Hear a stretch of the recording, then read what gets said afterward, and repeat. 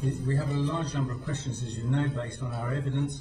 We wish to ask you, if the questions are not clear, I will try and make sure they are clear, or if you're going off the point, try and bring you back, because we have a huge amount of evidence, if we may, questions to put to you.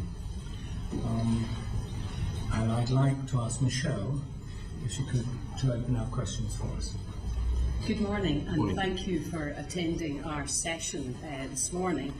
As Frank says, the focus of today's session will be very detailed, but before we start, I'd like to get a sense of you, Sir Philip.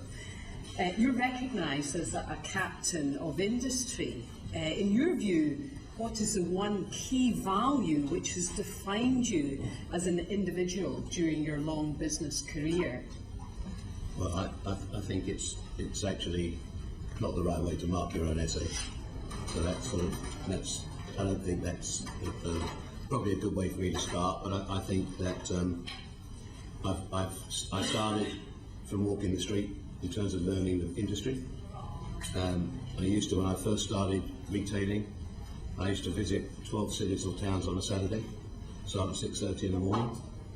I used to go to Asia from 1974, once a month. I learned how to make the garments. So I've been intimately involved in virtually every aspect of this business over 40 years, 45 years. Taught myself, did never work with anybody in the industry. And hopefully over this next period of time we're here, you won't hear all the bad stuff everybody wants to keep writing about. Hopefully I'll give you a fair and balanced view. If I've done something wrong, I'm happy to say hands up, I've done something wrong. And you can be your own judge as to, I don't tell lies. I'll tell you exactly as it is. Anything I tell you, I'm going to show you, or you can see. You can't, I've been across, I think, several thousand stores in this country. Up until we're still employing 28,000 people currently. Pre-BHS was nearly 40,000 people. So am I allowed to summarise then? Would it be a fair assessment to describe it as honesty and hard working in terms of your key values? I think so, and I think that in spite of everything that's occurred, I've been getting quite a lot of messages from BHS people. And if I may, just before we get started, just like to say a few words, if that's okay with the committee. Just that, contrary to everything that's getting written, I spent 15 years, nearly a third of my working career with BHS, and probably the thing that got me into trouble was actually having too strong an emotional tie with both the people and the business. And I think if you went to ask all the people I worked with and worked with me as opposed to for me at BHS, I think they would all testify that I was honest, hard-working, and nothing is more sad than how this has ended. And I hope during the morning you'll hear there's certainly no intent at all on my part for anything to be like this, and it didn't need to be like this. And I just want to apologise to all the BHS people who've been involved in this and are involved, and I hope that by the end of the morning they'll hear everything and we can find some sensible solutions to some of the issues. And your apology is noted. What word then is a key value do you think that the 11,000 employees and future pensioners would use to describe you? I'm sorry? I said, in terms of your key values of hard working and honesty, what word to describe your key values would the 11,000 employees and future pensioners use, do you think? Well, respectfully, I think I've just said what I've said. You can never make everyone. I can't make everybody happy. There's going to be obviously some unhappy people. I accept that. As I said, hopefully by the end of the morning, when we've been through the things we have to be through, hopefully people will hear that's not the intent, and we can find some solutions. Okay, so moving forward, thank you for that.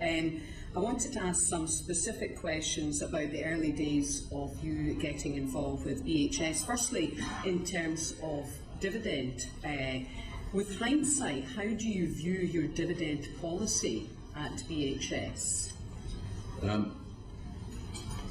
Well, if we were here we had to use hindsight, we wouldn't be here.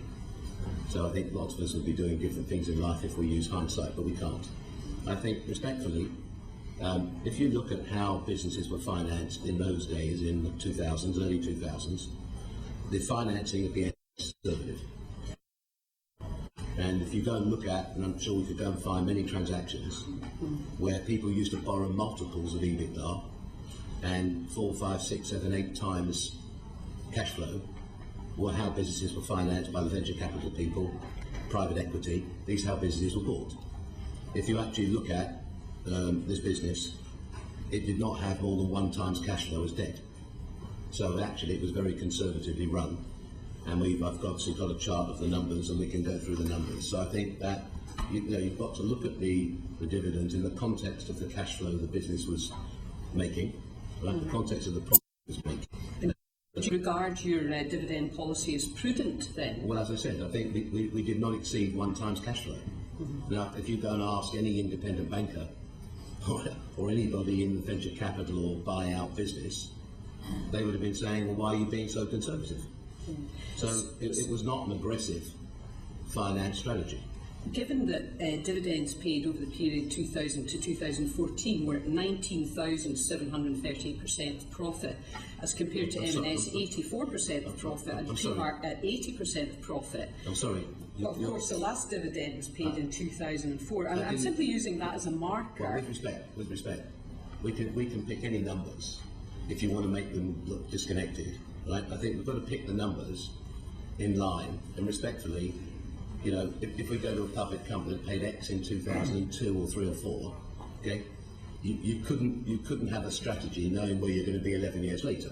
That's just not realistic. Then, between 2002 and 2004, dividends were roughly double the after-tax profit, and they were in excessive profits. Would you consider that prudent?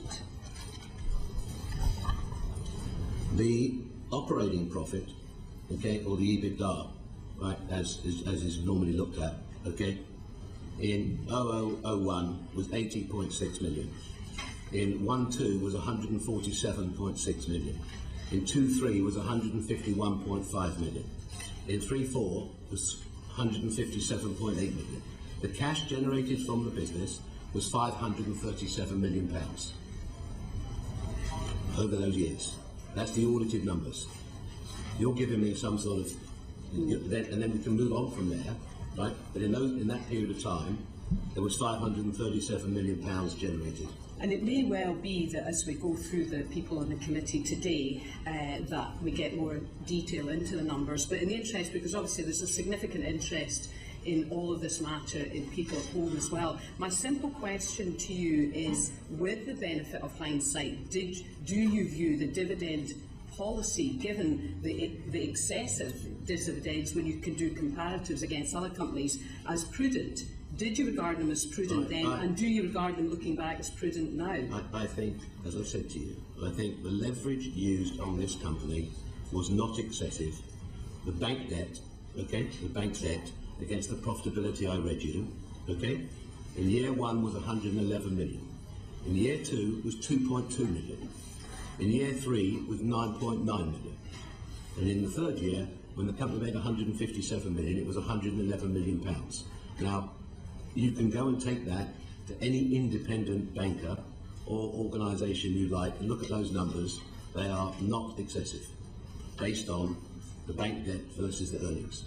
Did you have any concerns that dividends were still being paid at the rate they were when the pension scheme was moving into deficit? Well, shall we, so as we sort of, I'm happy to tackle the pensions any time you like, but I think... I imagine it's a separate section, yes, but just looking at overarching kind of financial governance. Yeah, but I don't think, I think if you want to have a separate pension conversation, we can, right? But I think, let's stick to the numbers, let's go through the numbers, and then I'm more than happy to answer any questions you like on the pensions.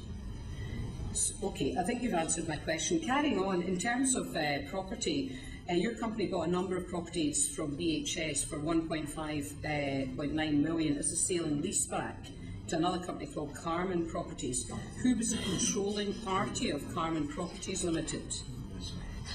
I think you're using the wrong numbers. The probably doesn't matter. I think the fact is, can we agree that a number of properties out of BHS were sold to Carmen Properties Limited? What we can agree is a number of properties were purchased on an external valuation, right, by a company called Carmen, which was a family company, paid for in cash, and the cash was injected into the company, and then they were rentalised on a normal rental basis like they would have been any other property. So there was no special circumstances. Right. It was a typical normal sale and leaseback transaction. So obviously, Who did the valuations for it?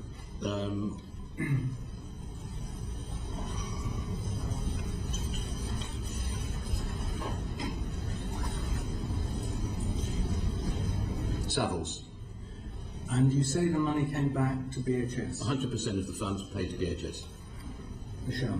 Okay. 106 million, yes. so what was the point of that? Well, again, in those days, right, these are not abnormal transactions. People used to sell and lease back real estate in the companies. Therefore, that's what's done. This is not something invented by me. These are transactions that are done.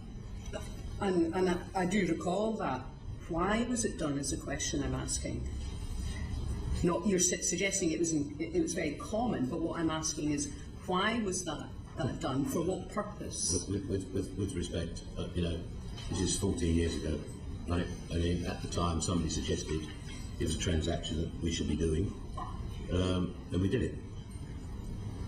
But there must have been a reason. You say you can't recall what that reason is. No, I think basically the company was trading well. It seemed like a sensible transaction at the time. It so happens, since that transaction, for all our other businesses, we've actually not done any other sale and lease back at all. And we still own all the real estate we started with. And so Carmen Properties Limited registered offshore. Does that mean, am I correct in assuming that the Green Empire, the wider family business, didn't pay any tax on the 152 million in rent extracted? Well, it doesn't quite work like that. So, and I don't think that's the sort of the way we should be going. Okay, I think it's well known. How does it work, Sir Philip? Well, I think it's well known that I left here in 1998, okay, because of a heart scare, right? And for personal reasons. When I left here in 1998 with my family, we did not own any businesses at all. So we were basically business free. I went to have some time out, okay?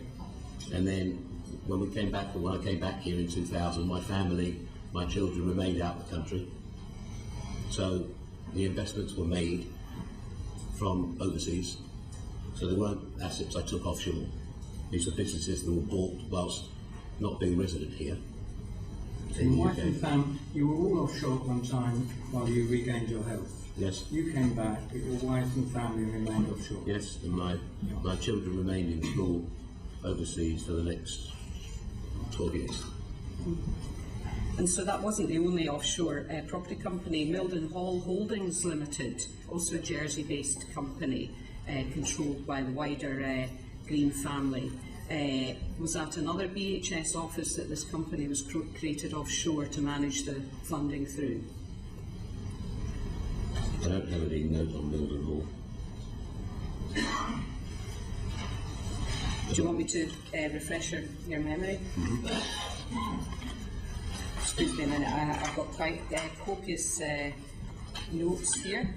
While you're doing that, might I just ask you, Mr. Philip, why did you choose Monaco rather than other countries you could go to when you were getting your health back?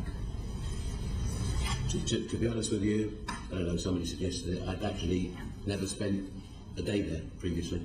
Somebody suggested it, and we went there. Wanted to put my children in school somewhere. So three choices.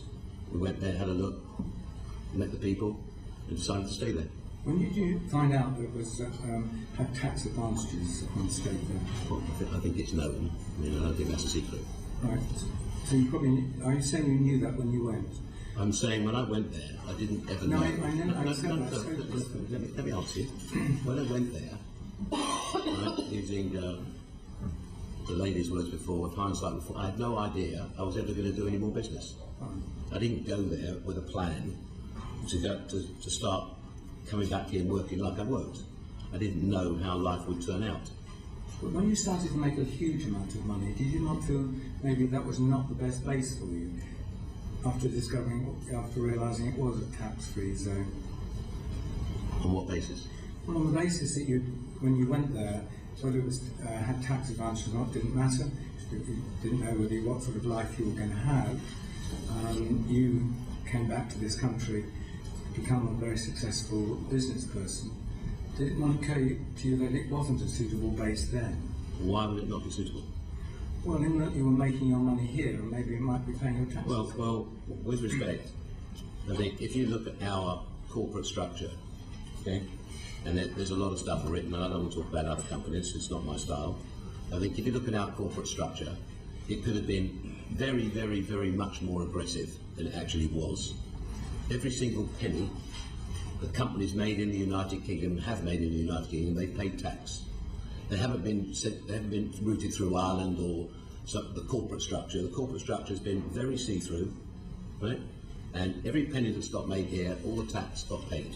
But if we were looking to set these companies up in a different way, we could have taken all the brands offshore, we could have charged, there could have been many, many different routes if we were actually looking for a route to set up the companies to be aggressive non-taxpayers. And if you look at over the period of time how much tax the companies have paid, I think you'll find it's pretty substantial. We might come back to that a bit later if we may. Sure, do you wish to finish off on that?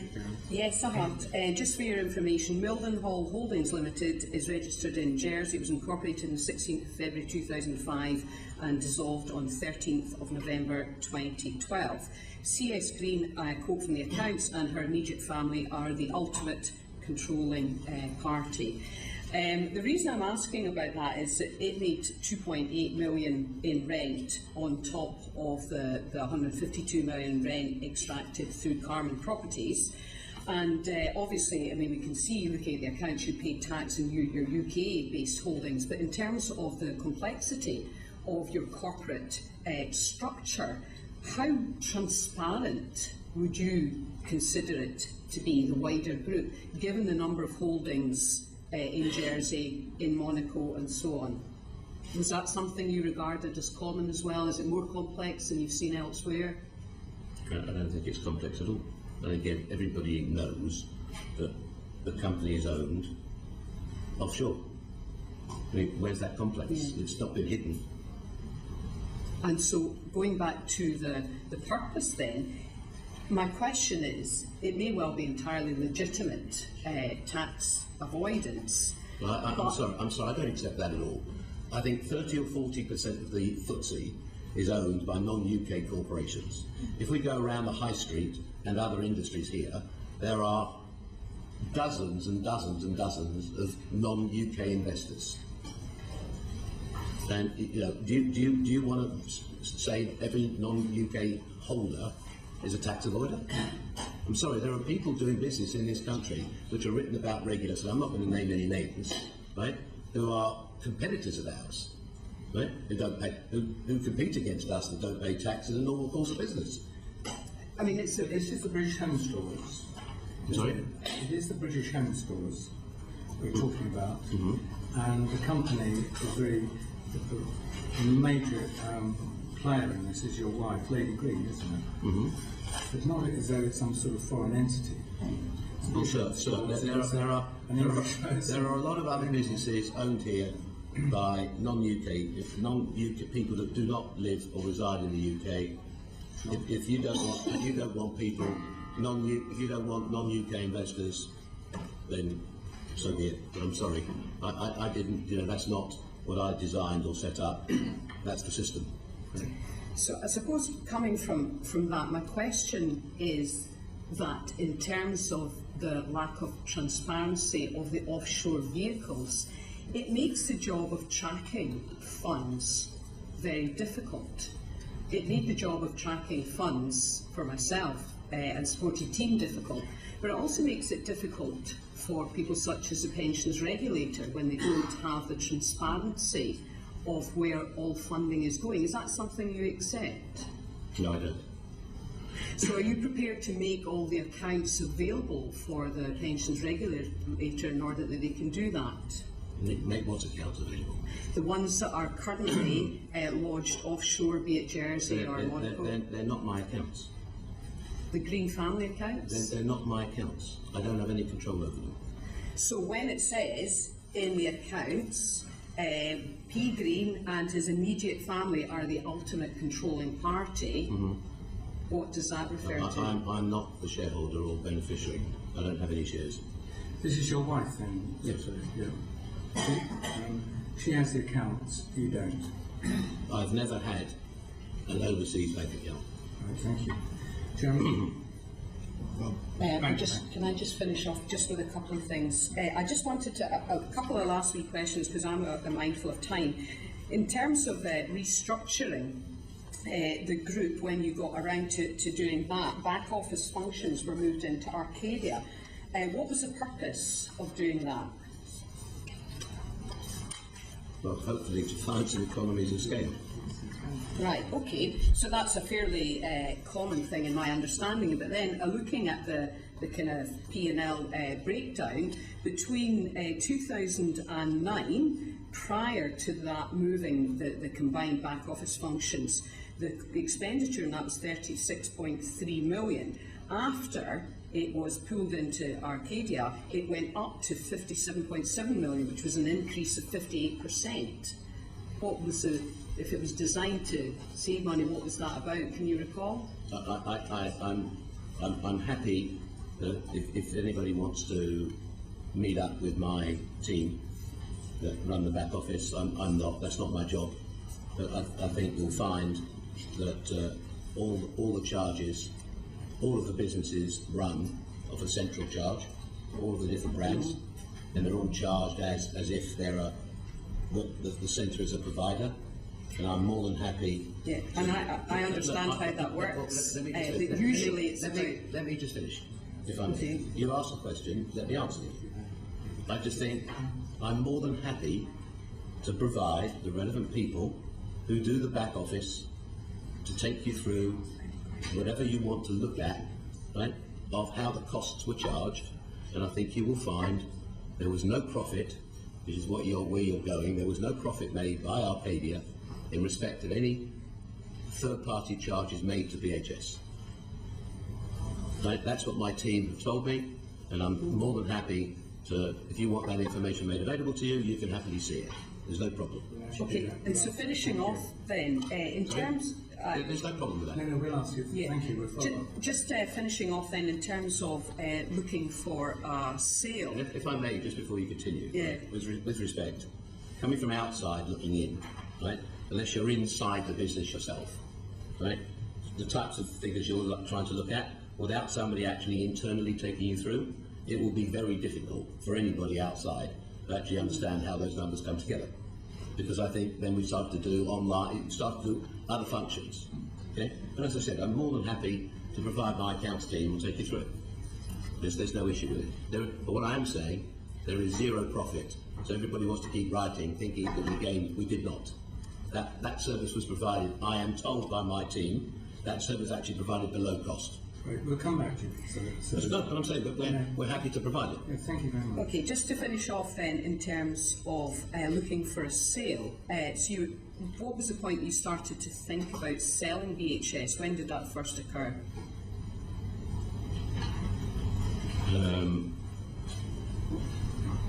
I would say probably 2014. Yes. So the talks you had reported with Asda and Debenhams in 2005 and with the Icelandic, Asda and Debenhams, Icelandic retailer Bolger in 2007, talks you had about the sale of BHS. I think Bad were in business still then. But there's, from time to time, there can always be, if somebody phones up, and there could be a brief conversation, but there was no thought process. There should have been maybe, which would have saved a lot of aggravation. So just for the record, so that I'm clear, you're really saying that there was no serious attempt to sell BHS before 2014 that the talks that were held in 2005 were simply a phone call, a speculative phone call? As I said, there was no serious proper dialogue had about making a disposal, or nobody turned up with anything that was a serious. As I said, I wish they would have done. But we're here. Good. Jeremy? If I may, Frank. This is Philip. Morning. Just one point. Michelle was talking about. I apologise. So, what I think we didn't finish, if I may, Michelle, what we didn't finish, okay, is which I asked actually just to make sure yesterday we don't get lost. Okay, you're just focusing on the first 4 years of the business, so let's just spend 5 minutes, if we may. Okay, I'm just on the rest of the numbers, because otherwise the story is very easy to actually get misrepresented. All right, and there's certain things that have been said by other people here, come to this committee, right, that actually not fairly reflect what actually did happen. Is that what we've already said, Sir Philip? Because we've got lots of opportunities. No. This will take 3 or 4 minutes, but it will just fill in the total picture, so it's represented what I believe is to be fairly. Okay? Because there are things that have been said, as I said, that actually do not reflect what occurred. In the following years, which has been reflected saying we did not invest in the business, okay? In the years 4, 5, 5, 6, 6, 7, 7, 8, 8, 9, we invested 254 million of capital in the stores. The other day, I think it was represented here, we didn't invest any money at all, but we did invest 254 million. Post 09, I think has been widely written. When the business came into Arcadia, Arcadia lent to BHS on an unsecured, interest-free basis, which is highly unusual, because most entrepreneurs would have strapped all the assets down and taken everything for their own, which we did not. And we lent 256 million on an unsecured, interest-free basis over the next 5 years. In addition to that, we invested a further short 100 million in capital. So that's before we get to, which I'm sure we're going to cover, before we get to the disposal, right? We put 250 million of capex, we lent 250 million, invested a further 100 million in capex. So the 600 million got invested in the business, post the dividends, before we get to the disposal, where I think the other day you were battling to sort out the balance sheet that was sold, right? But if we waste the last 2 minutes on that, okay? So apart from Don't worry about that, because I will come back to it. So we can just finish this. This will take 1 minute. I'm just saying, so you've got all the numbers, right? We then left the balance sheet, which I know you were struggling the other day to get to work out the numbers. When Mr. Chappell was struggling. Well, okay. Anyway, between you. Anyway, but I think I can show you anyway. There was 80 some odd million. There was 100 million of assets left in the company, unencumbered, right, when it was sold. So if we add all of that up, right, there's nearly 800 million in one form that went back into the business, okay, post 04. So just so we didn't sort of get stuck at 04, right, we put all the money back plus a lot more. Very good. So, Jeremy, let's take some. Just one point, if I may come back to Philip, Michelle was talking about cash extraction, and it's all completely transparent. It's in your the Capita Investments Limited every year since 2009. But just to confirm, you're still paying. Capita is still paying Lady Green for the acquisition of BHS, isn't it? Yes. Yeah. So the 20 million a year is the payment. So there's 200 million paid with interest for the acquisition of BHS by Arcadia, and that's the 20 million charge that goes out every year to Lady Green. So last year, Arcadia sold BHS for £1.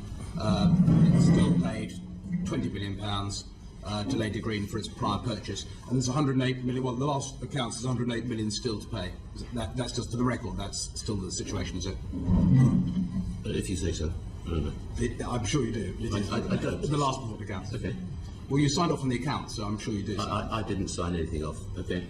Well, you were a director of the I company. don't sign the accounts. But you were a director of the company that Okay. the accounts. Thank you. That was all. Great. Very good.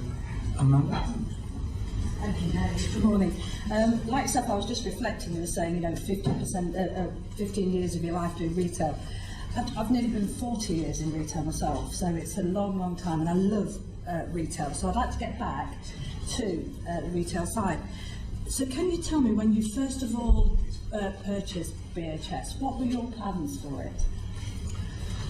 Well, I think that the people I bought it from had lost interest, or I don't know, lost their way with the business. It looked like the business, and I think, and actually it's about 40 years. It's 15 as BHS.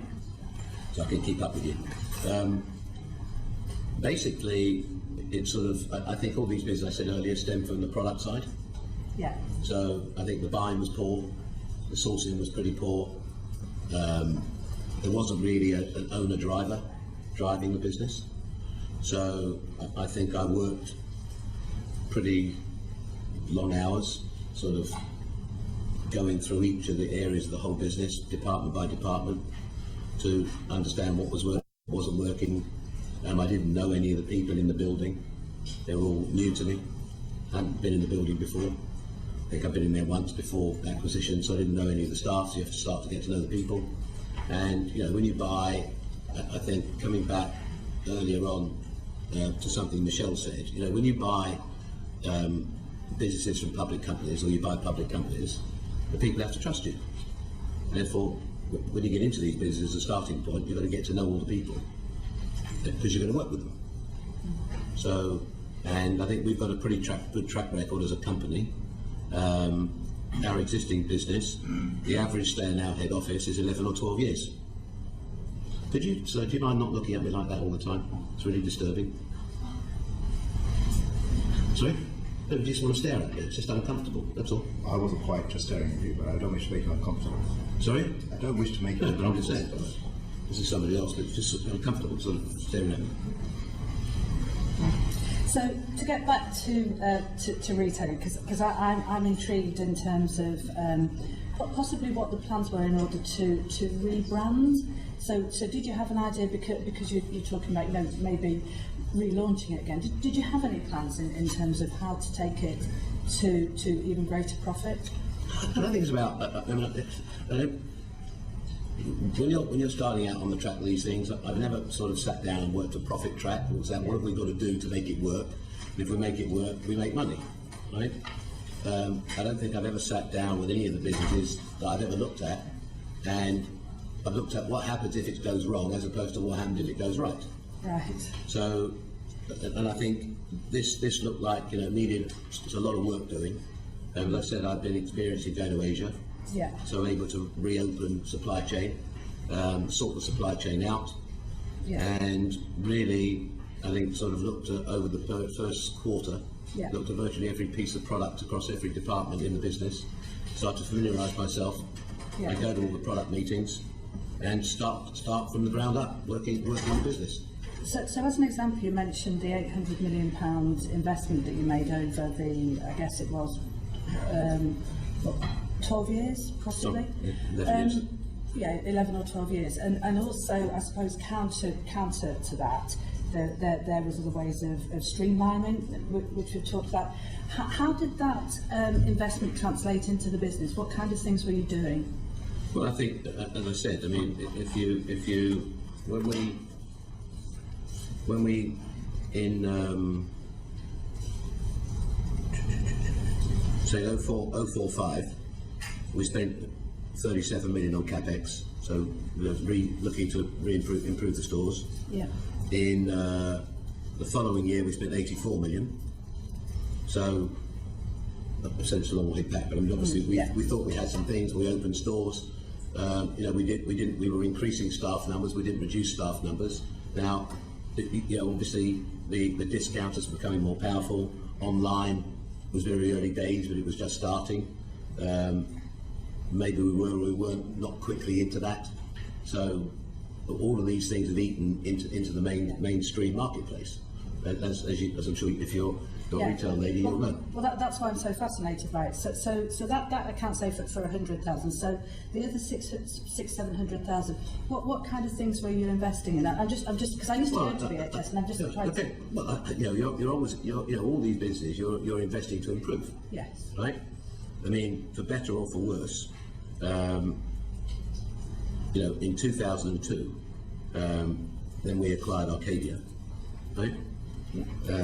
Which basically took our total portfolio, UK, to about 2,300, 2,400 stores. So there was quite a lot more to do. And basically my time got split. So where all my time prior was only in BHS. After this, my time got split. Maybe too big a bandwidth, right? Because all the businesses needed a similar piece of work doing. So there was a lot to do. Yeah. So I think we've heard earlier that you were quite hands-on in terms of a vision. So what you're saying really is that probably with the involvement in Arcadia, that took up more of your time. Well, my time got split. Not an excuse, just a fact. I mean, it's not easy to find great people to run these businesses. Not easy to find world championship chief executives or people to operate the business. We tested a few people along the way, but there was a very, very, very loyal staff base, and everybody was trying hard. I said there was a long stay of people staying in the jobs. Yes. Yeah. So maybe we didn't get the business. It didn't change. Yeah. Sort of, it got caught in that real mainstream. Yeah. And I guess it's that unique selling point I'm thinking of. But at what point then did it become clear to you, maybe, that it wasn't going to be the success that you'd hoped at the start? Well, I think after sort of the discussion 2009 when it came into Arcadia, and we injected into the space, started to inject in some of the Arcadia brands to trade inside the space, looked like possibly that could be a changing format for the business and help bring more people through the doors. We've successfully done that in other department stores. So where we take space in other people's department stores with our brands, and possibly that could be a start of something fresh. We're in a much later stage. We introduced food. The business always had food user, and the way the food market was developing, and I'd had many conversations with different supermarkets, but they were all sort of running off with their own expansion to see if we could maybe take one of the food retailers in. Okay, so I mean the sites, I suppose, is it fair to say were often secondary sites? Well, I think sort of using your colleague's words, in hindsight, your colleague Michelle. Unfortunately, the underlying portfolio, even before we bought it, had some very poor property deals done over the years, and it had leases signed that were 40, 50 years, where they were too expensive. In the early days we made them work, and actually if you look at, if I just gallop forward, if I could, just to sort of what happened which we'll come to I'm sure, when they did the CVA, right, and 45 landlords I think agreed to take a 75% drop in rent and voted for it, will give you some idea. And that 45 stores were represented 30-40 million of loss, and that was really, if you like, that block just started to erode the business. It was just too expensive, wrong location, too expensive. So, if I can interrupt, Michelle's point earlier on about the first moves made to you to sell, from what you've actually just told Amanda, your difficulty of actually moving BHS into a new territory after 205, that would have been a good time to sell, wouldn't it, in retrospect? Well, as you said, if we're allowed to use hindsight, 202 would have been a good time to sell it. Right, yes. Well, I'm not sure whether it was, we might come back to that a bit later, so all the time for that. Amanda. yes, sorry. So, just for, it was following on from that really, just so that I'm really clear, because of following the acquisition of Arcadia, I think we've heard that some services were paid for Just explain to me how BHS was linked to Arcadia. Was it? To be honest with you, so we don't have any accidents. Yeah.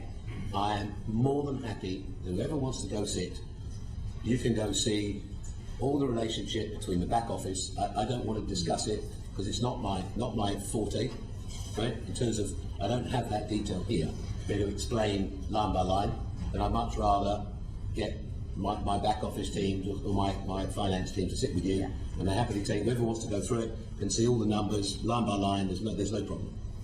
But I can't get into that because I might give you some wrong information. I don't want to. I think it was just a flavour of whether the two were interlinked or not. But The answer is it was a service provider. Right, outside of taking space in the stores, which it paid for, right, it was a service provider. And like I said, I'm happy to provide you any detail you want in relation to those services and how they were charged. And that would be things like human resources, finance, Everything. You know, it ran the finance, ran back office, ran IT, ran online, ran everything, all the back office. And when it came to... It's like a third-party provider. Yeah.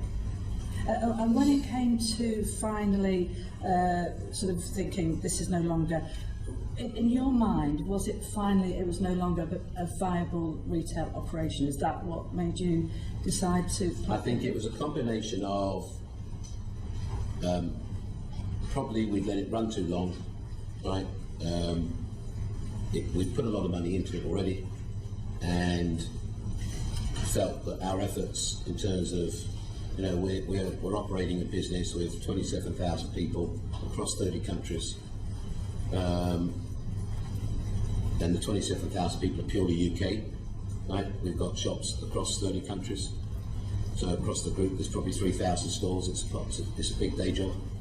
Yeah. So I think it was just decided that we've invested enough money, and we try and find a solution. Right, let's move on from there. Please. Thank you. Richard. Sir Philip, I think it's another parliamentary colleague who's known for his death stare. So I'm sorry if that unnerved you, but I learned in my previous career in business and also in politics that if you're doing something important, you should look someone straight in the eye. So let me maybe start with the philosophical Now we're talking. We can look at each other. Well, thank you for that. Why do we have companies? What's the goal? What's the aim of having companies? You tell me. I'll ask you the question. You're the businessman. I don't really understand the question. Sorry.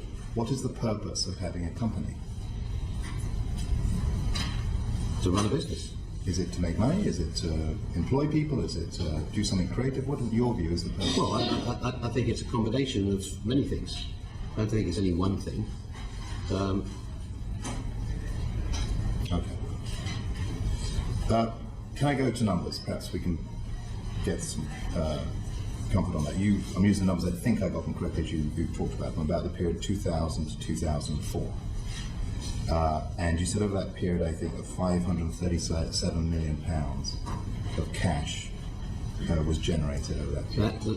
That's the EBITDA number I have, yes. Well, I think you quoted EBITDA and then you said cash.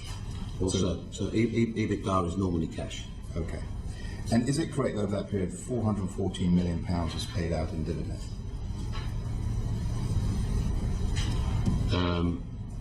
I have 423.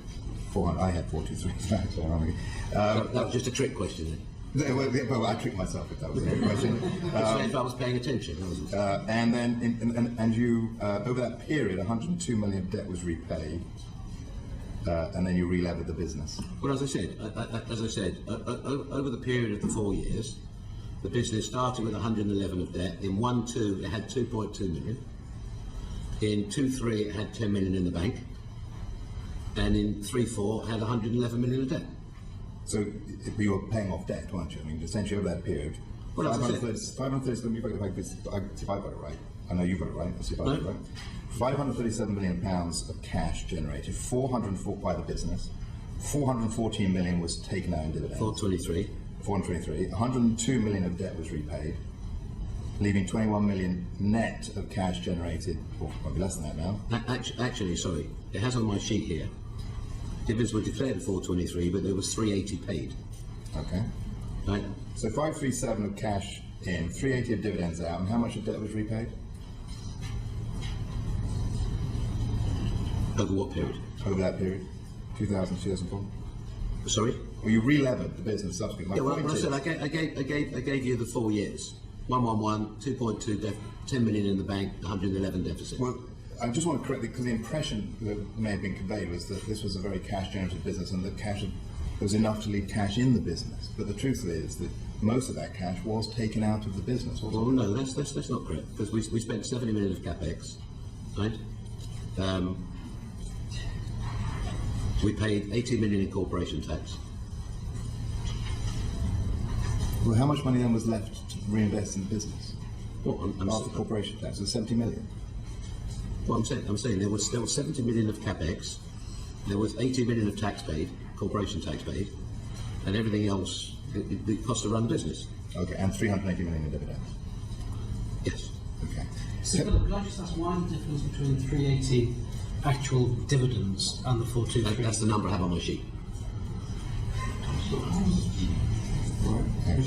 Maybe Ian wants to come back on that. Can we now just move to the period that Amanda was talking about, which is the later period? But I'm saying, just sorry, if I may.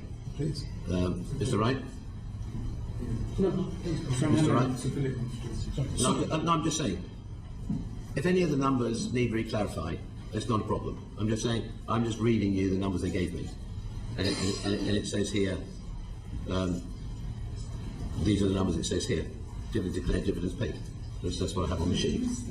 These are the numbers they gave me. Who's they? My finance team. Your finance team, thank you. So we do have, I'd like you to come to, regardless of how we end, Yeah. okay, regardless of how we end, I think you should come and visit our building. We have 1,500 people, 1,600 people working in central London. We have 27,000 people. It's a very, very, very well-run machine, right, that produces very accurate, and more than welcome, if you want to come and visit, come and see, because you're sort of, this isn't made up. There's a lot of people doing this every day. So Philip, I'm going to happily do that. Just that every witness we've had up to now have presented the image to us that you're the guy that calls the shots. Sir, I'm pleased to hear about the team. let me just, please. You know, you can't run 3,000 stores with one person. Let me just say this to you, right? And please, you can write this down. I have never made or moved 1 penny from any bank account of our company, and I wouldn't even know where to phone to actually get any money out of our bank.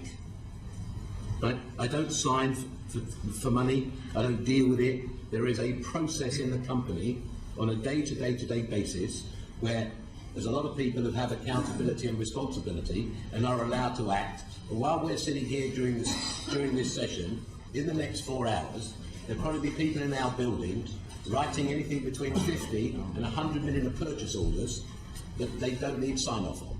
That's their job. That's the day job. So in these big businesses, you've actually got to allow people the freedom to operate, and that's what happens in our business. Right. We have a competent finance team.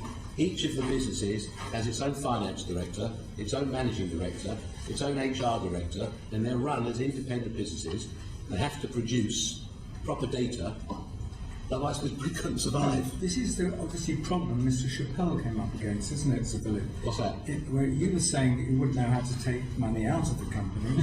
He actually wanted to do it all the time and was told that he shouldn't. I think that sort of. He seemed to try and destroy your system immediately and got into trouble for doing so. But Richard, your question.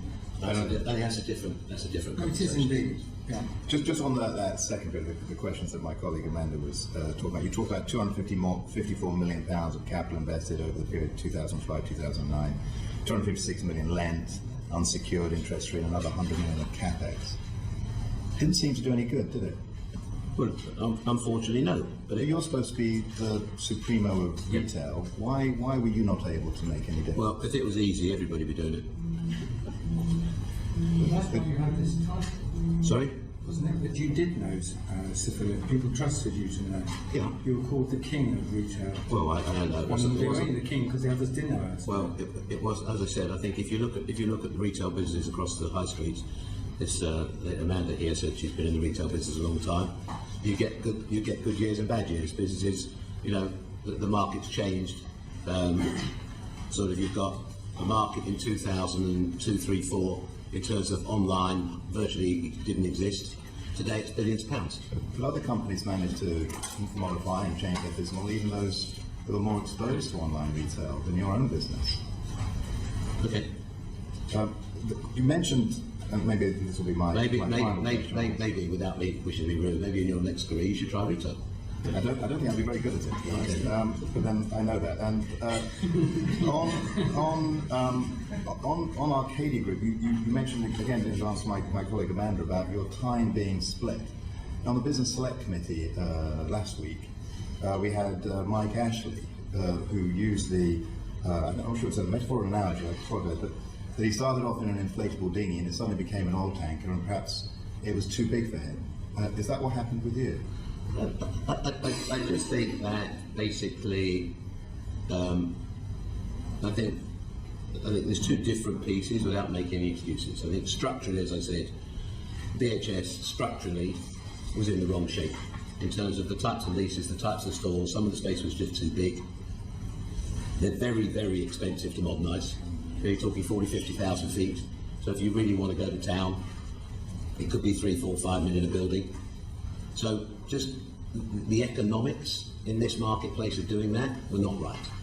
And if it would have been possible, if you said to me what would have been utopia, you wanted to downsize this a few years ago. Very quick one from Craig. Before you, it's really what Michelle started with, the early days when you first took over BHS, you said that the funding structure that it had was fairly conservative compared to other businesses. We then discussed the sale of a number of the properties to Karma, this offshore entity that was owned by your family. Now, that was a big transaction.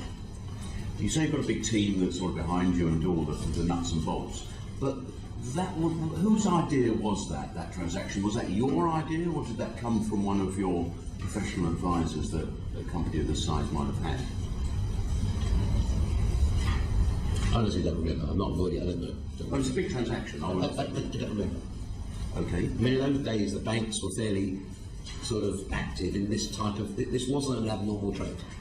Now, would it have been that one of your bankers or one of your advisors would have gone, Sir Philip, you know, you really should be doing this? What do you think? The answer is it could have been. I don't know. I don't want to pass it to somebody else. I don't remember. It's too long ago.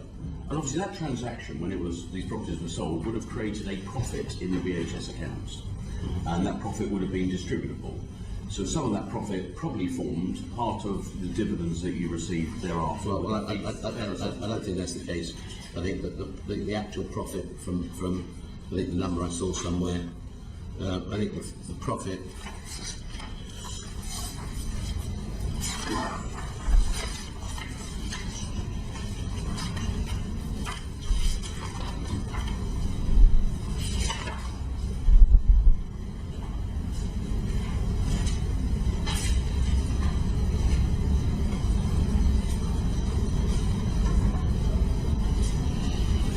I'm just thinking about It was a small number. I think the profit for BHS itself, from the historical base, was 10 or 11 million pounds. Right. From the. And then thereafter, of course, the rent paid by BHS would have gone to Carmen Offshore. That's just how it would have worked. It would have gone to the landlord. Yeah. Okay. When we're looking at the profits generated and taken out, Sir Philip, our audit trail seems to suggest that your wife, quite a legitimate owner, is offshore. Does she share those accounts with you at all? Which accounts? The accounts for her company, into which quite a lot of these profits were paid. Do you ever look at them? No. You don't. All right, thank you. Let's move to the pensions. Come. We're going to ask you a number of fairly sort of specific questions about the pension fund. I particularly like to concentrate on the earlier years. And I just wondered how you describe the course of the BHS pension fund under your stewardship.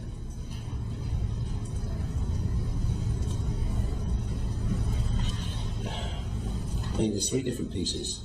Going back to your colleague next to you's thing of hindsight, right? The reality is, if the world were perfect, they should have spoken to us about dealing with this on day one, or even our auditors should have spoken to us about dealing with it on day one, and we wouldn't be here. But we didn't. When was day one? When we bought it, right? When it could have, that time could have been dealt with. I think, rightly or wrongly, and I don't know how it works in other companies, the trustees are very, very independent from the company. I would say that the lady you met here, Margaret Down, if I met her 3 times in 10 years, that would have been a lot. Right? 3, 4 times, that's all I ever saw her. We never had any meetings with her. You're looking puzzled, those are the facts. I just recall Right. you do something ideas. No, I saw her, I think, 08, 09 when the market world changed, just to try and understand what sort of investments, where they were, what sort of safety. But I was not involved ever from day one. And maybe the disconnect, and I think probably, I said whether it's just our company, but the disconnect and the total, if you like, self-contained pension team, trustees, and all the people that looked after the pension, totally self-contained from us. They didn't meet with us, they didn't discuss with us their strategy. We were not involved in any way, shape or form in what they did. Sorry? In day one, if we're talking about day one, it was in Well, day one, it's a long time ago. Fine. Sorry, Karen. Sorry, Jeremy, you're looking a bit puzzled. And then, Philip, I'm sure your recollection's correct. I just seem to recall, and maybe my correction's at fault, but I seem to remember Margaret Downs saying that you sort of helped with their investment strategy. I was puzzled about that at the time. I had 1, maybe 2 discussions with her. I was never involved, I was never involved at all, ever, in what they did, where they invested. I was not a part, never a beneficiary, didn't get involved, maybe should have done. Maybe the disconnect is another reason we're here, right? And what I'd like you to look at sometime, and I'm not, but maybe we should send to you at some point, okay, which I didn't bring with me today. There were very, very, very substantial fees paid to advisors, which from a sheet I saw, which I said I didn't bring with, but I think in the early days, I recall seeing a figure on the sheet of about £650,000 paid to pension advisors, and I think by 5, 6, that was north of 1.5 million. And so there were, I think maybe it's a sheet, maybe you could have a look at. I'm not blaming her, but there were very substantial monies paid to third-party advisors, right, that grew, and I remember at one point grew over 2 million a year, whoever they were paying. Nothing to do with us, nothing to do recommended from us at all. But That was a waste of money, wasn't it? your words. What I'm saying is that sadly, nobody ever came to us and said we should be doing that. And I'm happy to take, both ways, but I'm saying there wasn't the right dialogue and there wasn't the right communication. And if there was, we wouldn't be here. Who do you think is responsible for the deficit then? Well, I think that's a I'm not trying to blame Margaret, are you? I didn't say that. No, sure. Could I? Well, and I think I may take to particular. I'm saying is a combination of poor communication on both sides. She had a lot of advisors. None of them ever came to see us and said, "Here's a way you could do this. We could do a buyout. We could do something." That sort of never came to the table. I'm happy to say we should have been maybe having that, and it didn't happen. So, So I'm not blaming anybody. No, fine. I'm saying conversations that maybe should have happened, or communication did not happen. Thank you, Karen. So just for the record, you believe that you met the trustees three times over that period? Let's put it this way. What I'd rather say to you is, then somebody will come back and say it was fire. I'm saying to you, there were very, very, very, very few conversations or discussions with any of the trustees. And that is speaking for you as an individual, but also speaking for your chief operating officer, for you as you as a. I don't believe any of our operating. I don't think any there were. So when Paul Coakley was writing, this is a little bit later, but in response to letters from Margaret Downs in 2006, and he says, and I quote, "The company keeps the pension arrangements under frequent review." What does that mean? Well, then, he was the finance director. I was, whatever conversation he was having, I was not involved in. Not blaming him, but I wasn't involved in it. No, I'm just trying to kind of understand the distinction between you as an individual and the company and the chief operating officers who are acting presumably on your behalf within the company. I think everybody's sort of got this impression, but so let me try one more time. You can't run businesses of this size doing everything yourself. You have other people doing their job. Now, I can't tell you every single conversation I have with everybody. I'm just happy to look you in the eye and say to you, I was not actively involved in pension conversations. Maybe if I had been, like I said, we all wouldn't be sitting here. But I wasn't, and for however, whatever, right? We're here. I think let's try and, you know, we can spend all week if you like, but we can't trade backwards. We can trade forwards. We can't, but I think we also do need to understand what happened in the and I'm just saying timeline. to you, on a So personal you were level, saying, you were explaining what happens to the pension fund under your stewardship, and you would say that poor two-way communication was one thing, and there were I would say others. so. Yes, yes.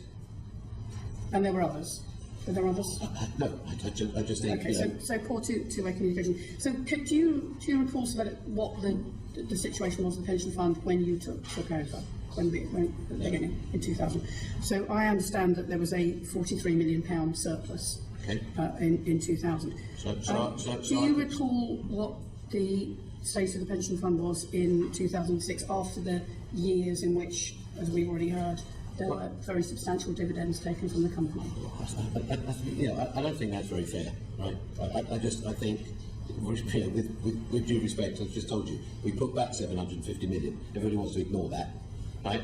You know, you go and find anybody else.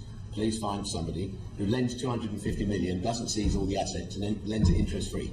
Doesn't happen, right? We didn't try and, you know, having got it wrong, we tried to get it right by reinvesting. That didn't work. Okay, we didn't run away, and I think, you know, let's sort of.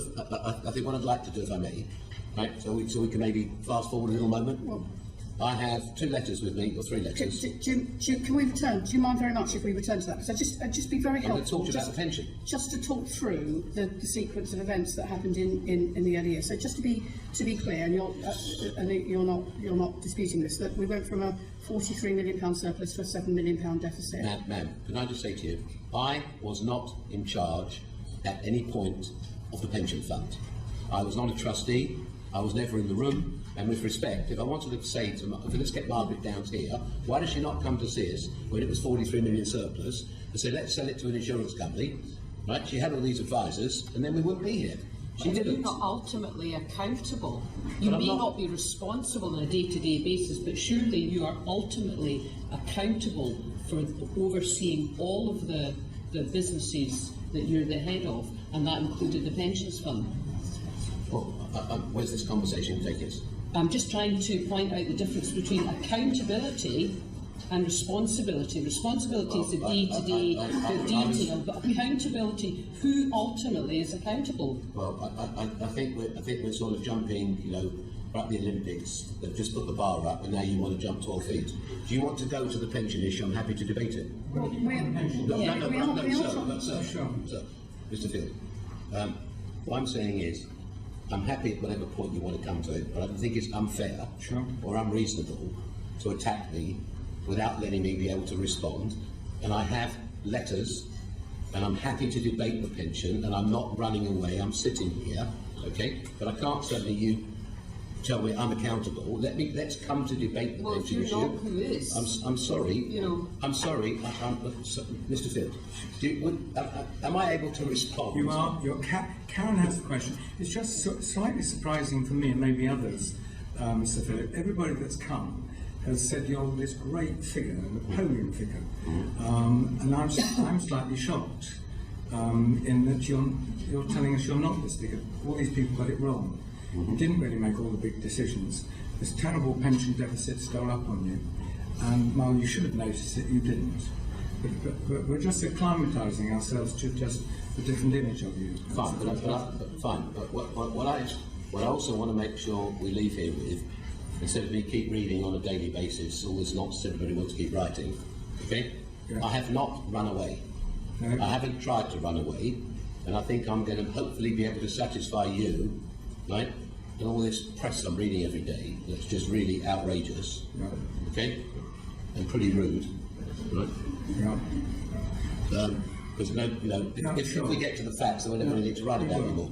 So it's over to Karen. Questions with you. So where I was, just to go back from it, so we agreed that the pension fund went from a 43 million surplus to a 7 million deficit.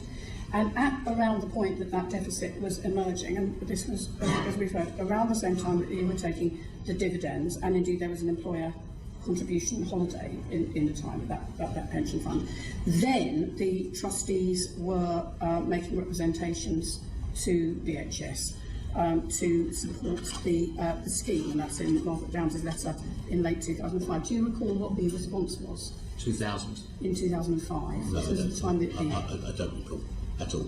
I was not involved in that. Don't know. you were not involved. No. Do you know whether you, BHS, rejected requests for securities and proposed reductions in contributions during the time of that deficit, during the time that deficit was growing in the second part of the decade?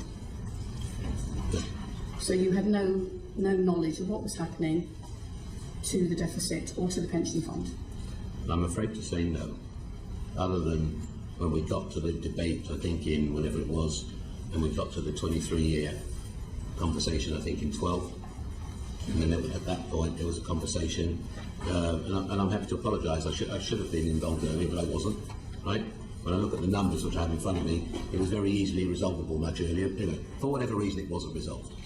But the only time I did get involved was in 12, when we had this conversation around the 10 million a year, which you'll be familiar with. Come on to that in a second. So, when the first recovery in the 2000... Ma'am, I wasn't involved in it. We could spend all... I can't answer you because I wasn't involved in it.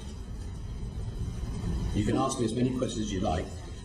This was not on my table to deal with. I'm sorry. So there's no question that you can answer about any aspect of the pension fund between 2000 and 2012? I would say virtually no is the answer. When do things get onto your tables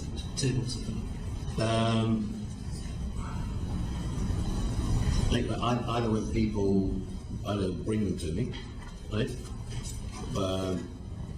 Either need to know or ask the question about something.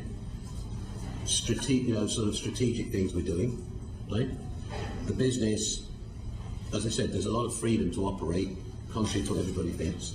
There's a lot of freedom to operate on a day-to-day basis, and therefore, rightly or wrongly, the two ladies here, I'm not running away, but rightly or wrong, this was not on my table.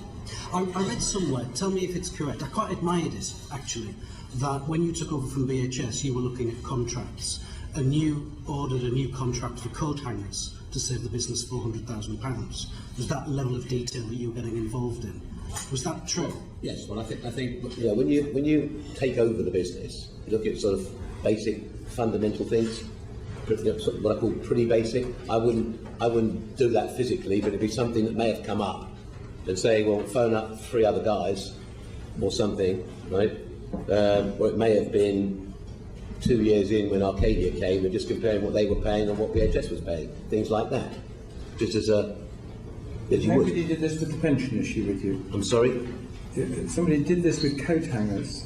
Nobody did this to you, drawing your attention to the importance of the growing deficit on the pension fund. Unfortunately, Mr. Field, no, they didn't.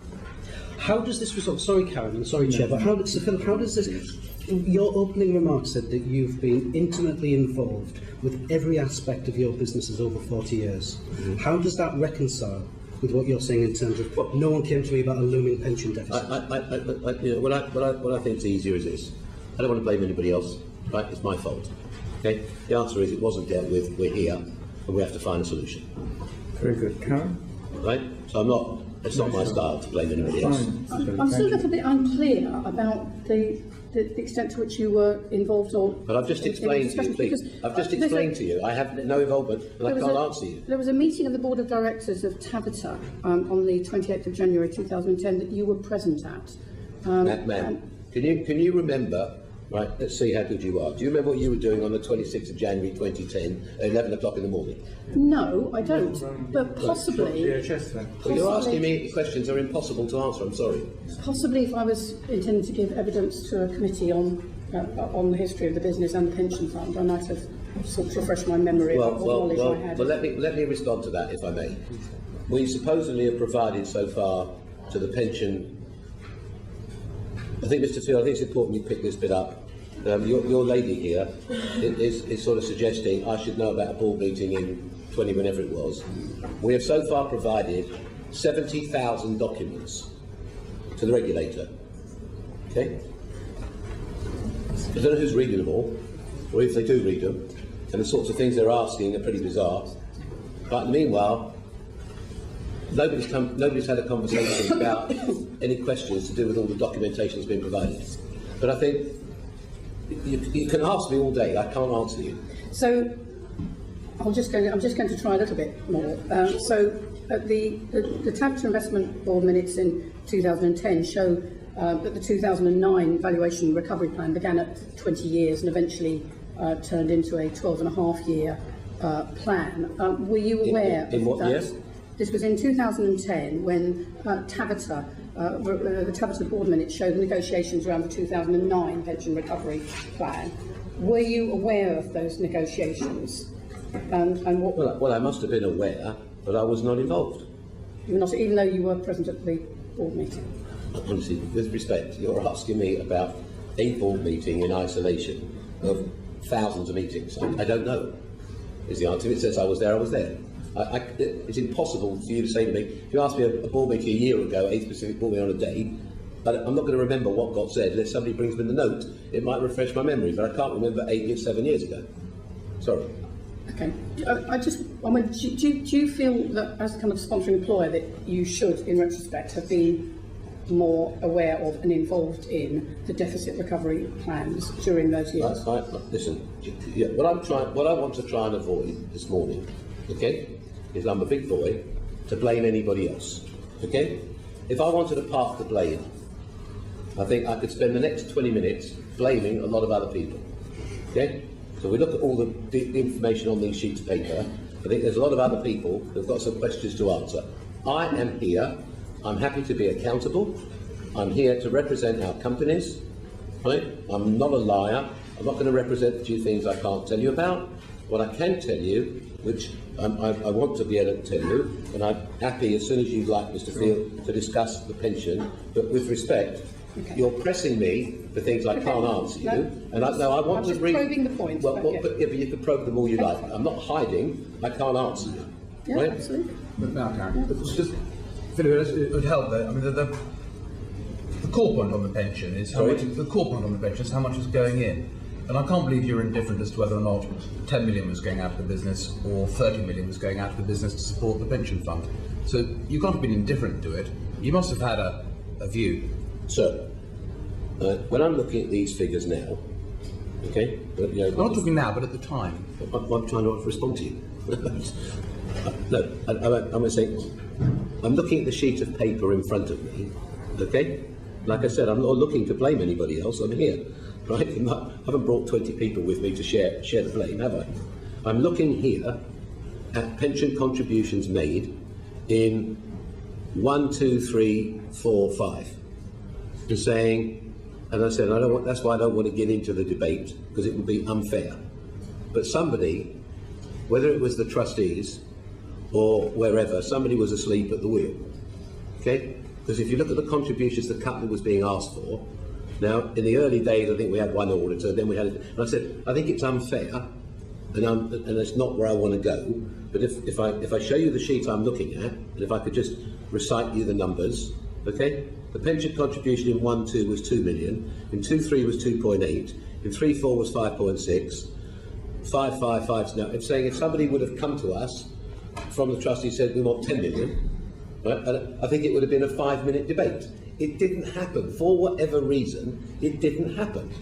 The minutes of the trustees show that the trustee were regularly making representations to BHS to increase the contributions. And that, presumably that letter was received. We know that letter was received because your chief operating officer replied to it. They were paying between, starting, as I said, you haven't got the sheet, 650 to 1.5 million. Nobody of those people who were there representatives or advisors ever came to see me and said, will you make that from 3 to 5 or 5 to 8, it would have taken 10 minutes. But on your other points, Sir Philip, Ian's committee is very anxious to be looking at the fees people earn. Fine. And we'll give you the sheet. Yeah. But I said, I don't want to... No, I know. What I'm saying is we can't trade back. But we're much when you look at interested. this, the whole fine. But when you look at this, obviously the whole issue is beyond sad and ridiculously stupid.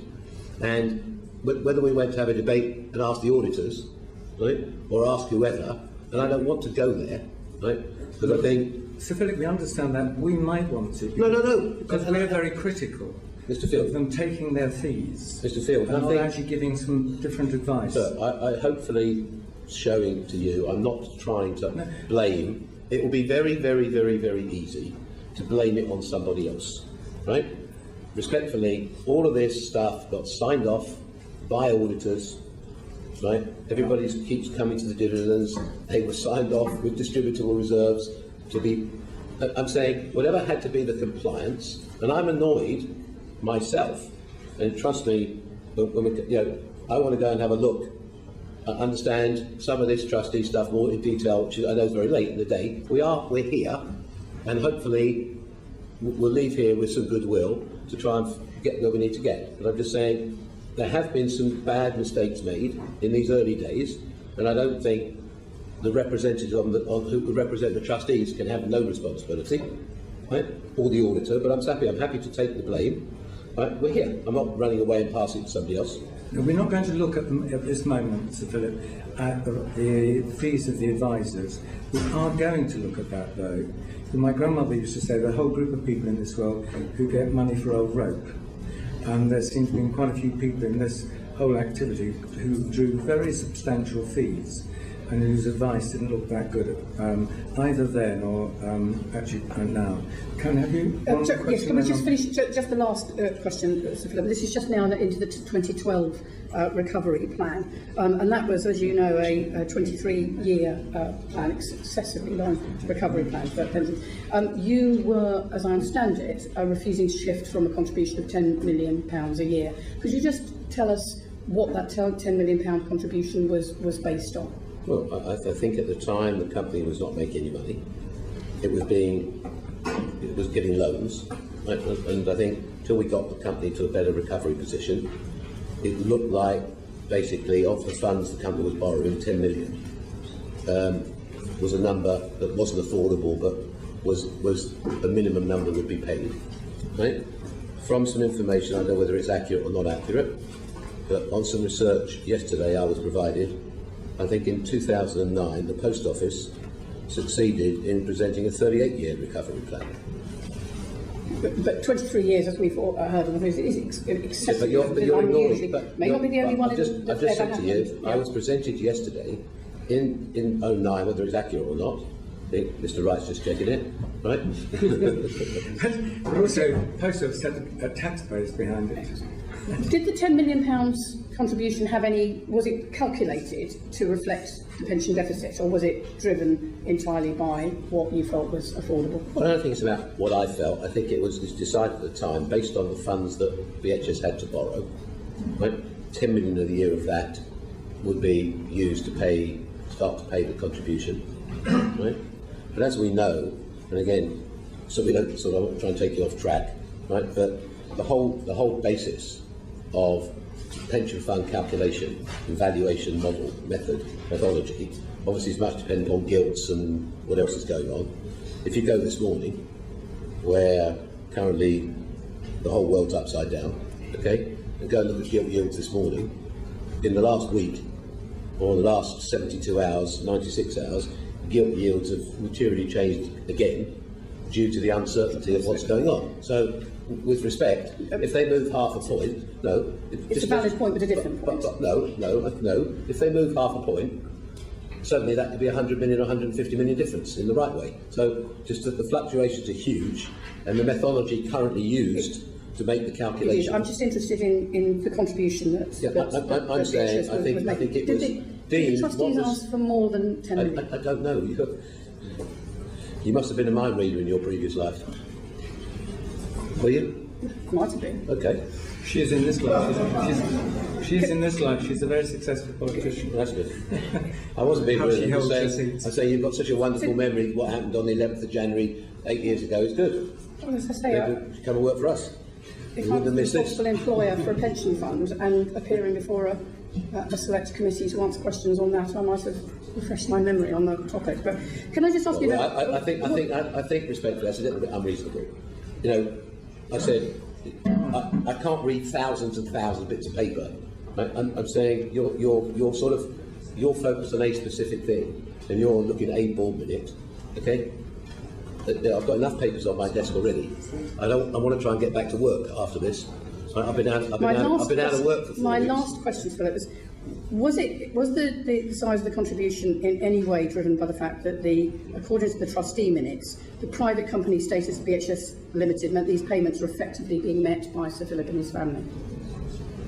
I think there was a conversation based on how the company was performing with the operating board, and I think it was deemed that at that moment in time, based on the losses and the funding, that 10 million a year, hoping the business would improve, would be the starting And that point. 10 million was coming from where? It was coming from a loan. Coming from where? Okay. Richard. Green, good morning. You said that you have really no responsibility for the pension scheme and so on. I haven't, with respect. Hold on. With respect, I've said quite the opposite to that. Could you therefore clarify this? What do you think the responsibilities of the scheme sponsor are towards the pension scheme? I'm not following the question, sorry. Okay, so you controlled BHS. BHS was the sponsor for the BHS pension scheme. What do you believe the responsibilities of the sponsor towards the scheme are? So, am I missing something? Probably. But I'll ask it again. You took control of BHS. BHS had a pension scheme, which you, as the controller of the company, inherited.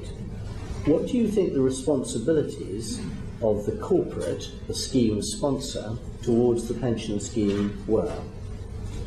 To make the contributions.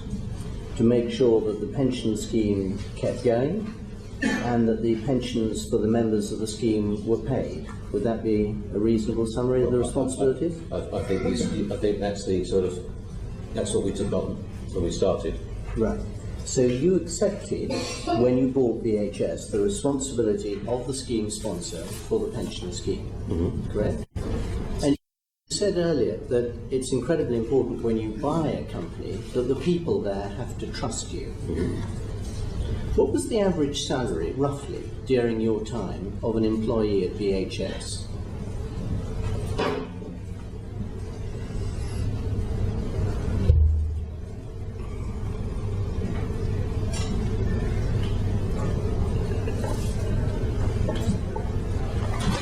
Payroll through 1, 2, 2, 3, 3, 4 was 101, 103 million. There were 13,600 people, so you could calculate that out.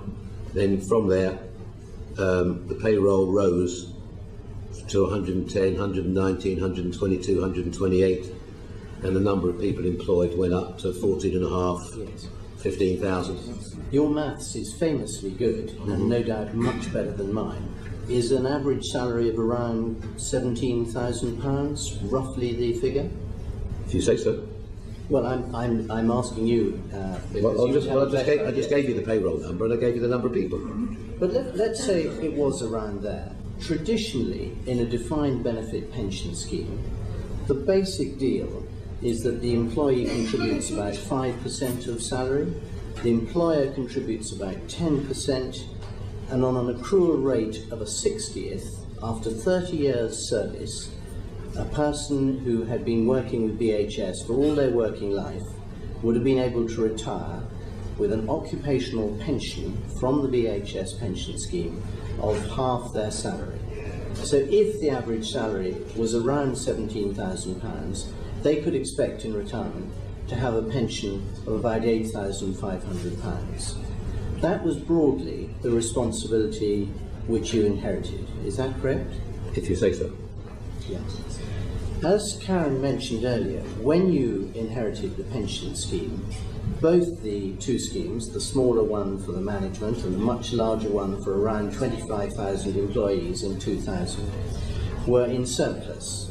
That is to say, there was an additional amount in the pension scheme in the assets over and above the liabilities, and therefore the corporate, BHS, hadn't paid anything in for 3 years.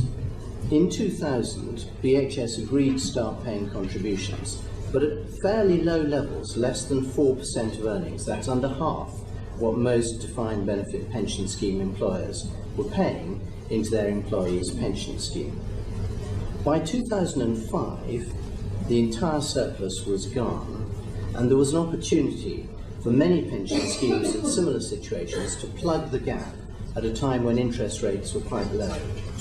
What's your recollection, and I understand it is 11 years ago, of whether in 2005, when the pension scheme went into deficit for the first time, do you recall any discussions between either you and Dr. Downs, the chairman, or your finance director and her, about how the corporate could fulfil its pledge to the scheme by plugging that gap?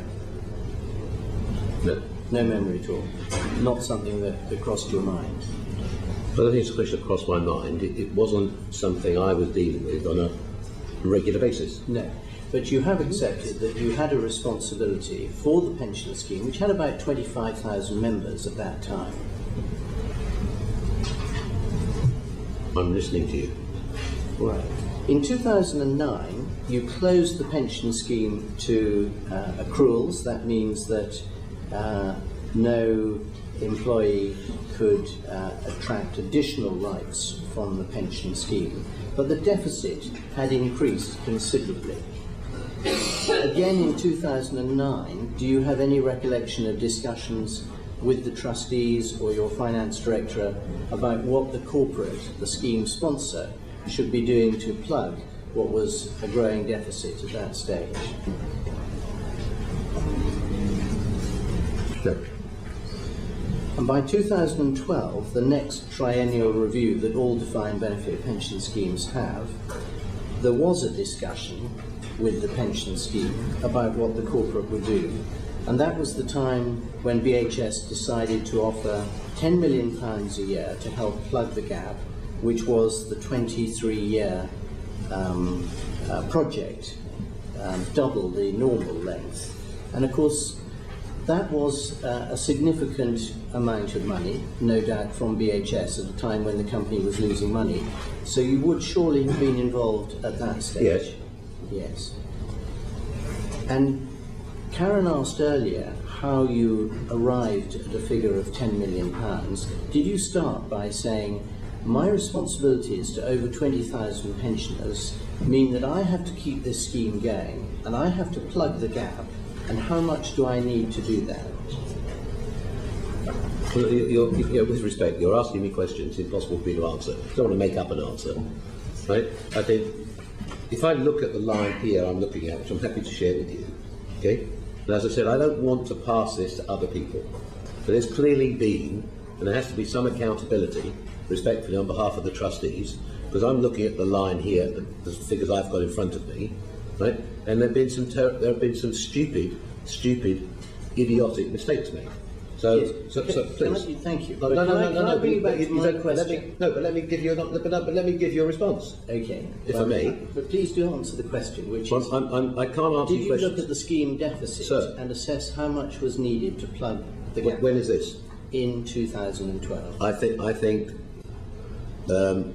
without remembering all the detail, I think there was, however we arrived at a conversation, there was a conversation had that they were looking for 10 or wanted to arrive at 10 million a year contribution, and I think based on where the business was at that time, it was ultimately agreed there would be 10 million a year as a contribution. Because what's interesting about this is that £10 million a year from the company into the pension scheme to help plug the gap But at the same time, you went to see the pensions minister to discuss an increase in the pensions levy to the pension protection fund, Yes. which I think at that time was about £2 million. No. So considerably less than the amount you were offering to plug the gap, and of course hugely less than the deficit, which by then was about £137 million. I'm sorry, there's a slight disconnect. Right? Don't worry. Let me lead you to the question. Well, Let me lead you to the question. Well, let me help you. Which is the pensions minister recalled that meeting in 2012, and he asked you about the corporate responsibility for the pension scheme, and he said you had assured him there was, quote, no risk, unquote, of the BHS pension scheme falling into the pension protection fund. Funds, quote, would be found from elsewhere, unquote. Is that correct? I don't have a note of a meeting I had with Mr. Webb, right? He seems to have a letter now he's producing N years later, right? If that's what he's written to you, that's what he's written to you. But you're not suggesting he's lying. I'm suggesting if he's got a note of it, good. It's not. I don't know what the conversation was. The conversation around the levy is somewhat different to how it got represented previously. But on the commitment to the pension But why can't scheme, I answer the question? No, because I'm asking the question. But let me answer you. No, because you're not getting the right information. You're answering my question slowly, but if you can just keep to the question. But let me that'd be finish very answering the helpful. question then No, you about have. the Thank Mr. you. Webb. I haven't answered it. I want to answer the question. All right. Fine. We received a letter, I believe, moving the levy from £200,000 around to about £3 million. Right? I called or arranged to have a meeting with Mr. Rubinstein, who you see, right, and asked, why is the levy suddenly going from X to Y? Right? Anyway, it's something to do with the Dun & Bradstreet, how the company's rating is, blah, blah, blah, blah, blah. So, well, if there's really no solution here, and you really want £3 million, which I believe is the conversation I had with Mr. Webb, then why don't you let us put the £3 million into the pension fund? Why do we want to put it into a levy? If there's no other way to go, then let's make the 10 million 13 million. That's the conversation that actually took place. Yes, of course, what's interesting about that is that you had a detailed discussion with the pension minister about what effectively amounts to an increase of about £2.7 million, but the wider deficit of the pension fund at around £137 million didn't seem to attract a great deal of your time or attention.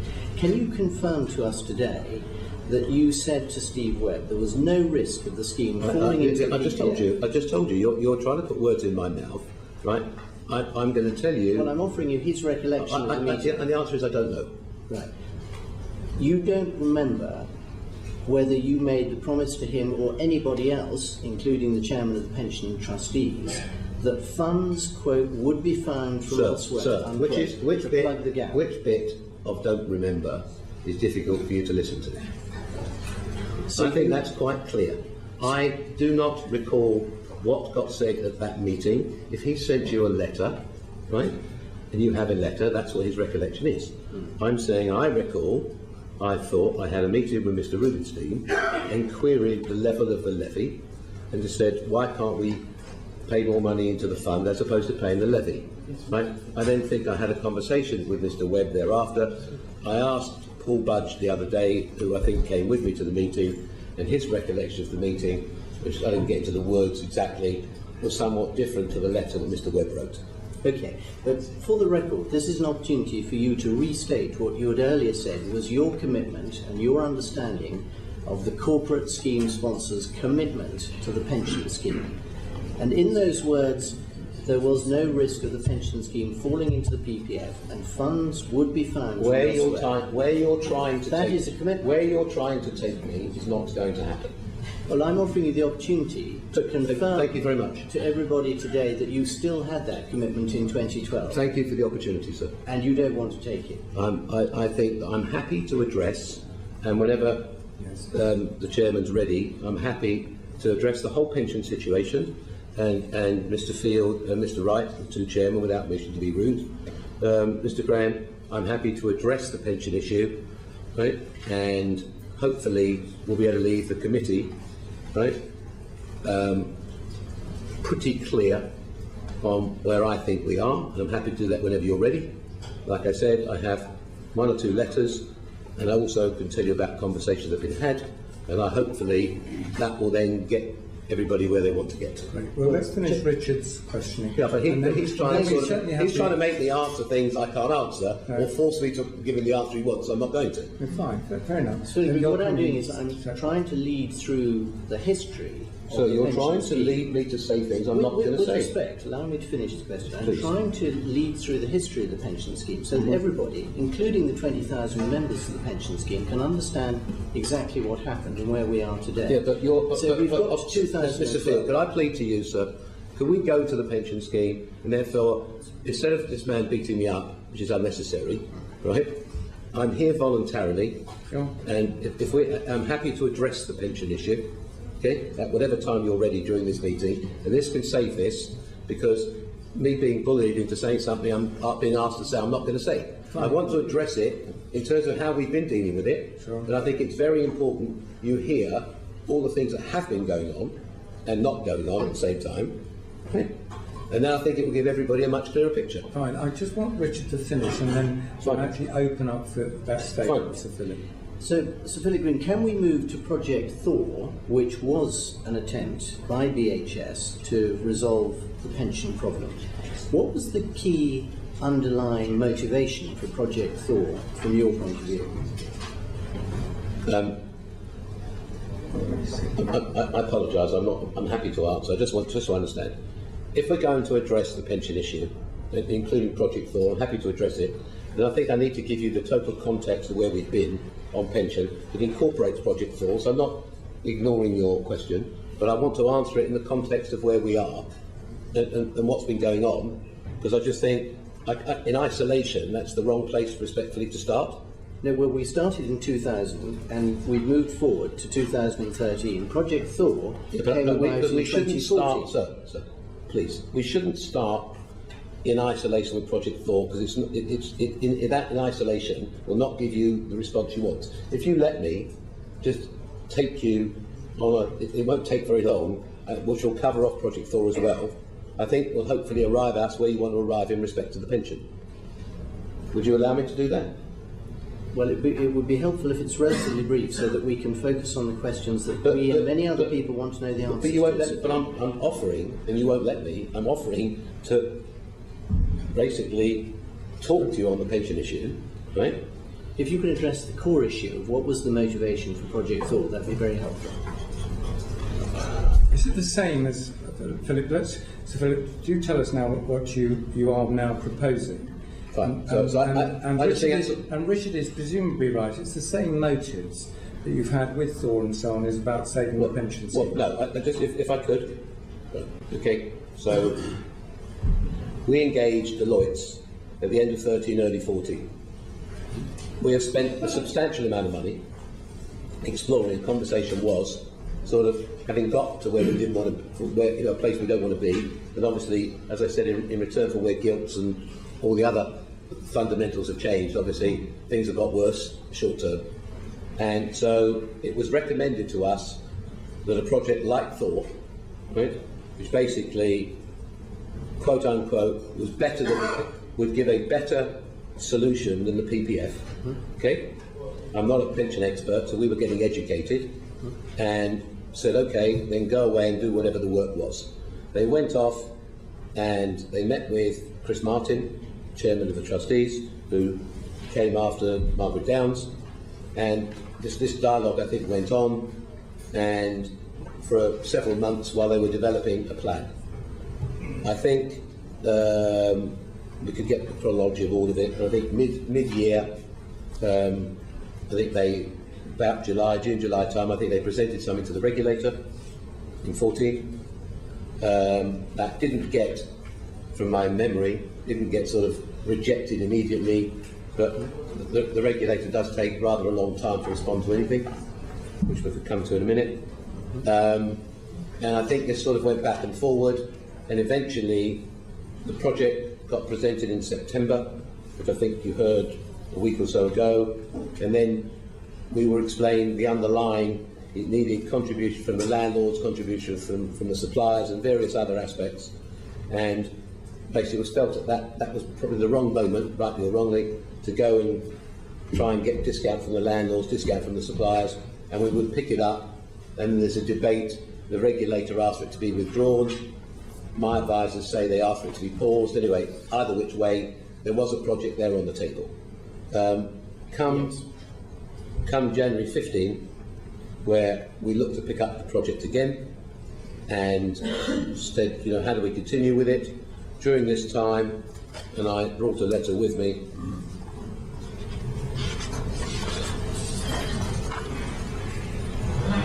Richard, after this, you'll come back to those key times. That's exactly what I'd like to ask Sir Philip right now when he's just finished this statement.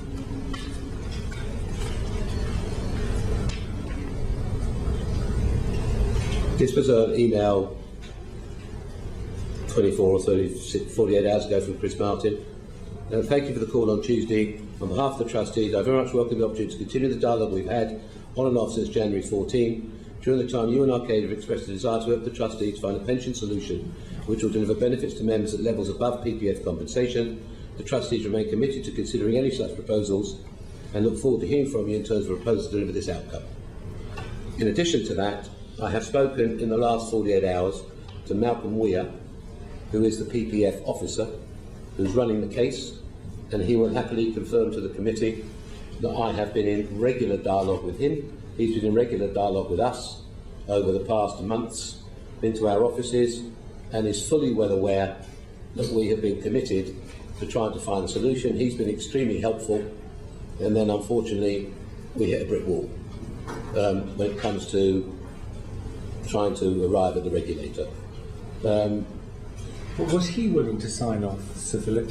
And they're saying the regulator. What I would say to you is this: there were very encouraging signs that Mr. Malcolm Weir felt a proposal like Thor, right?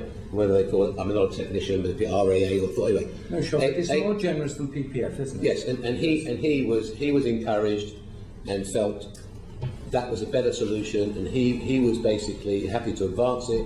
The last occasion he came to our office, there was going to be a meeting next day between the head of the PPF and the regulator. We said, and we never heard another word. And I think, if I may, without wanting this to make it more difficult than it already is, it usually follows a but after that. Sorry? People who tell that to us, then they have a but in the sentence. And there's no but. No. Sorry. Richard, let Sir Philip finish. Is it? You're going to answer all your bits of paper in a minute. Leslie Titcombe came here to see you. Yes.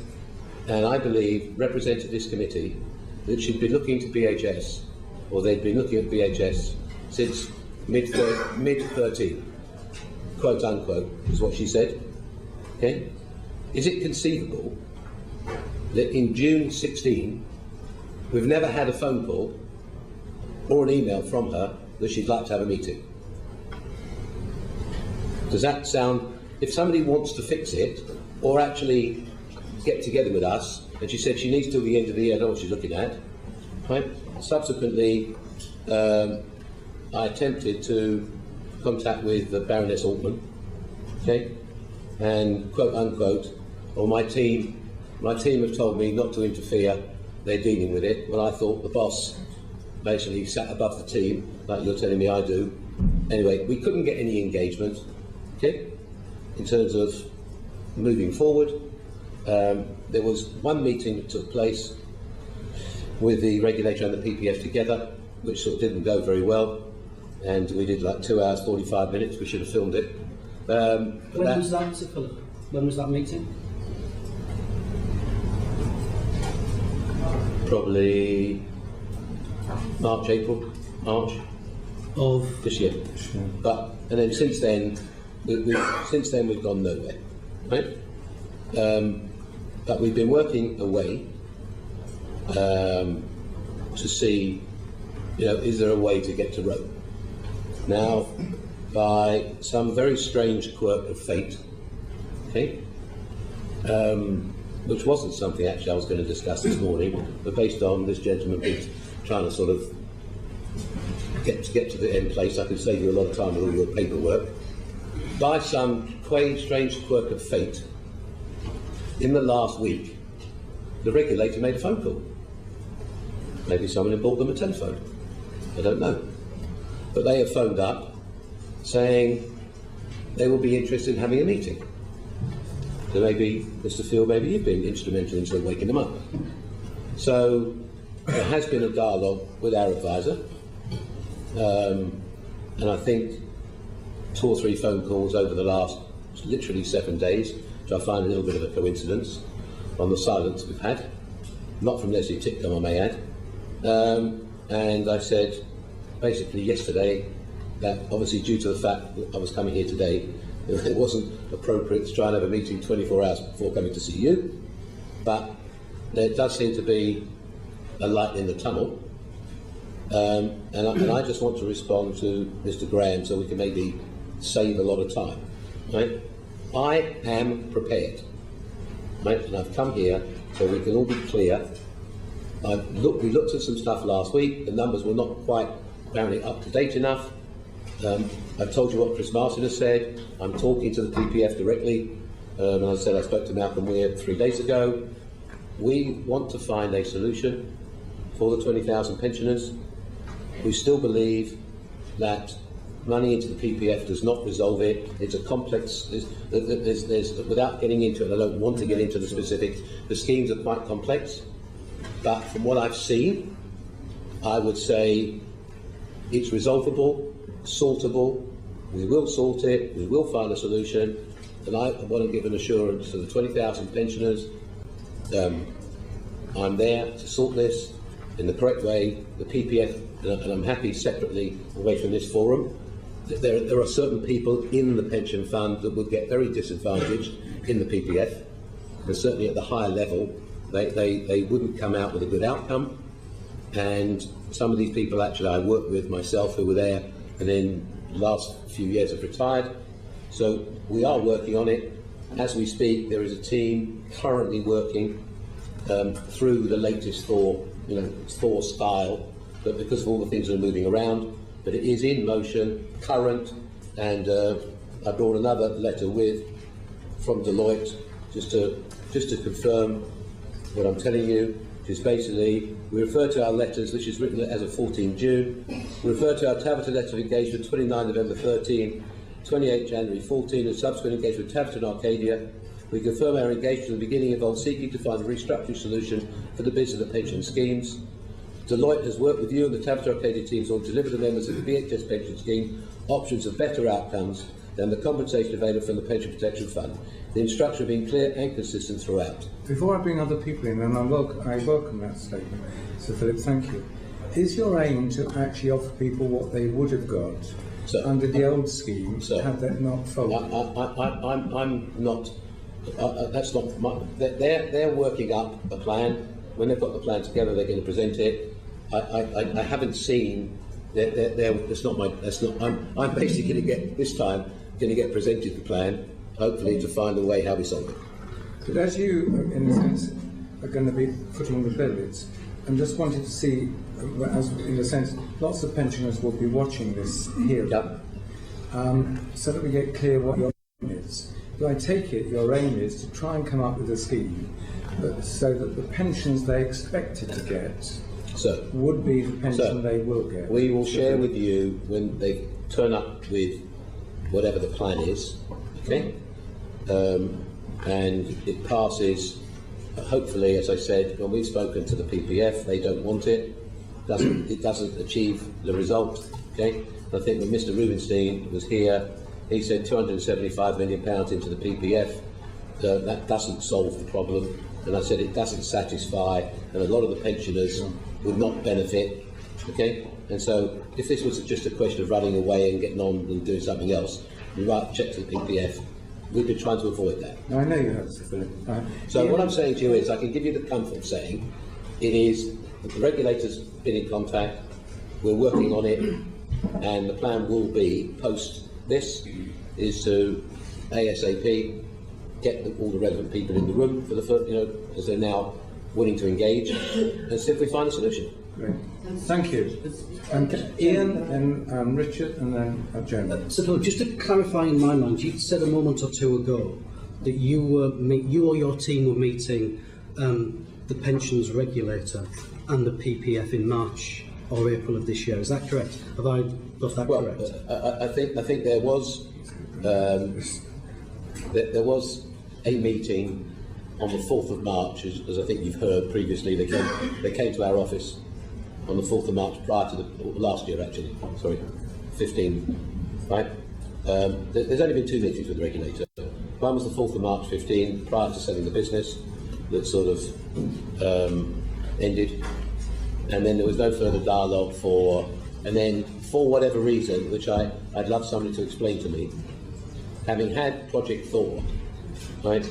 Richard is going to explain. Having had sorry? I think Richard may be able to explain that very well. well. He won't be able to explain because you don't want me to ask him, right? So, if I may, having presented Project Thor in the middle of 14, in a debate whether it was held or paused or whatever, the piece to me that's a total puzzle. They came to our office on the 4th of March. They were advised the business was being sold in February. There was conversations going along. When the business actually got sold on the 11th of March, I'm going to answer this question, so don't worry. When the business got sold on the 11th of March, why would you, 24 or 48 hours or N days later, start rattling off Section 72 instead of calling us and saying, could we now sit down and see if we can put this to bed? But this meeting took place in 2016, not 2015. Which is that? Right? No. The meeting between your team, the PPF, and the pensions. No, it's 2015. No, I'm saying there was a meeting on the 4th of March, 2015. The reason I'm asking is I'm puzzled. You don't own this business. You've divested yourself of BHS. Yes. And they're coming to you in 2016. Why is that? Don't you sit? It's got nothing to. You've got out of the plane. Why did they come to see you? Because basically, we always agreed and knew we would make a contribution, right, towards the pension scheme. When the business was sold, it was always understood that they actually changed to Project Vera, the new incumbent, okay? And it was always understood that we would make a contribution towards the settlement of whatever the settlement was that got achieved. As time went on, they had their own advisor at Grant Thornton, right, who went who met with the PPF or wherever they met with. They came to see us much later when they tried to present their Project Vera. They had another law firm. I think it is. Anyway, they had another law firm. They went to have their own meeting, and then they came back to us and said they presented a Project Thor type deal that was X pounds, and they represented, I think, that they were going to put X pounds in and whatever they were going to do, and they're looking to us to pay the balance of the monies they were trying to negotiate with. So it was always understood that we were going to participate in whatever could be settled. I think, as obviously, we're going to move into that later, I'm assuming, but obviously as time progressed, it was pretty clear that RAL didn't have any money to make any contribution. So I think their advisor and all the PPF can tell you that we always knew ultimately we would have to deal with it. Richard. Thank you very much, Chairman. So this is extremely interesting. Can we go back to Project Thor, which is important? And you rightly said that this started in the middle of 2014. On the 28th of August 2014, the pensions regulator spoke with Arcadia, BHS and advisors, saying insufficient information was available to assess its impact on the pension scheme. And they wrote to Chris Martin on the 4th of September, outlining what were the key points they wanted the trustees to pursue with BHS to give them that relevant information. The key points really were they were interested in the management charges, the sale and the leaseback arrangements, the property transactions, and dividends going back as far as 2000. That was the 4th of September. Do you recall when you paused Project Thor, or as Mr. Bunch put it, decided to freeze it? Yeah. It was on the 5th of September, Okay. the very next day. The reasons that were given for that in the trustees' meeting by Paul Budge were as follows. He advised that Sir Philip Green wants to pause or freeze Project Thor for 3 months until after the Christmas peak in order to consider his options, and the reasons cited were economic uncertainty, political uncertainty including Russia and Ukraine, and the Christmas and the peak trade period. Does that sound to you like the reasons why you decided to pause or freeze Project Thor? Well, as far as I was concerned, the principal reason was that the back quarter was the principal time BHS made money. And I felt it was the wrong moment to be going to the suppliers or the landlords to disrupt. I mean, as the business unfolded over the period of time, you carried the business for all the months, and then you hoped to make back quite a bit of the cash in that peak period. And I thought if we disturbed the business in that period, it would not be the right time of year to do that. You weren't influenced at all by the fact that the pensions regulator had raised the questions about potential moral hazard, No. and the fact that that was the day before was entirely coincidental. The answer is, if I can look you straight in the eye, I don't think I've ever seen that letter. So the letter you're reading to me, I've never seen. But you would have been told about it. So, I'm just telling you my record. I'm not avoiding it. I don't know. No. The answer, as far as I'm concerned, Yeah. I was not involved in the day-to-day. I got presented the situation on Project Thor and felt the timing of the trading situation was wrong. So you're asking us to believe that political uncertainty in Ukraine was the reason why Project Thor was paused, not the pensions regulator. I'm not asking you to believe anything. I'm just saying was I at that meeting? No, that was a meeting between Paul Budge, your finance director, and the pension trustees. Fine. Was I present? No, Okay. but he was quoting you. He Well, said that I you said- wanted to what- pause I said, or was I freeze present? Project Thor. Right. So, in your view, the fact that the pensions regulator was raising potential moral hazard had nothing to do with your pausing of Project Thor. Sir, I have said for the past 2 hours that I have never run away from knowing or looking to find a solution for the pensioners. But you did- so you can But you read did all say, you did say directly to Chris Martin, according to his records, that you felt you were being tortured by the regulator, and the regulator was, quote, trawling through bullshit from 10 years ago, unquote. That Okay. suggests you weren't very comfortable with the regulator looking at moral let hazard. me sort of give you one flavour, okay? You get a section 72 from the regulator, right? That happened after the sale. 1 second. You get sections. You're making a reference. I'm allowed to respond to you, aren't I? Good. You get a section 72 from the regulator. Each time reminding you it's a criminal offence if you don't remind. They can't write nice letters. And just to give you a recent idea of the stuff they're asking for, they asked for the bank movements on the £256 million that's been lent to BHS. Now, if somebody could please help me and tell me, it's probably 250,000 bank movements of miles of computer tapes. What relevance could this possibly have? Write to our auditor, I'm just giving you an instance of the stuff we're asked for, write to the auditor and say, could you give a certificate and confirm that Arcadia lent 256 million? It's one piece of paper. Can we just focus? There we are in September 2014. And once Project Thor was paused, there was no solution on the table for the pension scheme. But of course the pension scheme was critical because without a solution for it, it was always going to be very difficult for you to sell BHS, wasn't it? Well, but as I think I've continually keep saying, we wouldn't have, with respect, and I think I'll base it so, we've spent in excess of £1 million putting Project Thor together. Let me try and ask you a question. Why would we do that? Why would we be doing? Well, sorry, you're happy to ask. Why would we do that if there's not an intent to find a solution? Yes. So what was the you say solution? yes. Why would we do it? What was the solution once you'd frozen Project Thor? No, we know that we paused Project Thor. Right. Okay?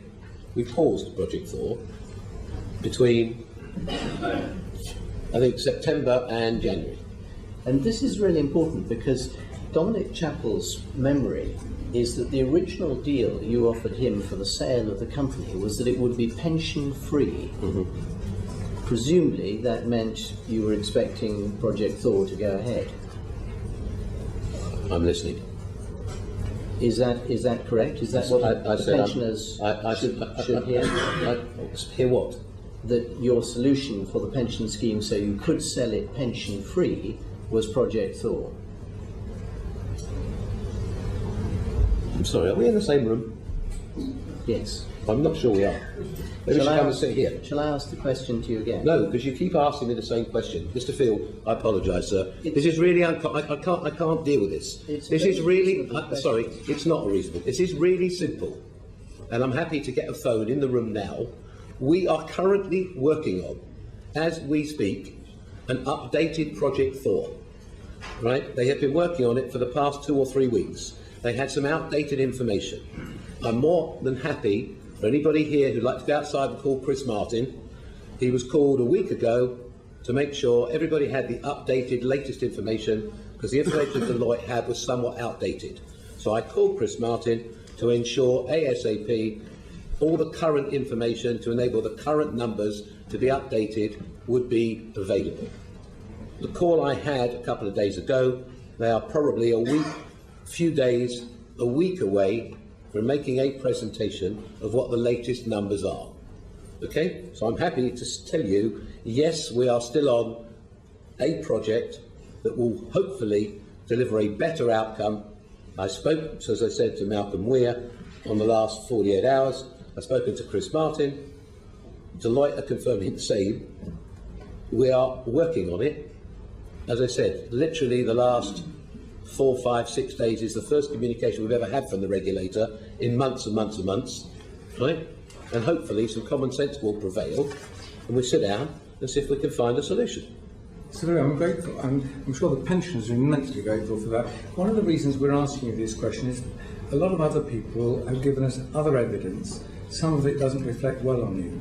Mr. So Field. that we can actually present the record in the round. Well, sir, Richard is putting some of those points back to you now. Well, he's not. What evidence have you heard from the stuff I've heard, right? Because the only person that can confirm to you, okay, and in terms of the pension, right, is myself, right, or I think Mr. Budge could have confirmed to you, okay? In terms of anything else you've heard, respectfully, from anybody else, Raoul did have a pension man from Grant Thornton, right, who did, I think, have 1 or 2 meetings with the regulator stroke PPF, but, like I said, various things were offered, promised, whatever, but I think most people knew would not come to fruition. But outside of that, I think, as I said to you at the start of this session, right, all the people I'm referencing, I can't reference these people unless I'm saying I'm more than happy for you or whoever you want, go call them. Sure. I'm not going to tell you things that aren't true. Why am I going to do that? No, I'm grateful to you for that, Sir Philip. But Dominic Chappell, for example, asserted that you had promised the company would be debt-free and pension-free. Now, this is the guy that you sold the company to, and there's therefore Richard. I know he's bringing his piece of evidence session to a conclusion now, but it is actually important because we're writing a report on our evidence, and I'm wishing for that report to be as comprehensive as possible, and for your side of the story to feature properly in that. Thank Richard, you. will you now Sir, in the due diligence pack, I believe, that was performed, which I want to get to, by Grant Thornton, Yeah. there is detailed, and we need to get to that, so Mr. Fuller's smiling, we need to spend a little bit of time on a couple of things you missed, Okay. right? We have a break first. So, Philip, can we just finish one pension question? 1 second. The Chairman has asked me to ask you questions. Now, I'm just saying that we will get to that, Sir Philip, but we'll probably have a break first. Philip, Richard, will you Thank you very much. Yes, to a conclusion? a few questions that will just help clarify for us exactly what happened after Project Thor was frozen. At that time, I think I've told you. Almost, but perhaps you can just let me ask a few questions. Dominic Chappell believed he was going to get a pension stream. That wasn't on the table, and you said that Mr. Budge was an important man in this process. In an email to Anthony Goodman of Goldman Sachs on the 20th of January 2015, Paul Budge said he did not enlighten, quote unquote, Dominic Chappell about the declining health of the pension fund. Dominic Chappell thought that the gap was 50 million. Quote, said Paul Budge, of course it has moved on since then, unquote. Now, if we put that together with the fact that Dominic Chappell told Frank Field in one of these sessions that you stopped him seeing the regulator, Dominic Chappell said, if you see the regulator, said Sir Philip, I will call the deal off. Some people might conclude that the pension scheme was a real challenge for you because it was preventing you from selling BHS. And the only way out of this would have been Project Thor, but because the regulator had raised moral hazard and you didn't want them digging around in this bullshit of the last 10 years, you decided to pause it. That meant there was no pension deal, and that meant you had to effectively offlay the pension scheme onto Mr. Chappell's bid for the company. What would you say to that hypothesis? I would say, if you look out the window, is the sky light or dark? It varies, doesn't it? So ask Mr. Chappell, is it light or dark outside? No, please. Do you think it's, and I'd like you in the break, please, if you want, and I'll give you his phone number, go and phone Grant Thornton, please, and speak to the pension man there. It is inconceivable, more importantly, impossible, that I could stop anybody going to the regulator. That's nonsense. We ourselves couldn't get the meeting with the regulator. Okay. So, respectfully, if you think, right, and like I said, in the maybe you should call for it, in the due diligence pack. So he was lying. I'm just saying, in the due diligence pack, I'm not performed by me. I'm led to believe there is a section in the due diligence pack on Project Thor. Right? It would not have been in the due diligence pack if the pension wasn't on the table. Okay? Regardless of what Mr.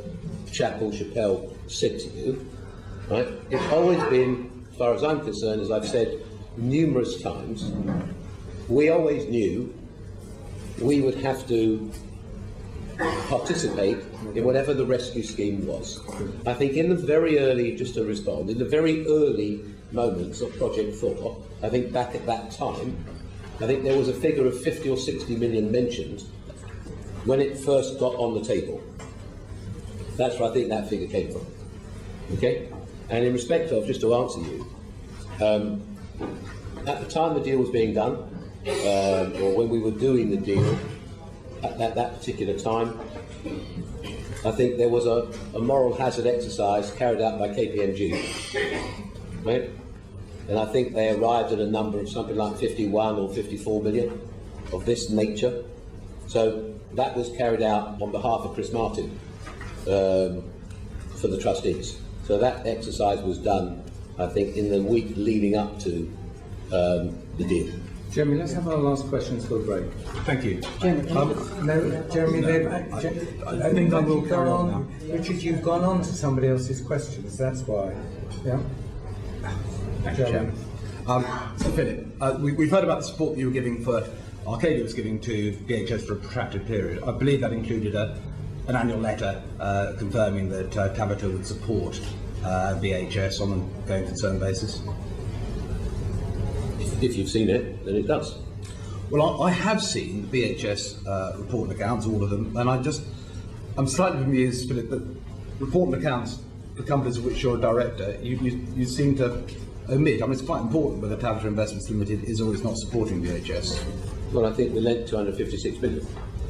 Thank you. So you were providing a letter saying going concern, because that's to support the going concern basis.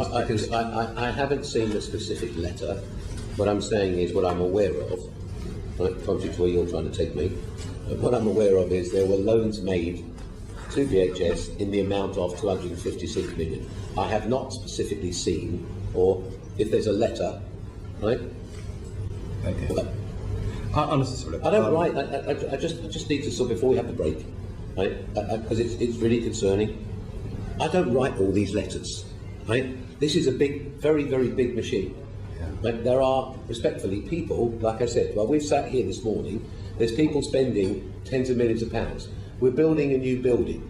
We're building a hub in Singapore. There are people, right? If you had here, I think in the early part of your inquiry, Siobhan Thor, right, who's on our board. She is in charge of a project to build a hub, right, which we're building a very big project with one of the biggest companies in the world, okay, which is tens of millions of pounds. That's her project. She owns that project. She reports. So I've never been to one meeting. Okay, we're building a building in the West End, right, to house all our people. So Philip, I don't go. Please, I don't go to those meetings. I don't sign off. Those two projects could be in excess of £100 million. So They're approved, and then they get on with them. So Philip, we're not. I've got no doubt that everything you said to us is absolutely accurate. No, but everybody I'm keeps not trying producing letters and saying, "I'm sorry." So Philip, there's a reason why we ask these questions, and it's simply that this is not at you, that there are corporate governance processes that are Yes. important for us to understand, because a committee has to report on what we can learn from what we've done. Okay, now, but part of the core of we do have. I'm sorry. We do have. Can we take it in turns? Yeah, Because, okay. That's fair. so me first. So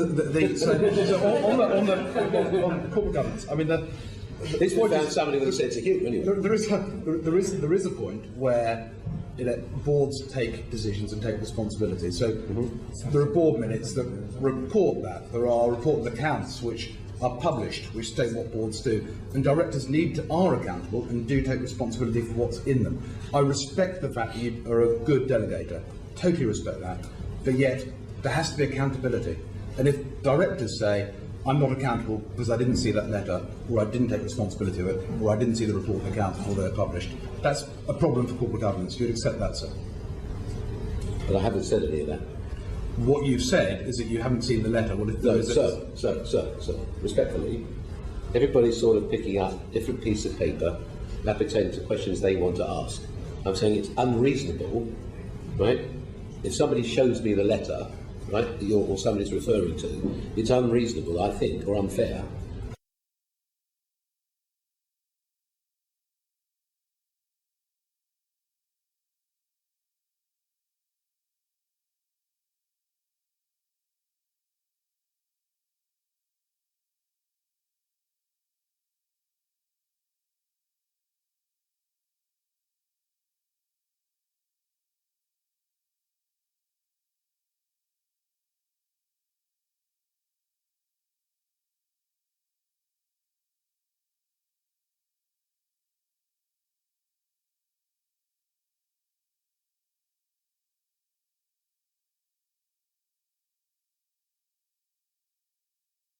The corporate governance. We've got a few. Please. Then we'll have a break. And to be honest with you, that first question, there's one or two that might be controversial. I didn't think that was. There we go. It's controversial. You made your point. There is I think there was that support in place.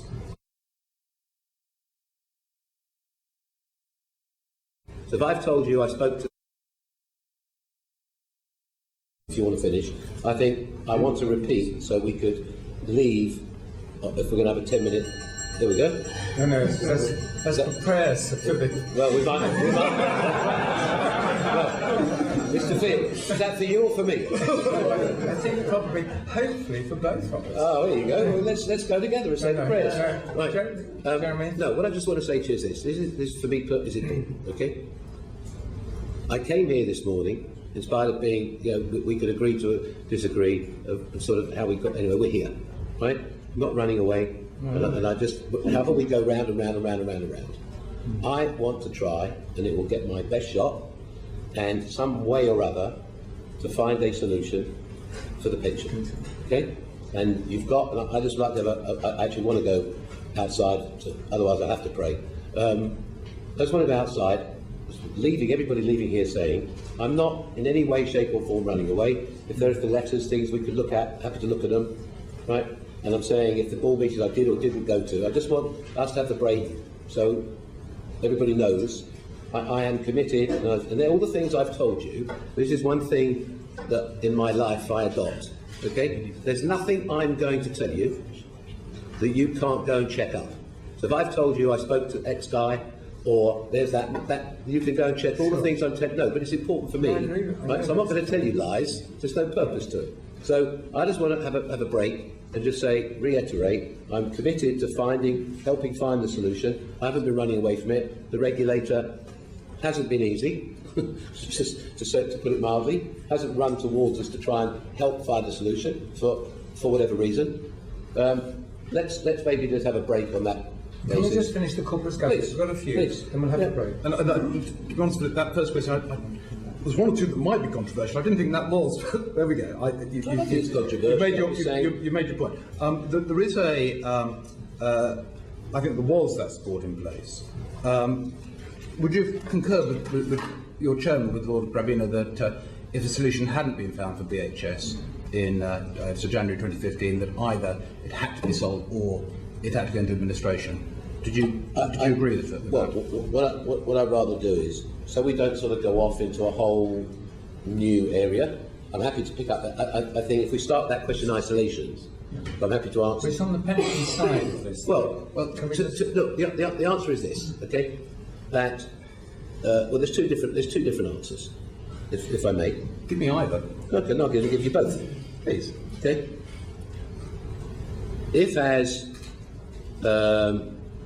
If I just want to be a ruthless corporate businessman, we'd have taken the business into a process ourselves, right? Which is based on all that's going on now, right? It couldn't have been any worse, right? Than where we are now. So we're better off taking this through an admin, and other business people have taken these things through pre-packs and all sorts of processes. And I went many miles to try not to let that happen, right? If I look back now, in terms of the last 4 weeks, I could be a murderer, the way they're writing about me. You know, I haven't got any guns, but you know, the stuff that's getting written every day is pretty outrageous. And I now sort of say, so when we're saying, like in hindsight, maybe 2014 I should have said bang and put it into a process and then resurrected it, and then we could get to this in a few minutes' time. I'll leave you. So my response to you is, respectfully, he's given you a common sense approach, okay? That in his opinion, if we couldn't find another solution, right? I think that was a yes, wasn't it? That it either had to go into administration. But it didn't have to. We could have kept funding it. Because that was an option at the time. With respect, you know, sort of putting businesses into bankruptcy or into profile, into admin, based on, you know, we're in the industry, right? Yeah. So there's a lot of commonality across the businesses. Okay, it was a very last resort. It wasn't something that we wanted to do. So you had the three options: administration. I totally understand. It's the last thing you wanted to do, or selling it or continuing to fund it. Yes. You're prepared to go down the selling route. And what first attracted you to the twice bankrupt penniless Mr. Chappell? To be honest with you, I think if we're going to start this, then we can't have a break. We either carry on. If I just want to have a quick break, but otherwise you want to carry on. But we can't take that in isolation. No, and there are other questions, but Mr. Chairman, it's in your hands. No, we will. We'll actually break, and we will begin with Jeremy when we come back. Fine. But before we have the break, and I take you back to your room, Sutton, can I just put one point to you, which in our evidence shocked me. And one of the images that has always come across is about how you delegate, how you do a lot of your business on phone and so on. But at the key meeting, where the chairman you'd appointed and paid rather well, Lord Grabiner, just didn't turn up. This was the sale of BHS, and he didn't even have the papers. Did that disappoint you? The person who was in a sense paid by you well had failed in his stewardship. So key point. I am not going to answer on behalf of Lord Grabiner. No, I want you to answer them yourself. I can't answer you, and I don't know the circumstances of that day, respectfully. So I'm not making excuse. I don't know. He may have been in court. He may have been tied up. I don't know. So he wouldn't not turn up because he didn't want to turn up. Okay. So he may have had another commitment. It may have been short notice. I don't know. But you paid him incredibly well, as you paid lots of people, advisors incredibly well. You didn't even bother to send for the papers to Philip. So, and he was acting on your behalf. So I can't answer for him. Very good. I'm saying to you, he has been with us for 12 years. Okay, he attends most of the board meetings. He gets all the papers. I don't know if he did or didn't, or why he didn't. But I'm saying there's certainly no specific reason, right, that he would not have been in the loop in relation to that. Very good. So Philip, thank you. I'll accompany you back if I may. In a quarter of an hour we'll resume, and Ian will do our chairmanship since then. Thank you very much.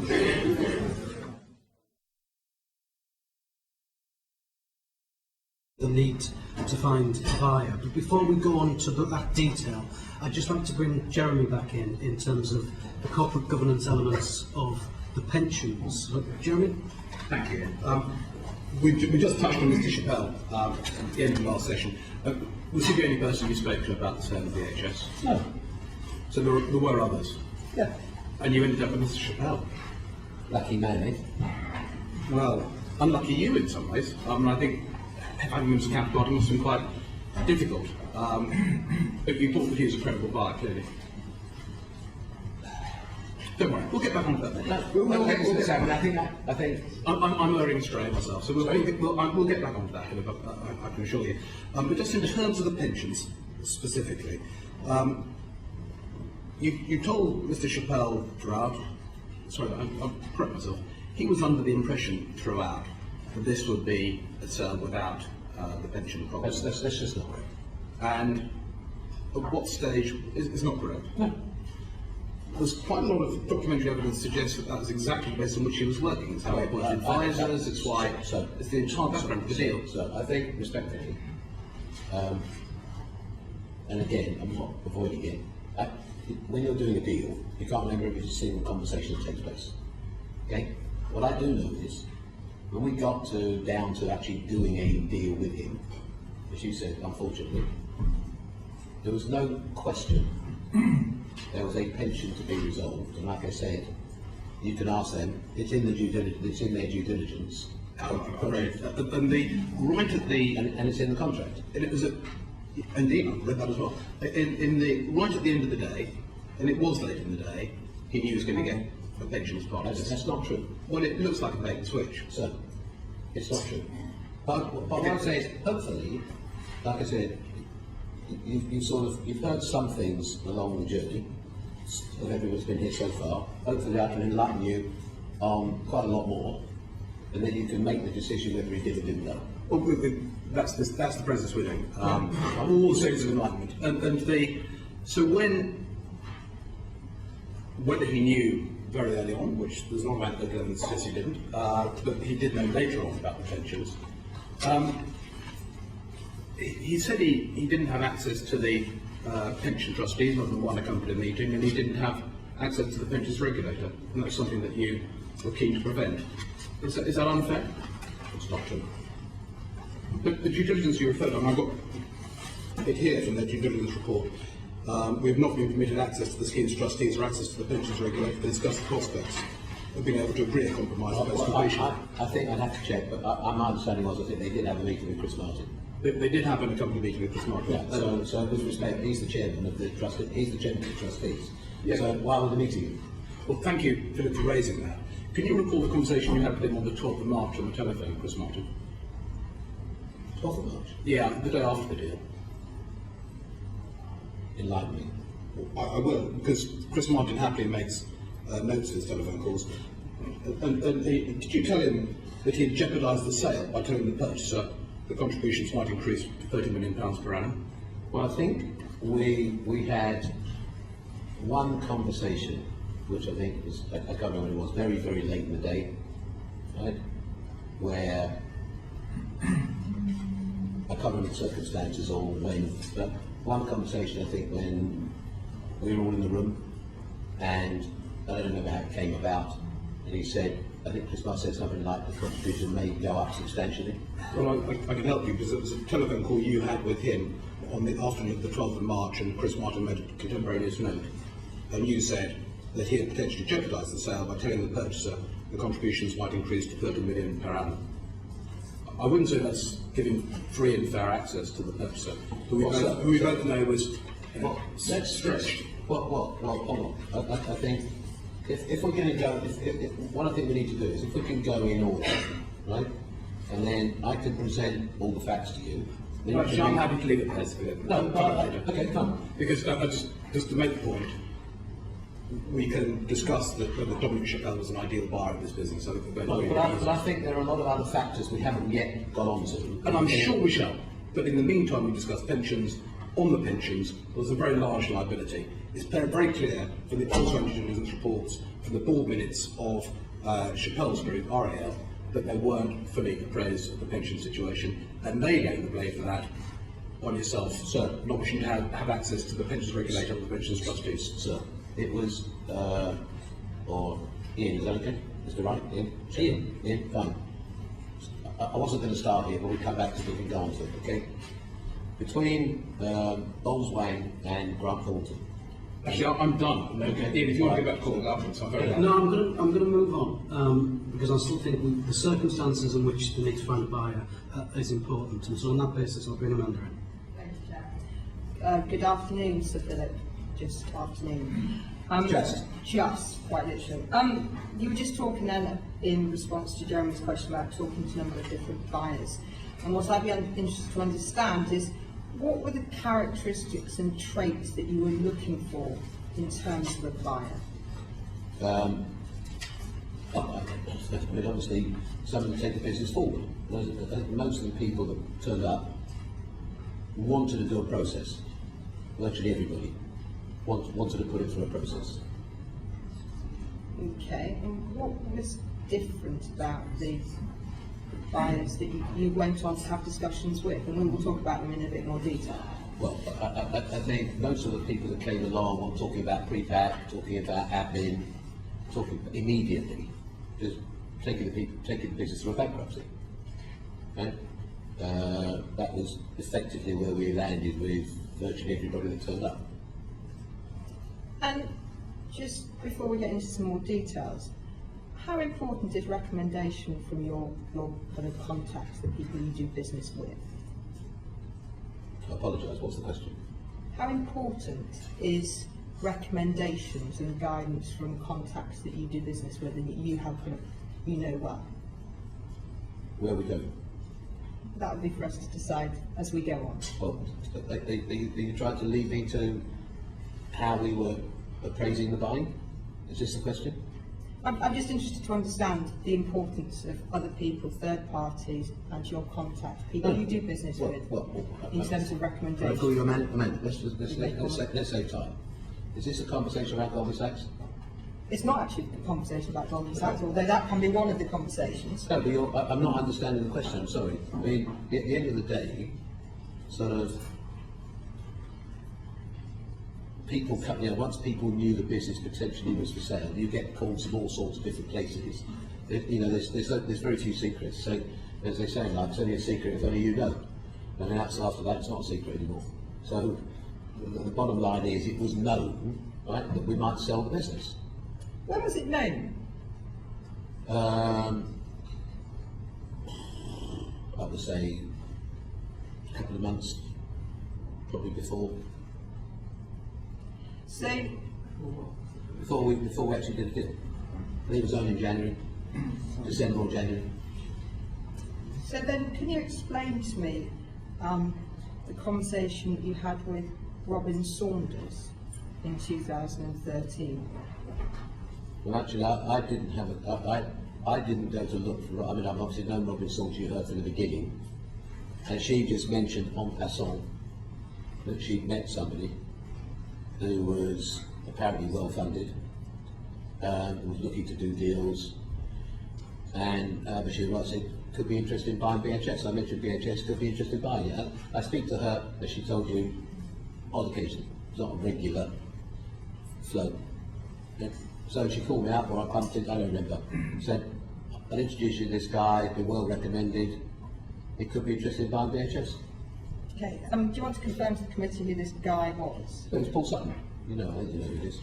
Were you aware of Paul Sutton before Robin Saunders made that contact with you? Never seen or spoken to him in my life. And after the kind of initial introduction, this initial conversation, what contact did you have with Mr. Saunders? It's Mr. Sutton, sorry.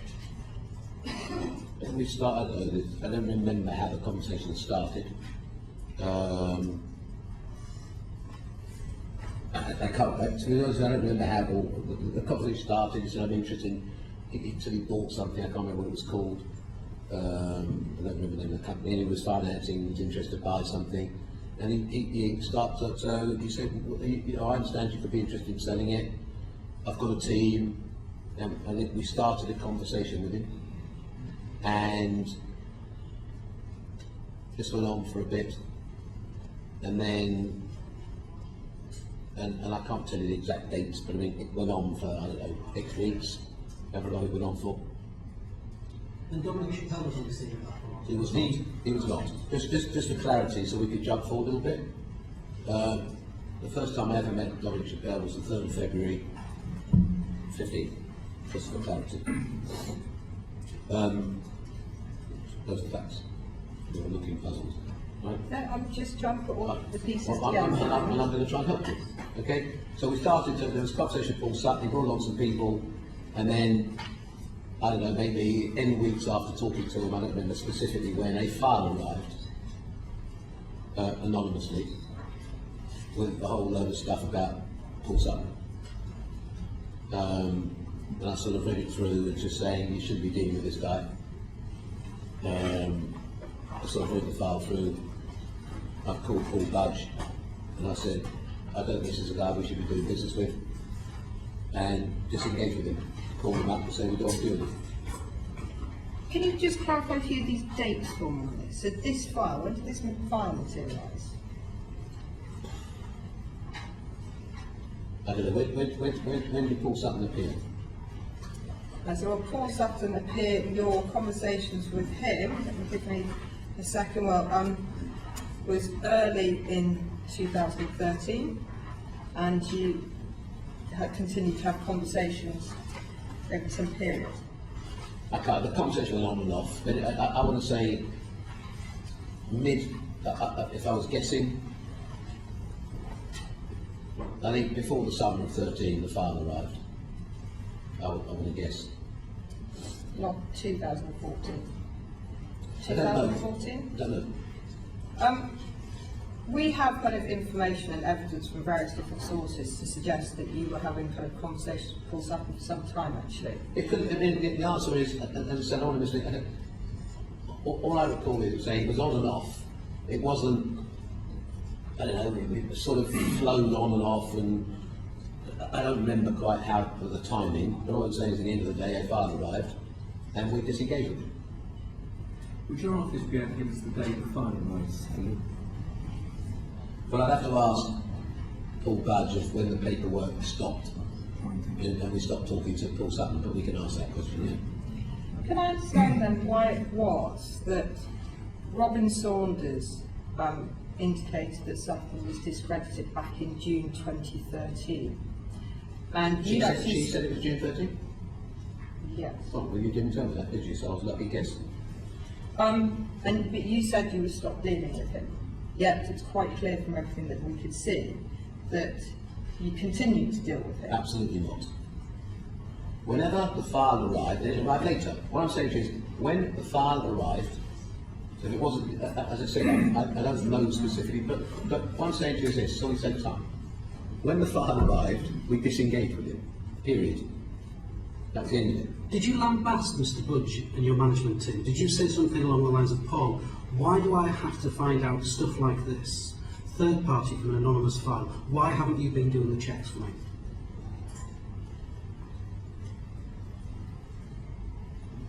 You're going to tell me there's a note saying that. No, I'm not. I'm Okay, just no, genuinely. the answer is this: he's doing his job. Okay. If somebody sends somebody in that says they've got several £100 million, right, and that's been confirmed by a banker, not by Robin Saunders. She told me it was confirmed to her by another bank. Right? Now, with the best will in the world, as we're going to come on to some things related to where we landed, you get told things until they're not true, they may be true. The fact is, the file didn't read very well, and that was the end of it. So, you stopped doing business with Paul Sutton. Can you just go back to your initial contact with Dominic Chappell and explain when that was and how that came about? As I said, we talked to various different people. Paul Budge was dealing with Dominic Chappell and his team, okay? And I said to Paul Budge that I don't want to meet Dominic Chappell till he's effectively cleared. Right? Cleared through the process. Hence, you keep looking puzzled. Yeah, just can you explain what you mean by cleared? Yes, well, basically, as you've heard from several people, we had what was termed a gatekeeper. Right? I did not attend, so before I get any criticism from this side, I did not attend any of the meetings of Goldman Sachs intentionally. I wanted him independently vetted. Right? And as you heard the other day, his advisors went there, he went there 3 times, bankers went there. There was a process, not set up by me, set up by Paul Budge, right? To hopefully get to comfortable that we should pursue a transaction.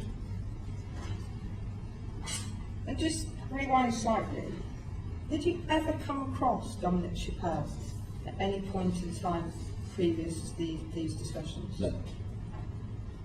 You never kind of met and heard his name?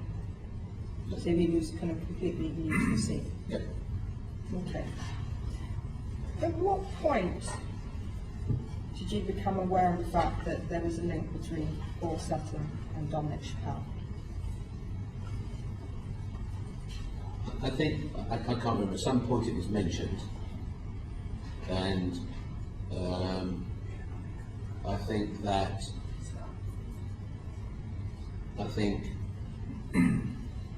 Paul Budge asked for an affidavit or a document that there was no connection, I believe, was what was requested. I think when it was told, I think there was a document asked for to be Chappell to give an undertaking or whatever, there was no connection with that.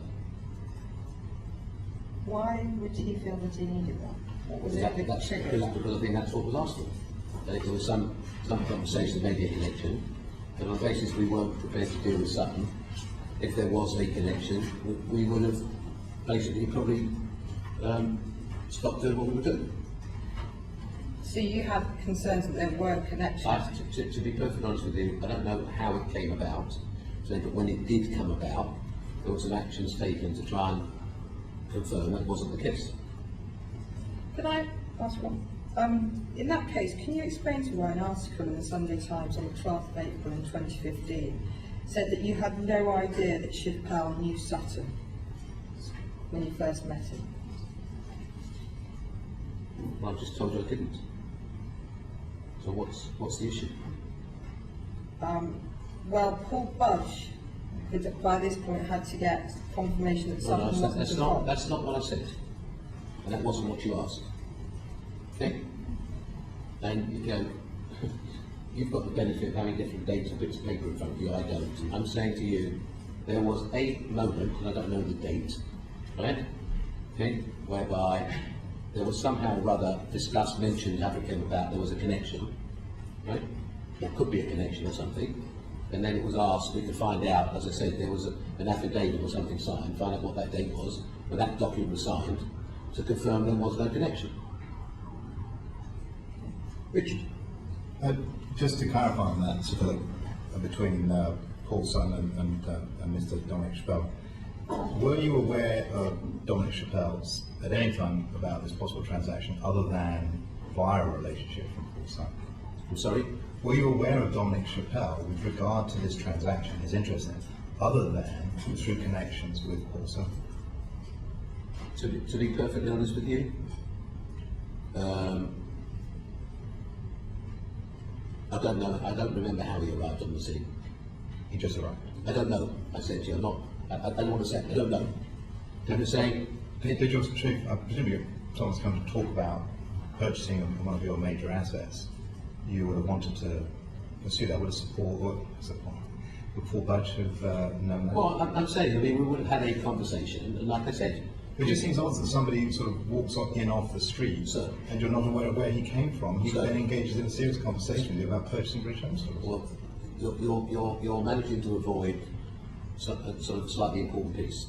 Right? So let me, as I said to your colleague, if I may, however he arrived, the process was he would be cleared through the gatekeeper, or he will be taken through the gatekeeper before I would meet him.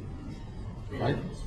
There are 90 emails and God knows how many meetings, and I thought we could save time. Okay? It's not something I like doing, but if we want to go there, right? Yes? Right. So I thought we'd go to the last email as opposed to the 90. Let's go to the 90 first. Congratulations, Anthony Gutman wrote. You deserve it. You were consistent throughout and stuck to your word. That was the final email from Anthony Gutman to Mr. Chappell. Okay, so that is after the 90 emails. Okay, and therefore we're obviously going to go through how we got there. So that's the final email. So let's. Well, that's hardly, respectfully, that's hardly somebody telling us not to deal with the guy, is it? Well, so are you happy with the service that Goldman Sachs provides? I don't think it's a service. I mean, the answer is I was, look, let's sort of try and keep it sensible playing field. I was, and I'm saying the things I am responsible for, I have to take responsibility for. I did not have one meeting with Goldman Sachs.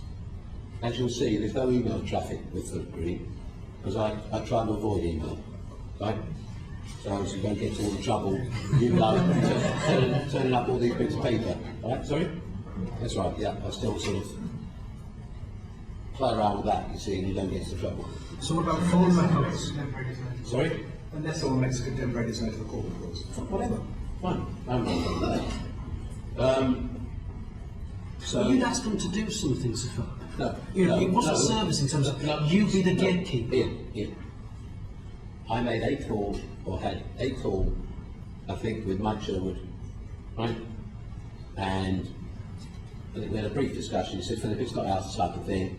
I said, right, could Anthony do a favour, probably just look over a few of the people. I put Paul Budge in touch with Anthony Gutman.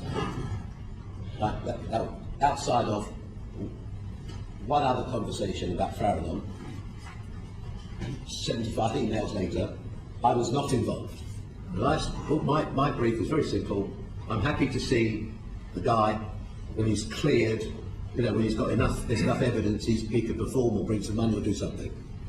So let me take this back. So the reason why it's important, and I'm glad you phrased it as you have, because it's all about how did Mr. Chappell gain the credibility to be taken seriously as a purchaser of British Home Stores, and therefore at the beginning, the fact that it appears from all the other evidence that we have heard, and I do appreciate you may have known this, that his only way of getting in was via his relationship with Paul Sutton, is an important starting point of the process. I'm pleased we've landed at this place, because I do feel respectfully that two things, and I know Mr. Field, you made a comment about this en passant, but I do think two very, very, very, the key two pieces of Mr. Chappell have somehow escaped proper scrutiny.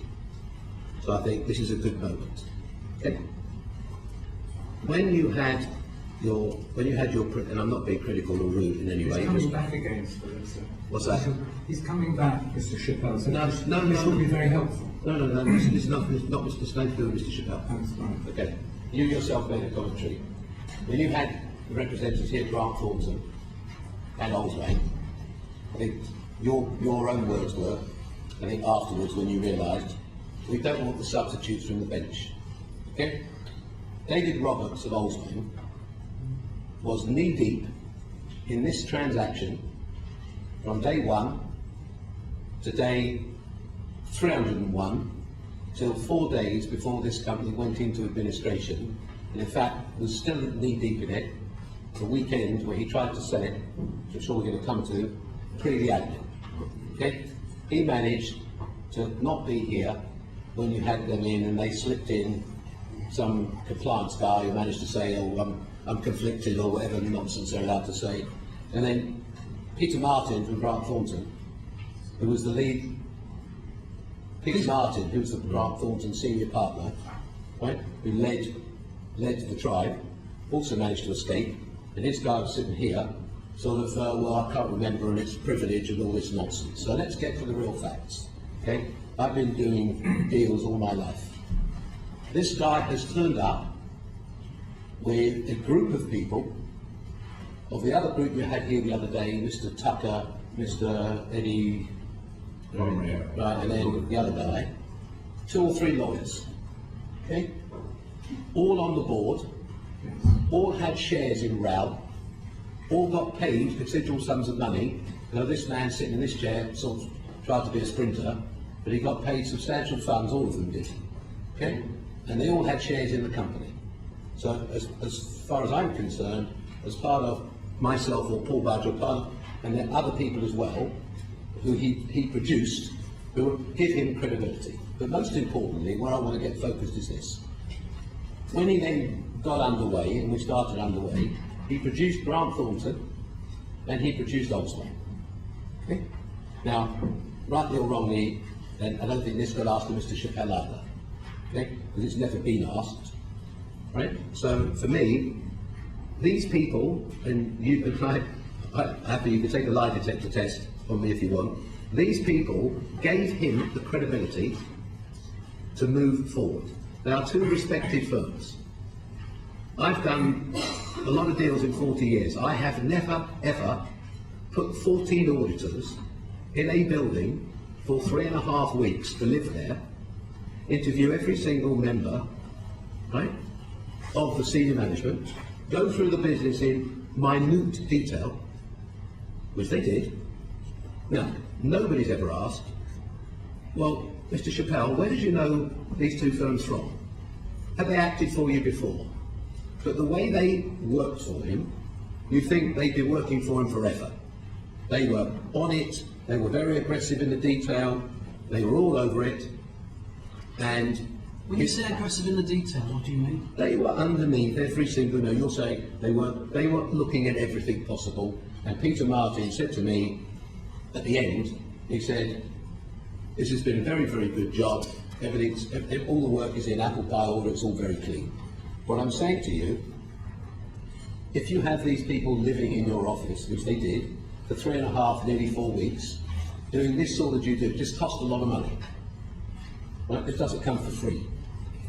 Nobody's ever asked, had Oldsmane or Grant Thornton, had they worked with this guy before? Nobody seems to know.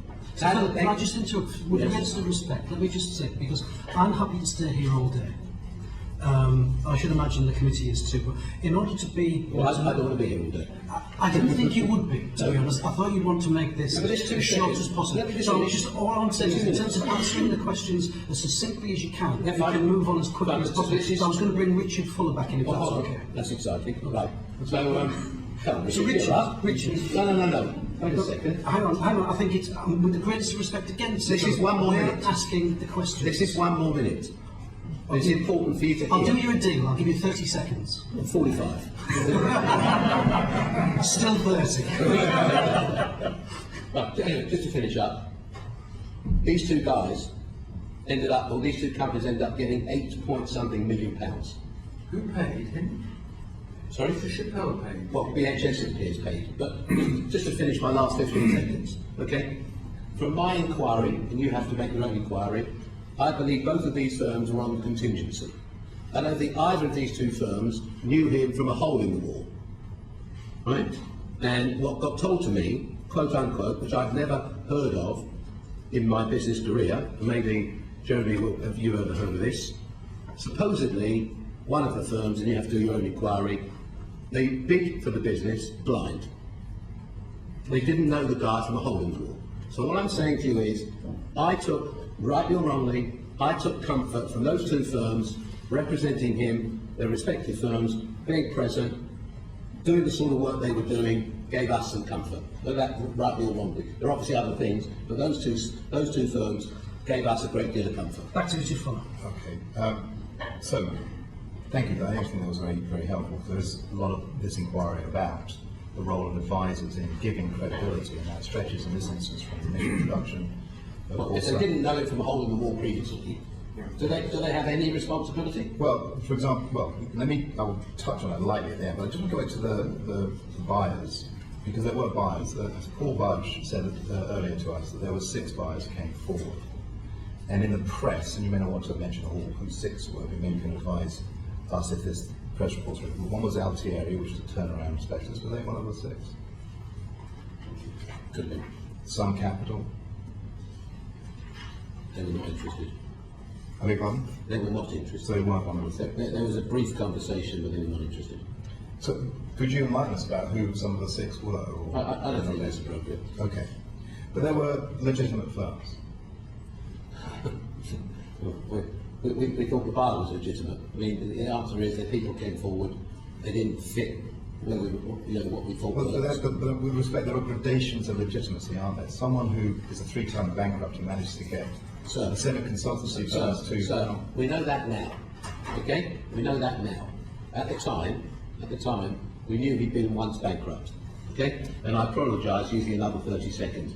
Mr. Field, very interestingly, I think very early on, said that anybody could have Googled and found out this guy had been bankrupt. So I took your advice, Mr. Field, and asked someone to go on Google for me. Right? Walt Disney was bankrupt. H.J. Hines was bankrupt. They did okay.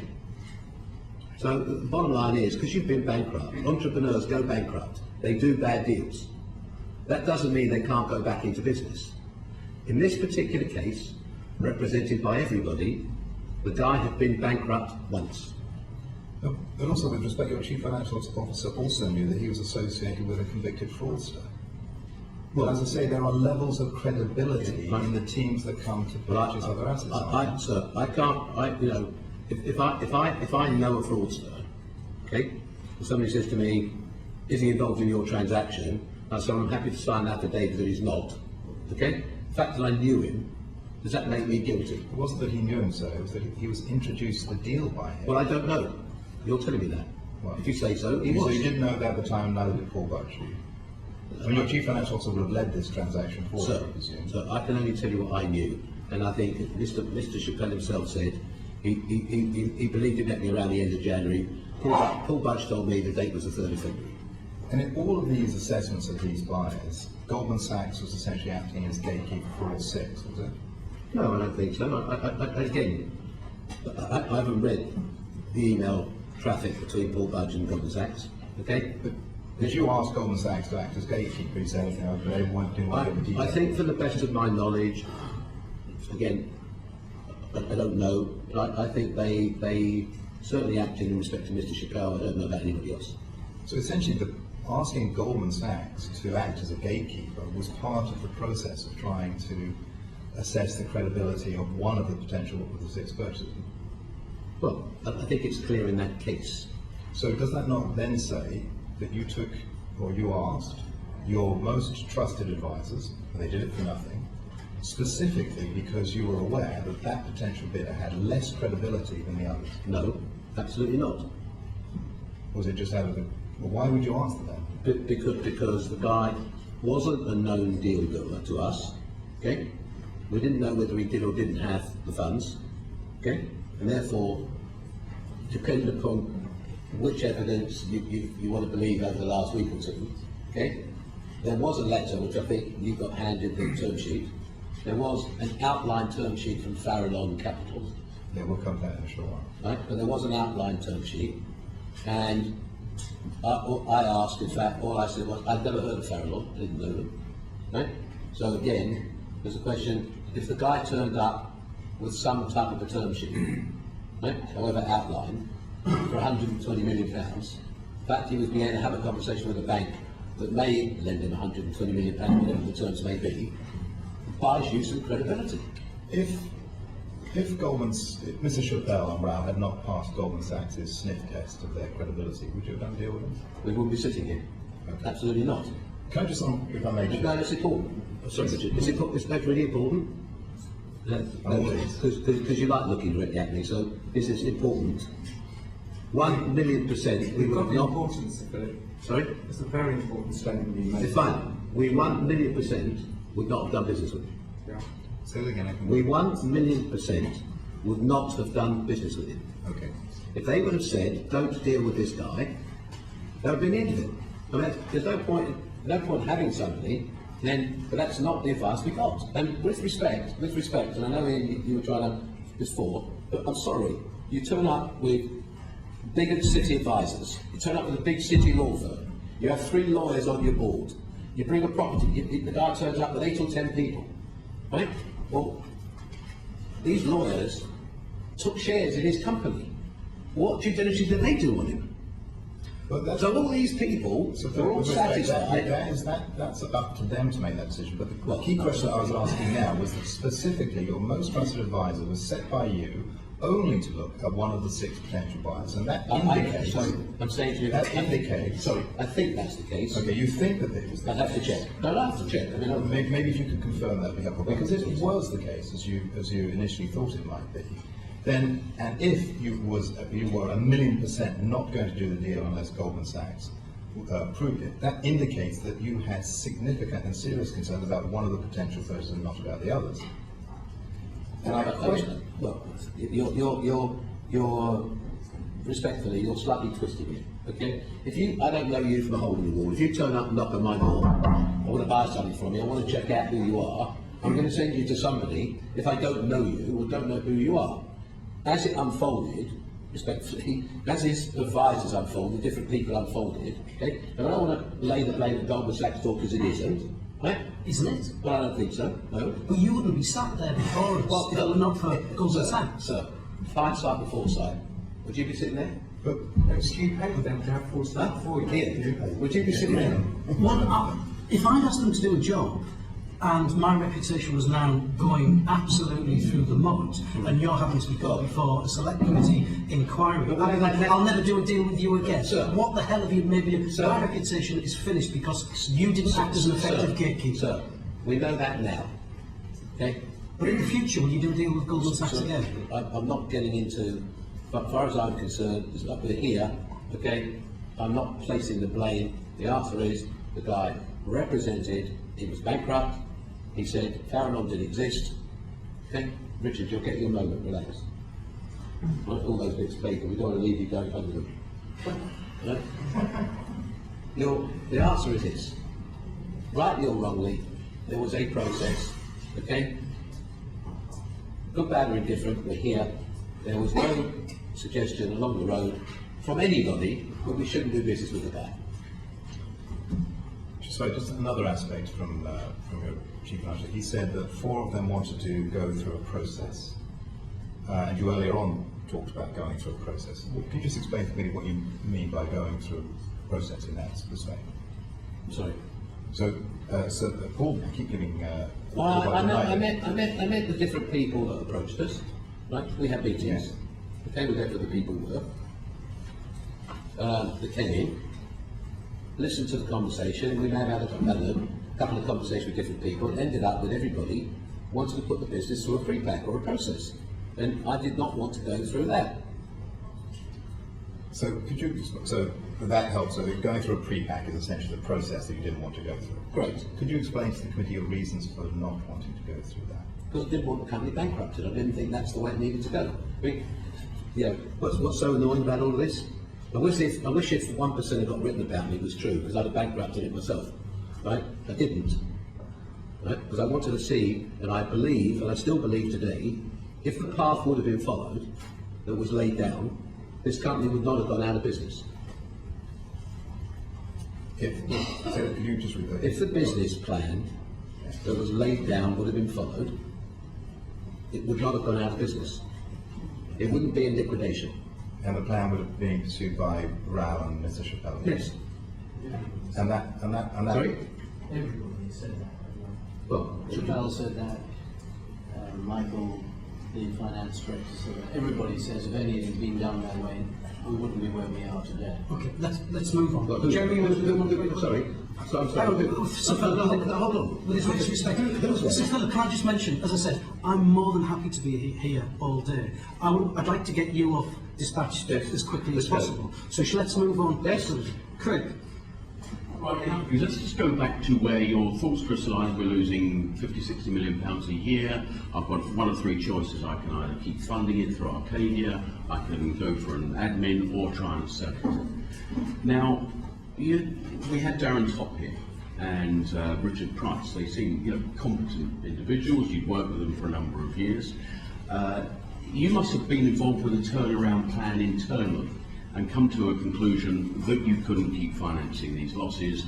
You couldn't see a way forward in actually getting above the new threats of Primark and TK Maxx and all the rest of them that are on the high street. So who did you discuss this potential, I want to sell this to? Was this through the TAFTA board? Was it through the BHS board? Where did this crystallisation of I want to sell this come from? Well, we had a conversation internally.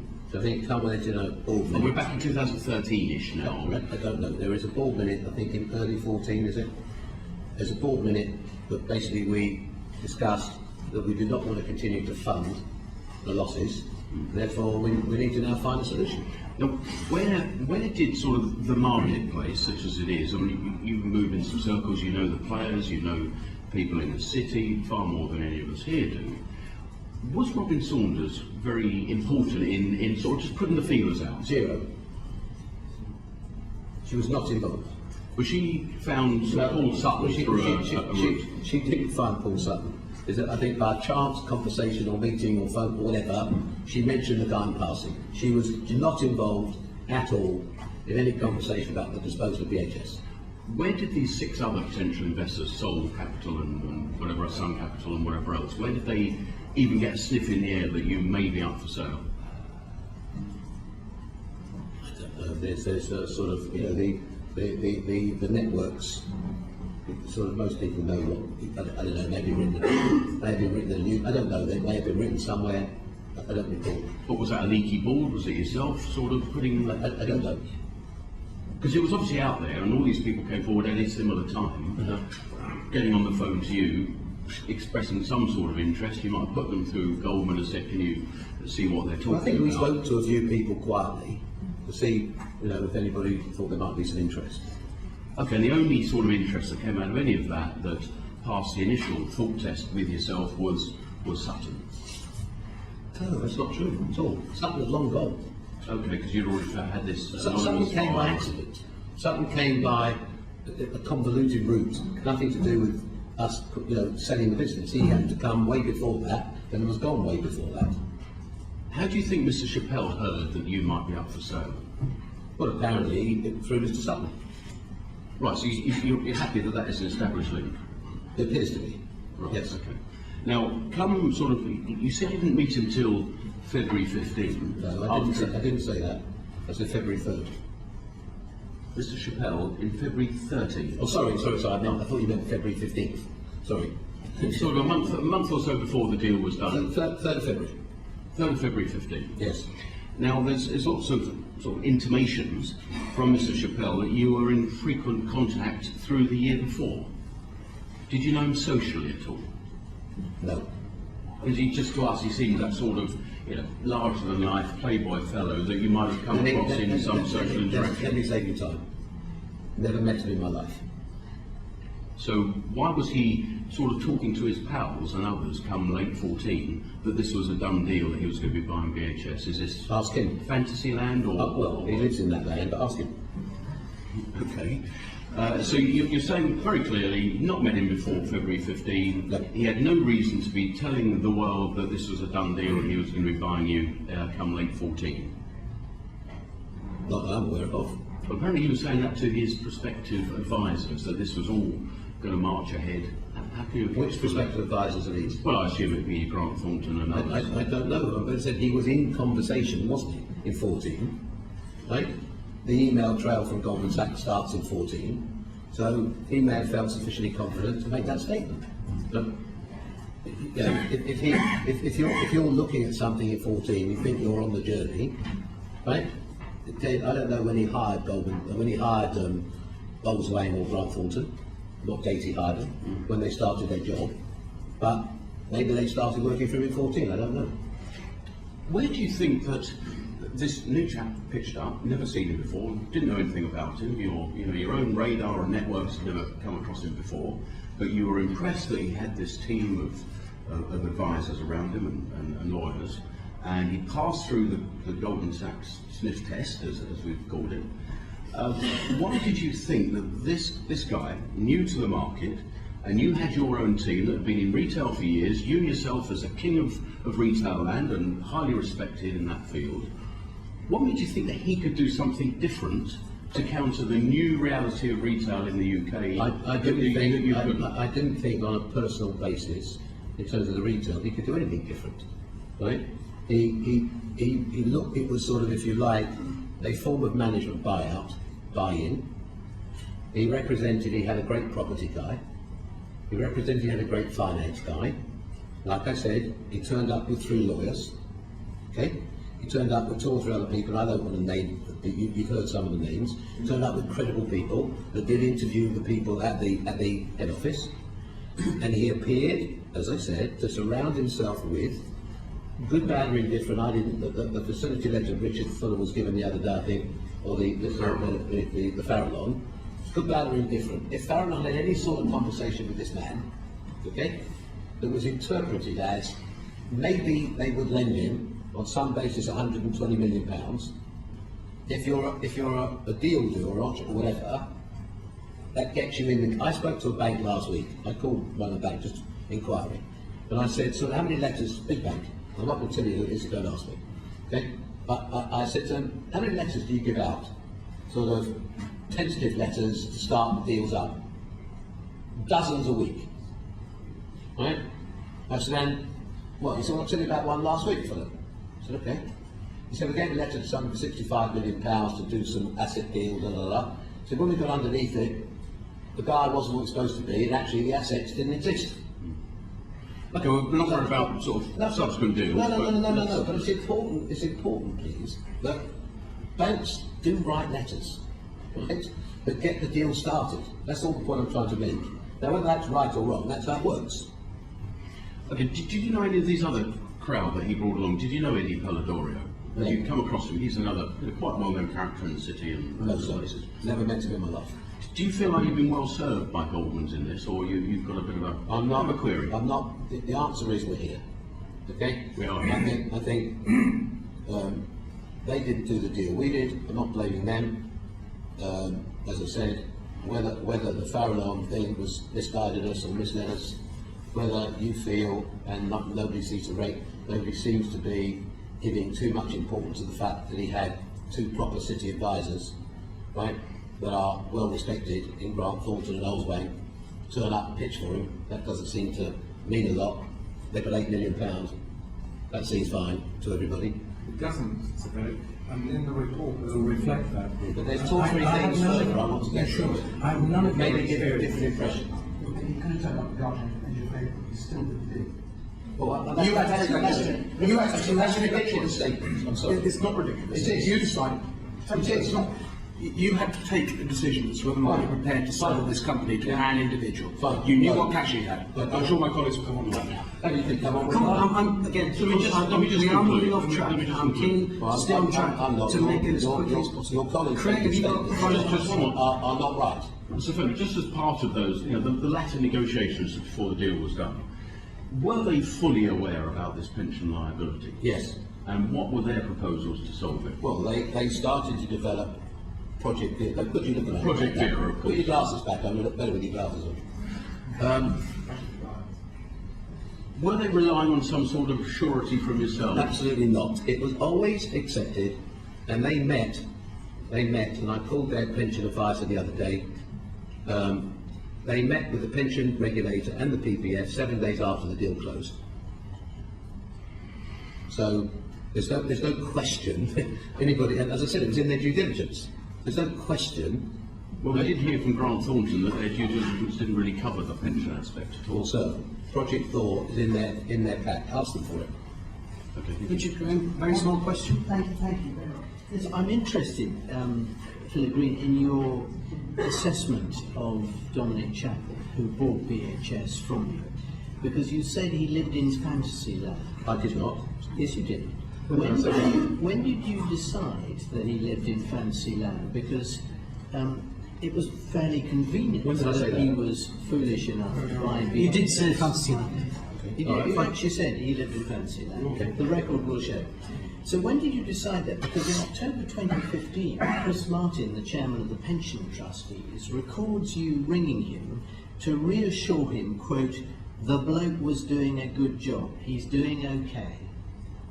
So at that stage, had you still not decided that Mr. Chappell was not the bloke you thought he was? I mean, is this a case of you either being a spectacular misjudge of character, or actually finding it convenient to get rid of a huge pension scheme, selling BHS to... I think up until now we've been doing pretty good. Okay? So I don't want to change the tempo. I just think that's an unnecessary statement. I think you should withdraw it. I think it's very rude. I have made it more than clear to this committee. What's the problem? I've made it more than clear to this committee, right, that I said I am looking and working. I've given you names of people you can call, and I object to you making a statement where I at any point tried to sell this business to avoid. I've said to you before the break and after the break, right? And I think we went to the break by me saying I am working on, as we speak, and I've named all the people who we're talking to. I can't invent the regulator making a phone call yesterday, can I? But you've been working on a solution to the pension scheme. Sir, the regulator has never found my phone number in 3 years. She's never, ask her. You're calling her back, ask her, shall I write you down my phone number and email that she could find me in 3 years? When have you made a detailed solution for the pension scheme that would give the pensioners what they expected to get, Sir, or entitled to? Sir, they would rather send me Section 72s on a regular weekly basis than actually come and have a meeting and say, are we ready to discuss? They have not wanted to come to a meeting. I am not. We've got people advising us, working with them. Please call Chris Martin, right? Please call him and ask him, was he even locked out of having meetings with the regulator? Ask him. Can I tell you the facts? Could I change tack and talk about corporate governance? Is good corporate governance a priority for you in your business? Absolutely. Why? Because we've got lots of things, lots of responsibilities to make sure we run the business in a responsible way. Do you think good corporate governance was applied during the selling of BHS? Or are we going back to the same conversation again? I think that the team we had looking after the transaction were fully capable of executing the transaction with the knowledge of the board, okay, that we were disposing. You don't need every single member of the board every single meeting. Fact is, the operating group, like who you met, were fully capable of making that transaction happen or not happen. Do you think it was good corporate governance that in terms of the subgroup that were charged with looking at this, that it was 3 executive directors without any real recourse to a non-exec director? That's for you to decide. Do you think Lord Grabban is a good chairman? Yes. Do you think he exercised leadership and judgment in this case? I'm not getting into, as far as I'm concerned, you're talking to Lord Grabban. He is a highly respected, highly competent gentleman. And, sorry? I think his reputation's changed somewhat, Sir Philip. As I said, as far as I'm concerned, he sits on our board. He's exceptionally sensible, very knowledgeable man, and I feel it pretty cruel that you don't attend a board meeting and the world's changed. I find that pretty sad. But he didn't attend a board meeting, and the world did change because BHS was sold really without his knowledge or approval, wasn't it? And he was the chairman of the company. If you say so. You don't, as I said, you don't think that there was poor corporate governance with regards to this, and Lord Grabner didn't exercise sufficient judgment and even intervention in this? We sold it. Okay. If we could all trade backwards, we can't. Did the board consider the reputational risk to the group of selling to Chappell? I think, I'm sorry, this is hard work. I think I've just been through with you, right? And you have to make your own decision, which I think is pretty important, okay? Did we go out of our way intentionally to find somebody, anybody, in this case Chappell, right? To find somebody to end up where we ended up. I think hopefully 3 hours in, or however long it is, or 3.5 hours in, whatever it is, you can accept that was not the case, okay?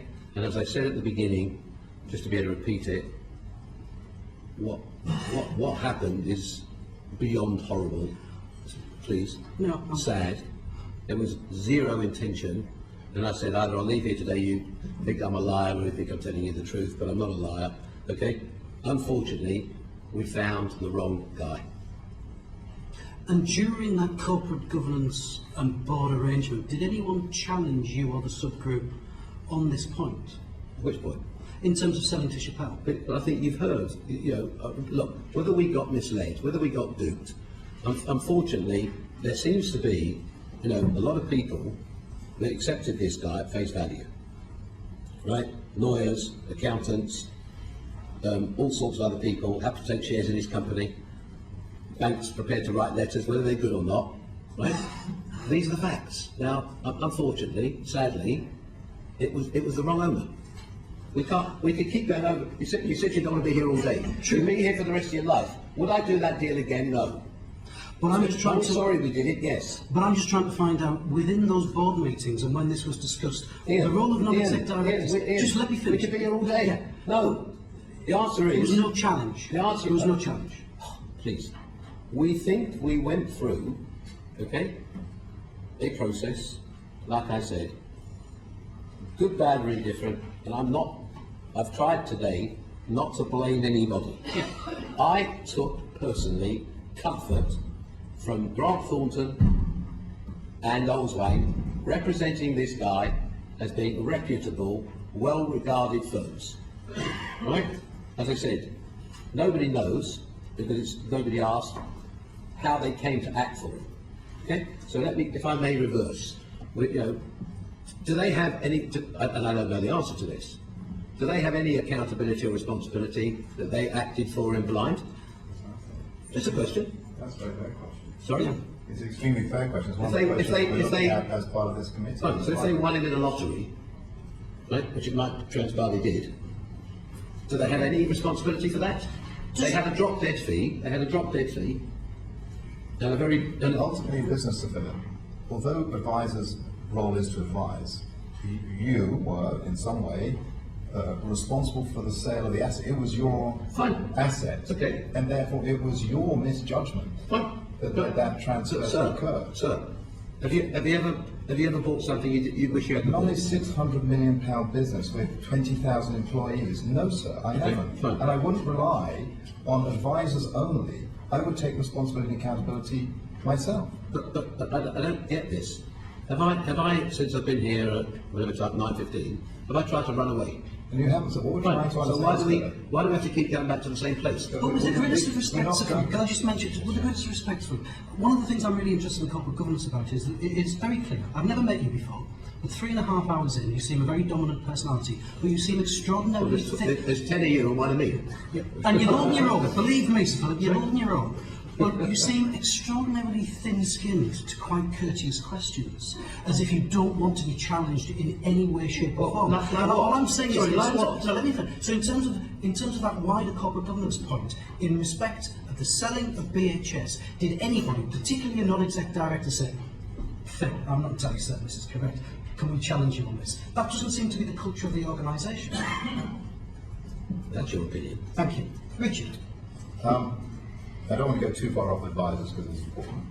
And earlier on we were discussing Goldman Sachs' role in assessing the credibility of Mr. Chappell and his background.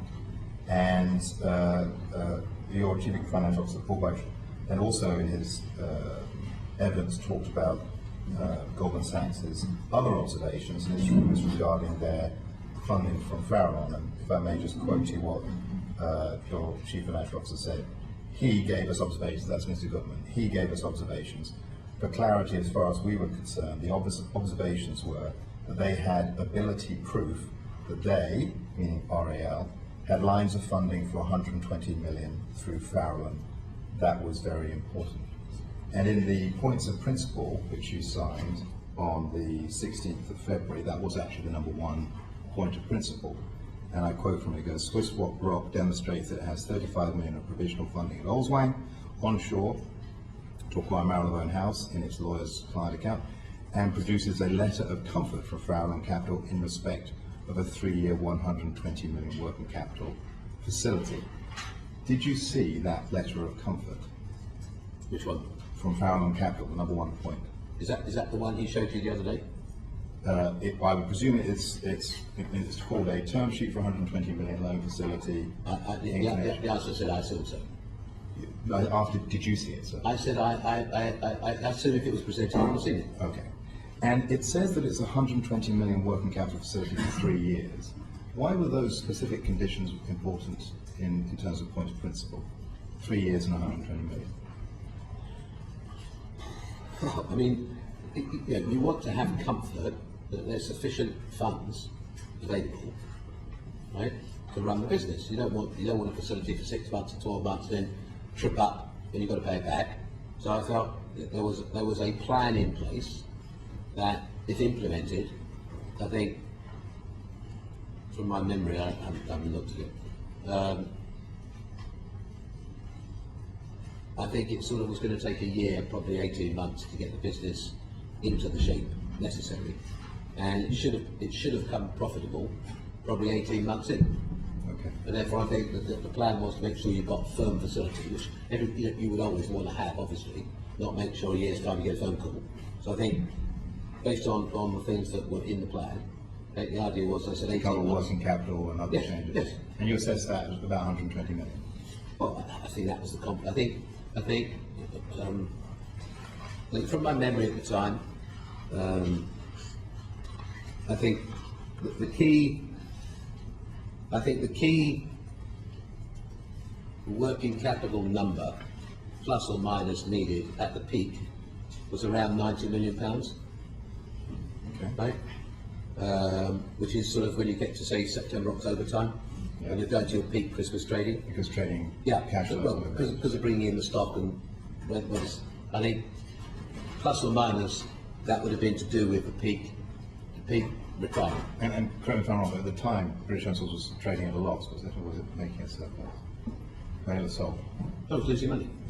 That's what I'm saying. The requirement, I think, was that sort of number. Okay. If you look at the Farallon term sheet for 120 million, it appears in 3 tranches of 40 million. And there are conditions that apply to accessing each of the tranches. The first is related to the sale of a property. For the second, tranche 2, the first point under tranche 2 is point 1. The tranche 1 is repaid in full.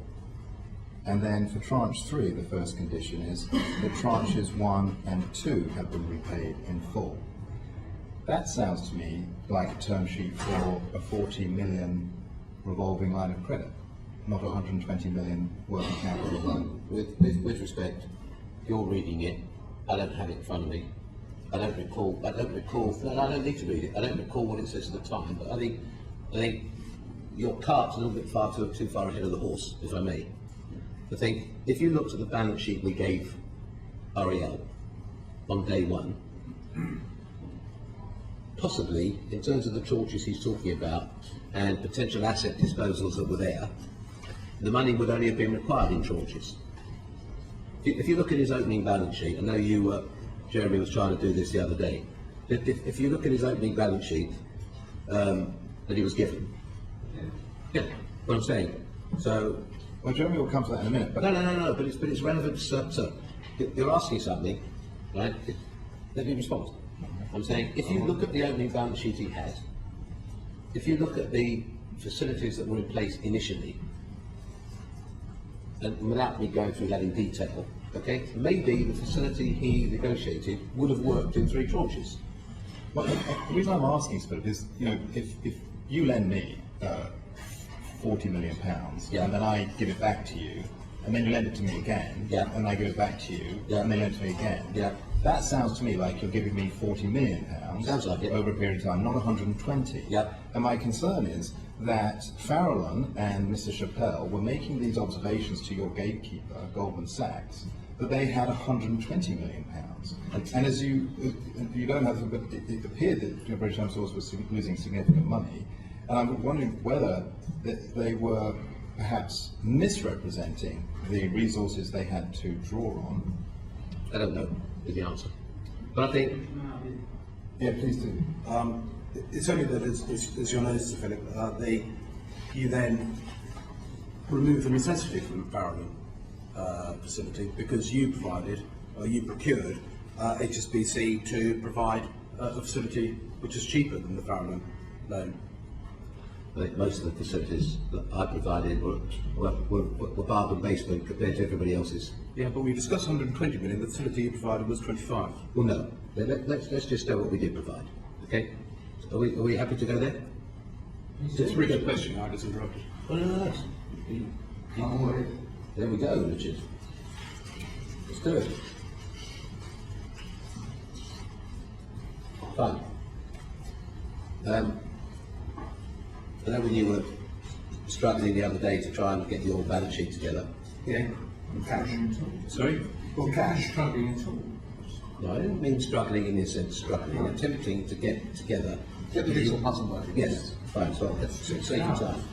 Okay? It was envisaged at completion, there will be 64 million of cash. Yeah. Okay? Total cash will be 69.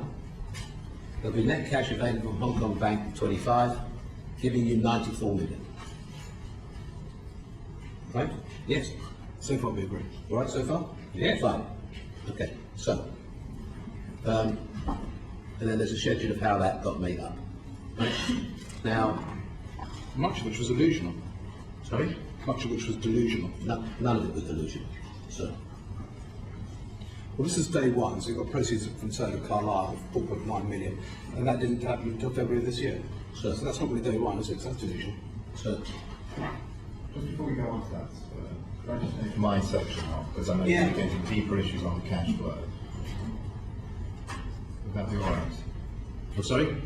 I know you're going into some details with Jeremy on lots of numbers, but the point I was trying to get about the Farallon representation, the representation of Farallon capital, a term sheet that you may have seen, that appears, I think, for a layperson as they I think I've got the point. Yeah, well, let me see if I get my point. Part of the interesting observation is that to a layperson, 120 million just looks like a 40 million facility. So the question about why it would represent itself as 120 million is an open question.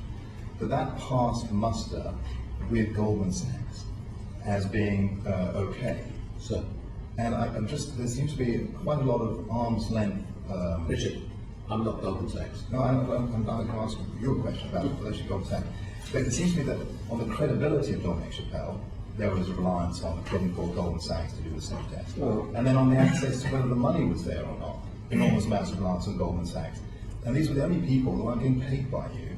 And I'm just saying, from the point of view of our observations of the committee on the role of advisors, don't you think this would draw very serious questions about the role of advisors like Goldman Sachs in very substantial transactions? Because you rely on them for basically every key point.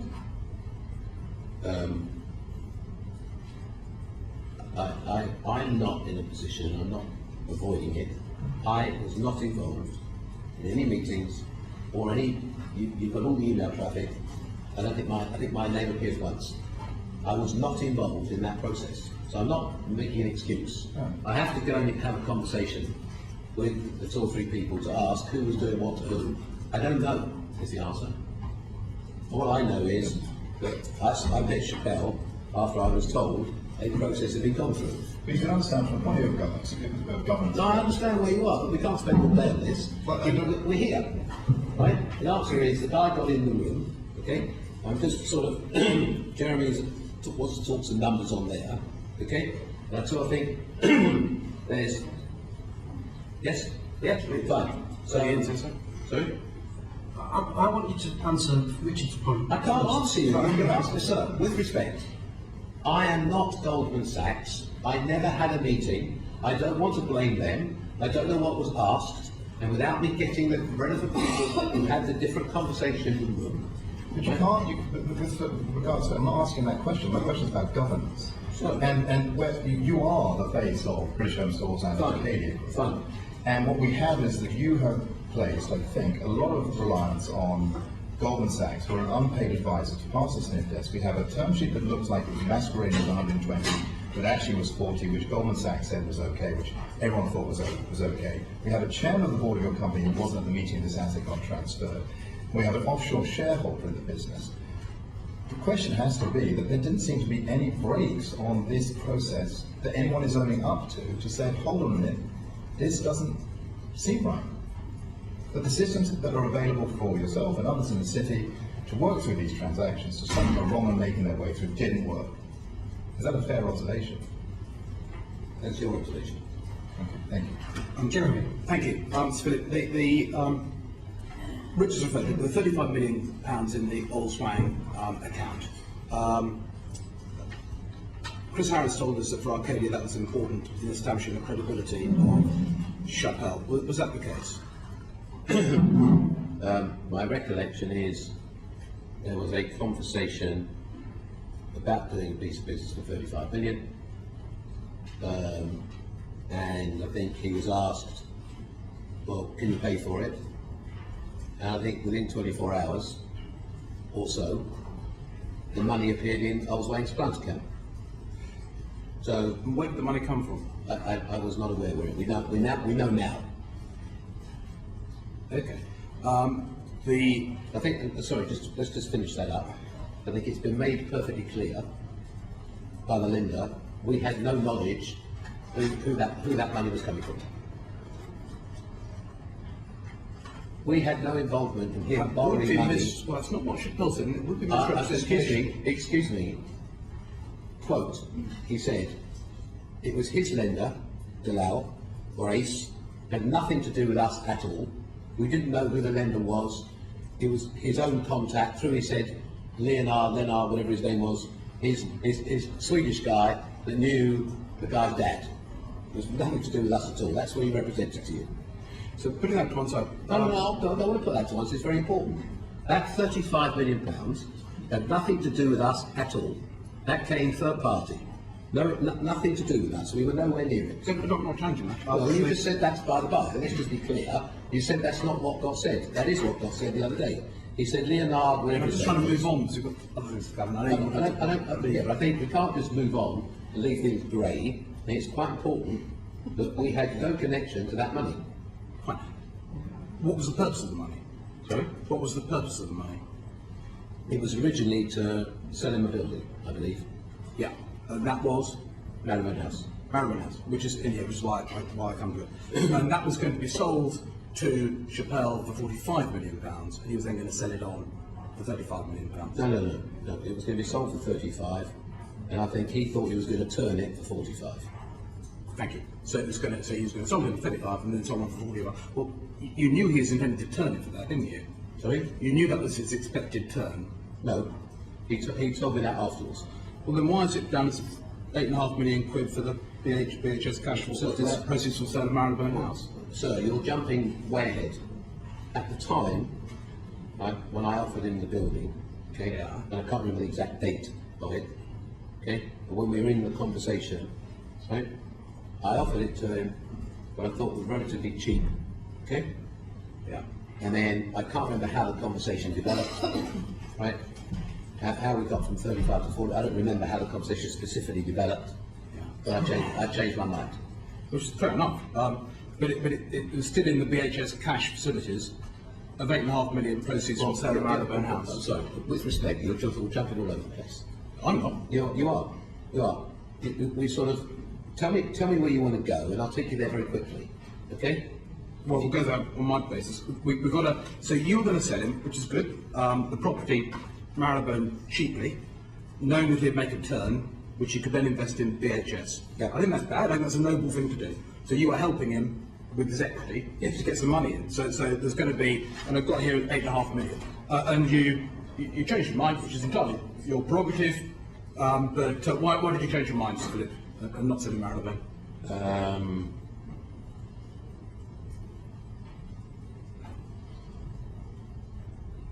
I think out the sky, to be honest with you, first of all, we never marketed the building. We never tried to sell the building, either building for that matter, because we come on to the building next door as well. Neither building had ever been on the market, we hadn't tried to sell them. And then once again, the property market, probably the least secretive marketplace, and from there, all sorts of offers started to turn up, and lots of people turned up were interested in buying the building. Okay, so you took it off the market, you took it out of the deal. They never had it on the market. Sorry, but you took it out of the deal. Yes, yes. At a fairly late stage. But you took it off. I don't, as I said, I don't remember the days, but yeah, but you took it off. That's perfectly understandable. In the board minute of the ratification of the sale, the Capital Investments Limited board minute on the 25th of March 2015, the reports that Sir Philip said that BHS's rent bill for Marylebone House had been reduced from 10.2 million to 1.4 million by transferring Common Properties Limited, the freeholder, and a company ultimately controlled by the Green family, into the BHS group as part of the sale transaction. That wasn't quite right, was it? it was 100% right. Well, that was on the 25th of March, and on the before that, under the SPA between the Nautilus, the head lease had actually been transferred to Wilton rather than to BHS. Can I try and help you? Please. Good. Sorry? What's right? To help with the dates, it's on the 13th of March. So, the Common Properties surrendered the head lease of Marylebone House to the company called Wilton Equity Limited. Fine. So, Marylebone House was owned by a company called Wilton. Yep. There was a lease in place between, historically there'd been a lease between BHS and Carmen, I think it was, and there was, historically there was a, because the freehold was originally owned by Prudential, way back, so before it, when it got bought, there was a lease in place, I believe, I could get you the exact detail, but... You're right so far. Okay, that's good. We're making progress. When the Carmen deal got done, and the Carmen properties, Carmen was sold back to BHS for 70 million. As part of that deal, the lease on Marylebone House was broken. Yep. But to give them 2 years rent free. So the lease was voided. Yeah, well, the actual phrase in the SPA was surrendered to... Okay, fine, voided, surrendered. Anyway, the lease was surrendered, so there was basically no lease. There was a peppercorn introduced, and therefore it was effectively rent free. Okay. So it was surrendered to Wilton, which is fine. Who's the beneficiary of Wilton? So, who's the beneficiary of Wilton? It's a family company. The beneficiary is Lady Green. Okay. Where's it registered? I don't know. BVI. On the 16th of July, Wilton Equity was sold, including Marylebone House, and you'll recall the acquirer of that. Sorry? You will recall the acquirer of Wilton Equity when it was sold on the 16th of July. 16th of July. We sort of jumped away from where we were, but anyway. I'm not sure whether this is relevant. I do. So, where's this relevant to BHS? You do recall who the acquirer was? Well, where's this relevant to the BHS conversation we were having? So, let me try and take you back, and I'll answer your question. No, can we keep on track? This has got nothing to do with BHS. No, but can we just keep on track to make sure that we finish as quickly as possible? It's not relevant. I can't give you the answer. It was bought by... Yes. It was bought by Capital Investments Limited, as I'm sure you will record as you're on the board of it. And it was bought by Arcadia for £53 million. The board, I mean, it doesn't have any reference to third party, but I mean, it's been bought off the Pru, as you mentioned, for £32 million in 2015. It's then bought by Arcadia through TIO for £53 million. The board minute doesn't have any reference to a third party valuation. Mm-hmm. Was it a third party valuation? It was. Was that hidden from the board? Because it doesn't appear in the board minute. You have to ask Mr. Harris. The answer is there is a third party. There were several bids. In fact, bids above that number, right? When the deal was done. Okay. I asked for the valuation document, and we haven't been able to see the valuation document. Okay, fine. There was no valuation document associated with the board minute. Fine.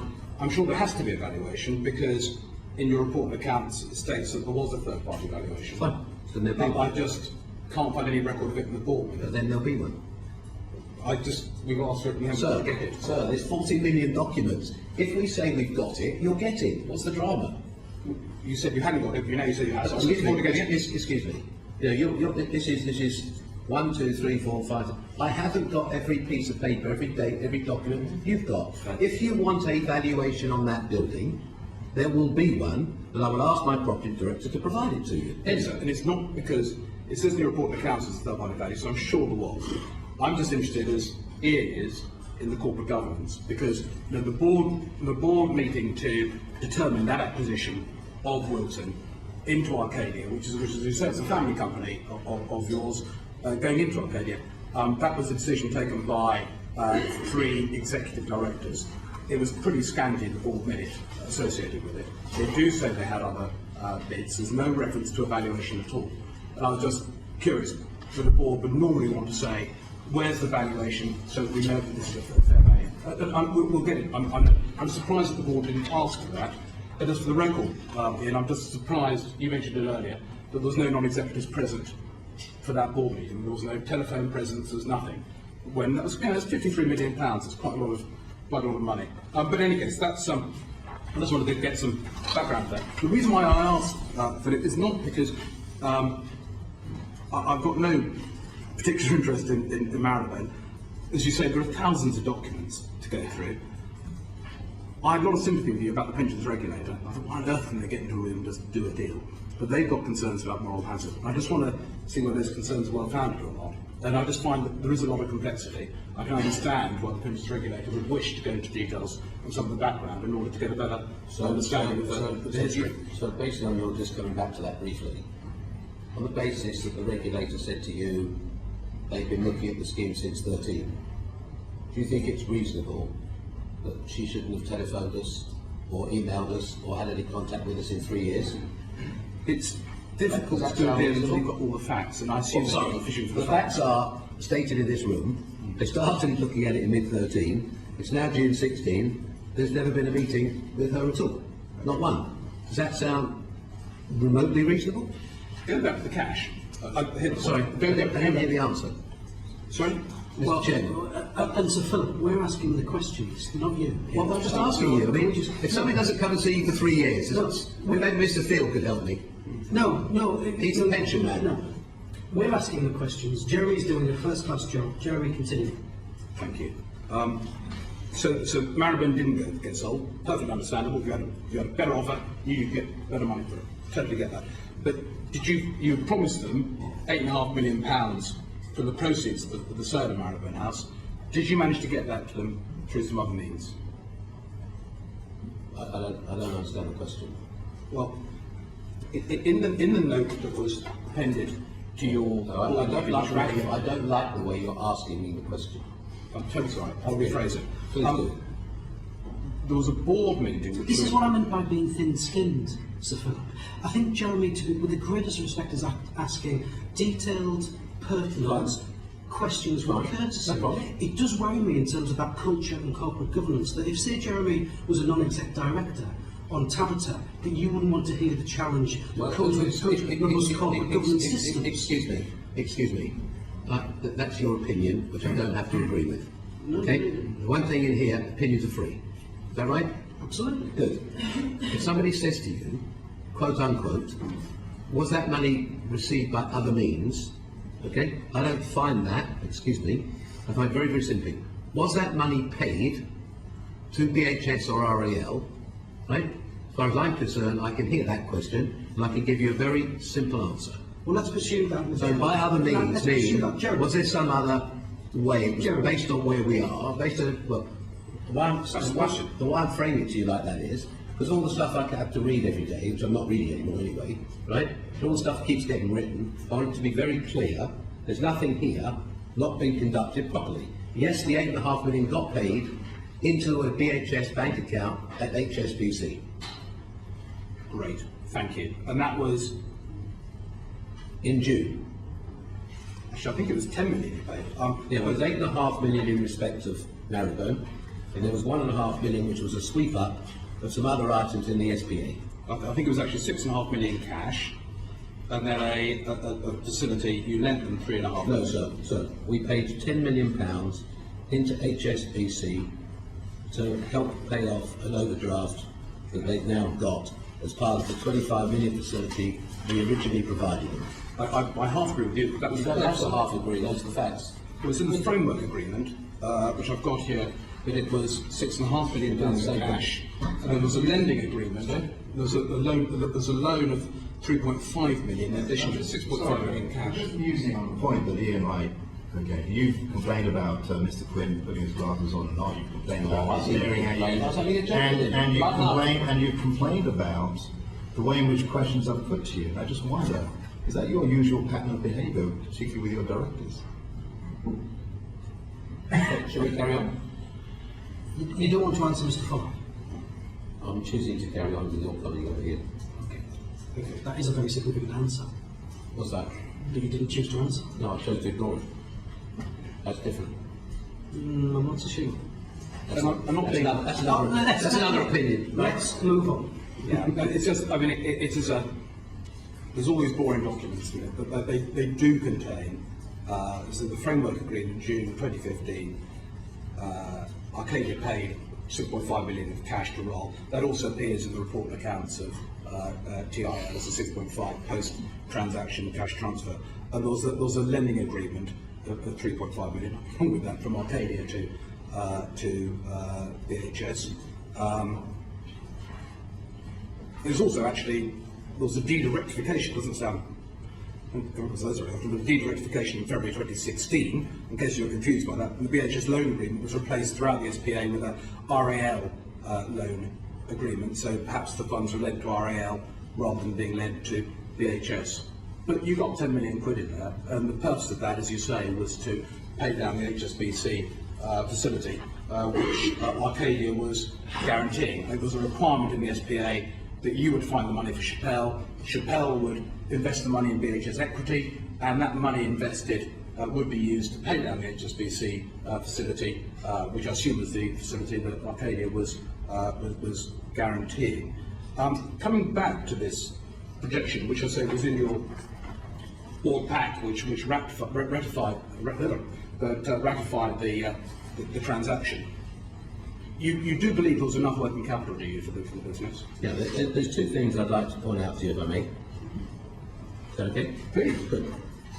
On the basis of, as I said, and I'm happy to get you taken through it, right, just briefly, Yeah. of the actual outcome statement, okay, in the covenants provided by the buyer, the following three covenants, whatever you've seen them appeared. I have, yeah. All monies in or available to the group companies at completion, including the group cash amount, the capital injection of the BHS loan, shall be used for the sole purpose of the day-to-day running of the business of the group companies. Yeah.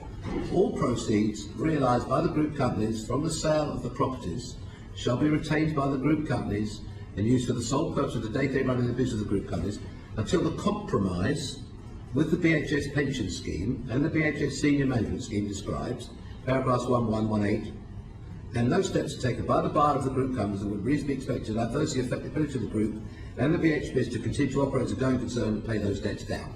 Those were the covenants that were signed. And I'm reciting those to you going back to your cash flow. They're very good covenants, Well, but it doesn't say whether or not there's enough cash in the business. The fact that well, within 3 so- months he's going to get a Wonga loan, so Jeremy, ACE, I don't really think it was. So let me help you, please. Ask the questions, let me give you the answer, if I may.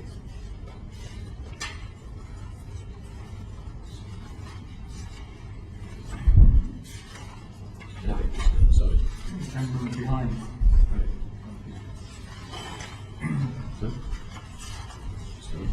Do you need some All help right. there, Sutton? Sorry? Do you need some help? Gentleman behind, I think. No. Right, so that's right. So, we believe that if all the cash that was supposed to be there, which was 94 million, right, plus the unencumbered real estate, which was 100 million. plus or minus 100 million, plus 8, therefore there was a short 200 million available, right, to operate and run the business.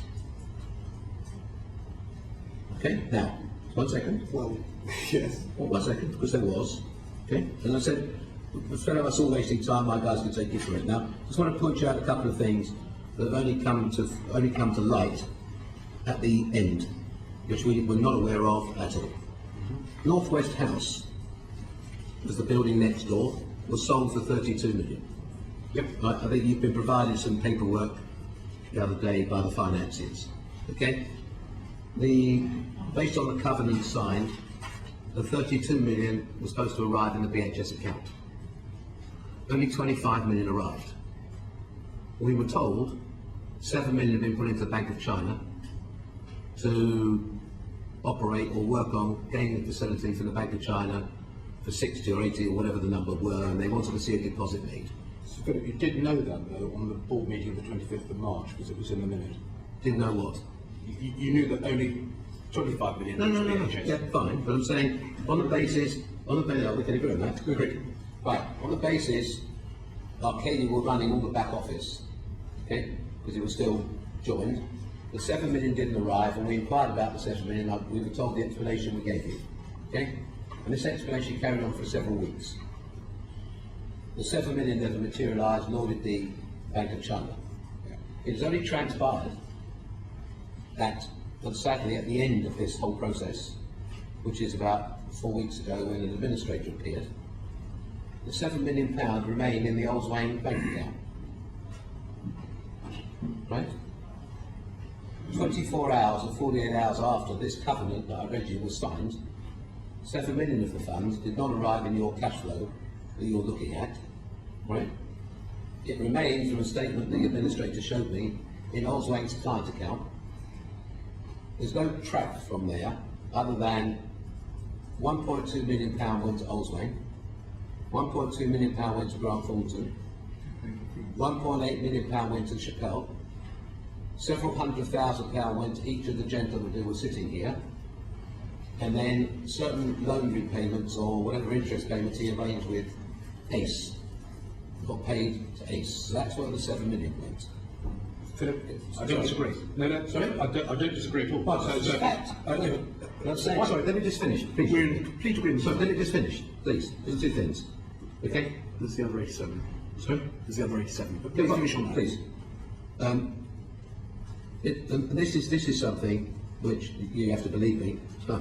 Right? We only found out about, as I said, we never found them. I didn't know where it went. We only found out at the end now that this 7 million remained in Oldsway. Yeah, but so once I'm sorry, Philip, but that's all very well. But That's all very well. 7 million of a covenant that his lawyer allowed him to breach 24 hours after the deal. Yeah, but I'd be more worried about it if you didn't have a note. It was? I'd be more worried about it if I didn't have a note to your BHS cash and facilities presented to the board on the 25th of March, shortly after the deal, saying 25 million of NWH proceeds received into BHS partners' accounts, balance transferred elsewhere. So you knew it wasn't with BHS. Back on 25th of March. I'm sorry, I do not accept that at all. If the guy's been in the deal a week, and he said, I've opened a bank account at the Bank of China, his lawyer didn't tell us it, and his lawyers kept the money against a blatant breach of the covenant 48 hours after we've completed the deal, right? And the money is retained in the lawyer's client account. But we go through every detail. I'm confused. You just want to ignore. Carlisle was another. No. How can you compare the two? This is 7 million that went missing. I'm not comparing the two. Well, you are. Carlisle got delayed by the landlord Yeah. for all sorts of different reasons. So it's but down excuse me, but ultimately it got completed at a later date. The money arrived. It got approved in February 2016. So that's not really day one cash, is it? That's £5 million. Sir, we had 194 million pounds. Well, right? The first 7 million, or of the first 32 million, 7 million went missing. If I may, What we didn't know, we're trying to bring on this, but well, we're not. there are. It wasn't 194 million pounds. It was. Well, you just told me there's 7 million less, so there wasn't. Well, you're saying what they were supposed to be. But the 100 million in itself was property assets, but they needed time to do it. Whatever the truth on this, you may think it's higher, I may think it's lower. Whatever the truth, within 3 months they're going off to get a loan of the most extraordinary rates from ACE. But hold on a second. Hold on a second. I mean, But that's the reality. We didn't have enough I'm working sorry. capital. I think what we should do is this. As you said, we don't want to be here all day. I'm more than happy. Come to our office. Right, let us take you through the numbers, let's take you through the cash flow properly. I'm happy to do that. I'm just saying to you, trying to represent to you, that if 24 hours or 48 hours after you do a deal, 7 million doesn't arrive in a BHS bank account of a clear covenant that's been given. Just to add on to it, which just brings me to finish, we did not know the 5 million of equity that got provided got borrowed against our warehouse from ACE. These are things we did not know. Now, what happened was, where the guy got lucky, That's the 5 million you borrowed from ACE before the deal. He then had to make a significant borrowing from them subsequent to the deal, in about 3 months after completion. He just ran out of working capital. That's not true. Do you want to hear the story, or do you want to tell me the story? I'm trying to hear the story. Right, but that's not the case. What happened was this. Okay, after the deal got done, there was this whole conversation about the credit insurance that was already at risk when the deal got completed. Yeah. Okay? He went off, as the deal concluded, to meet with the different insurers. Thanks to one of our lovely journalists in the room, get beating him around the head every Sunday, right, that's totally destroyed any chance of resurrecting the credit insurance. Okay? And that's what happened. Good, bad, or indifferent. Okay? That's what happened. 2 or 3 weeks on the trot. The major insurer, he went to the different insurers. Everything at that point was badly damaged, whether the information was right or wrong. But the whole scenario about writing about Chappell, Sutton, or whatever else, right, didn't help. The major insurer in this country, who insures most of the businesses, I called them up trying to assist. I did not ever guarantee the insurance.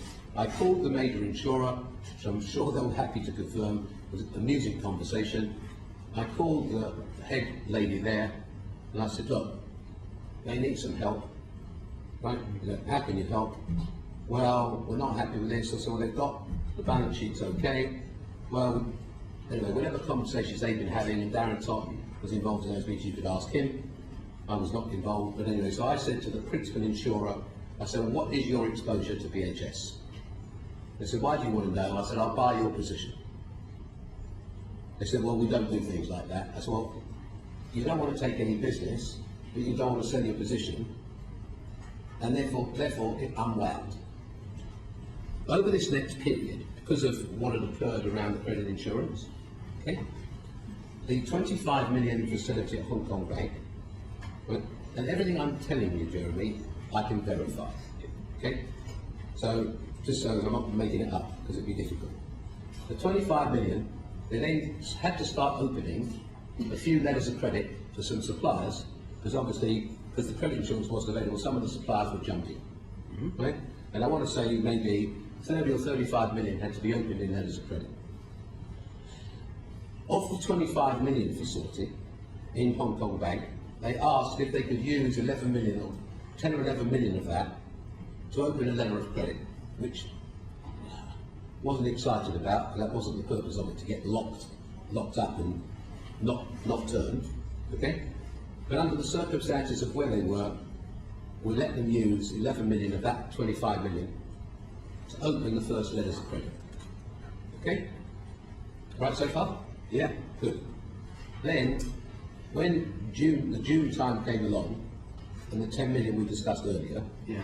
I insisted that this 10 million would go back to HSBC to make sure that didn't get a blocked facility and the money got sent there to pay it back.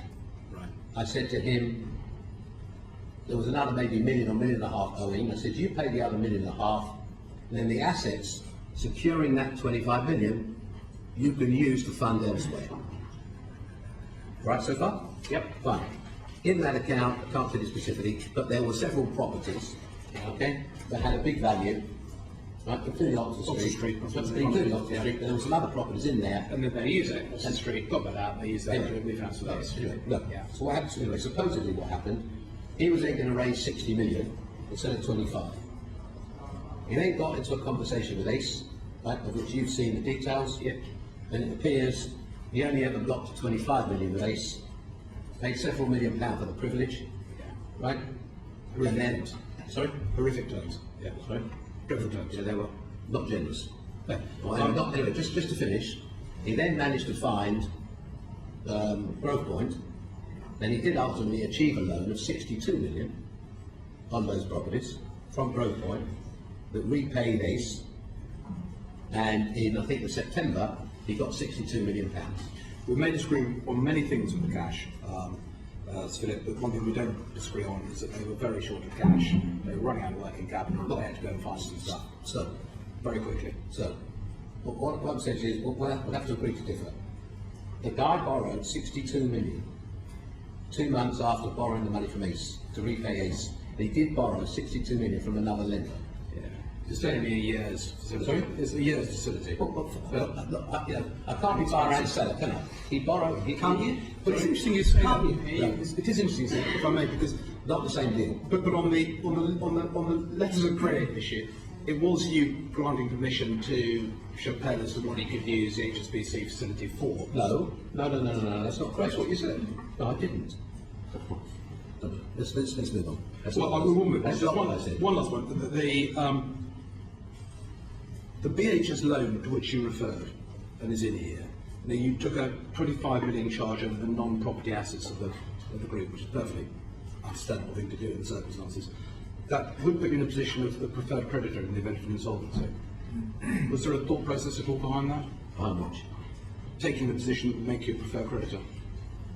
Sorry, you lost me. I thought it was quite a simple question. There's different ways.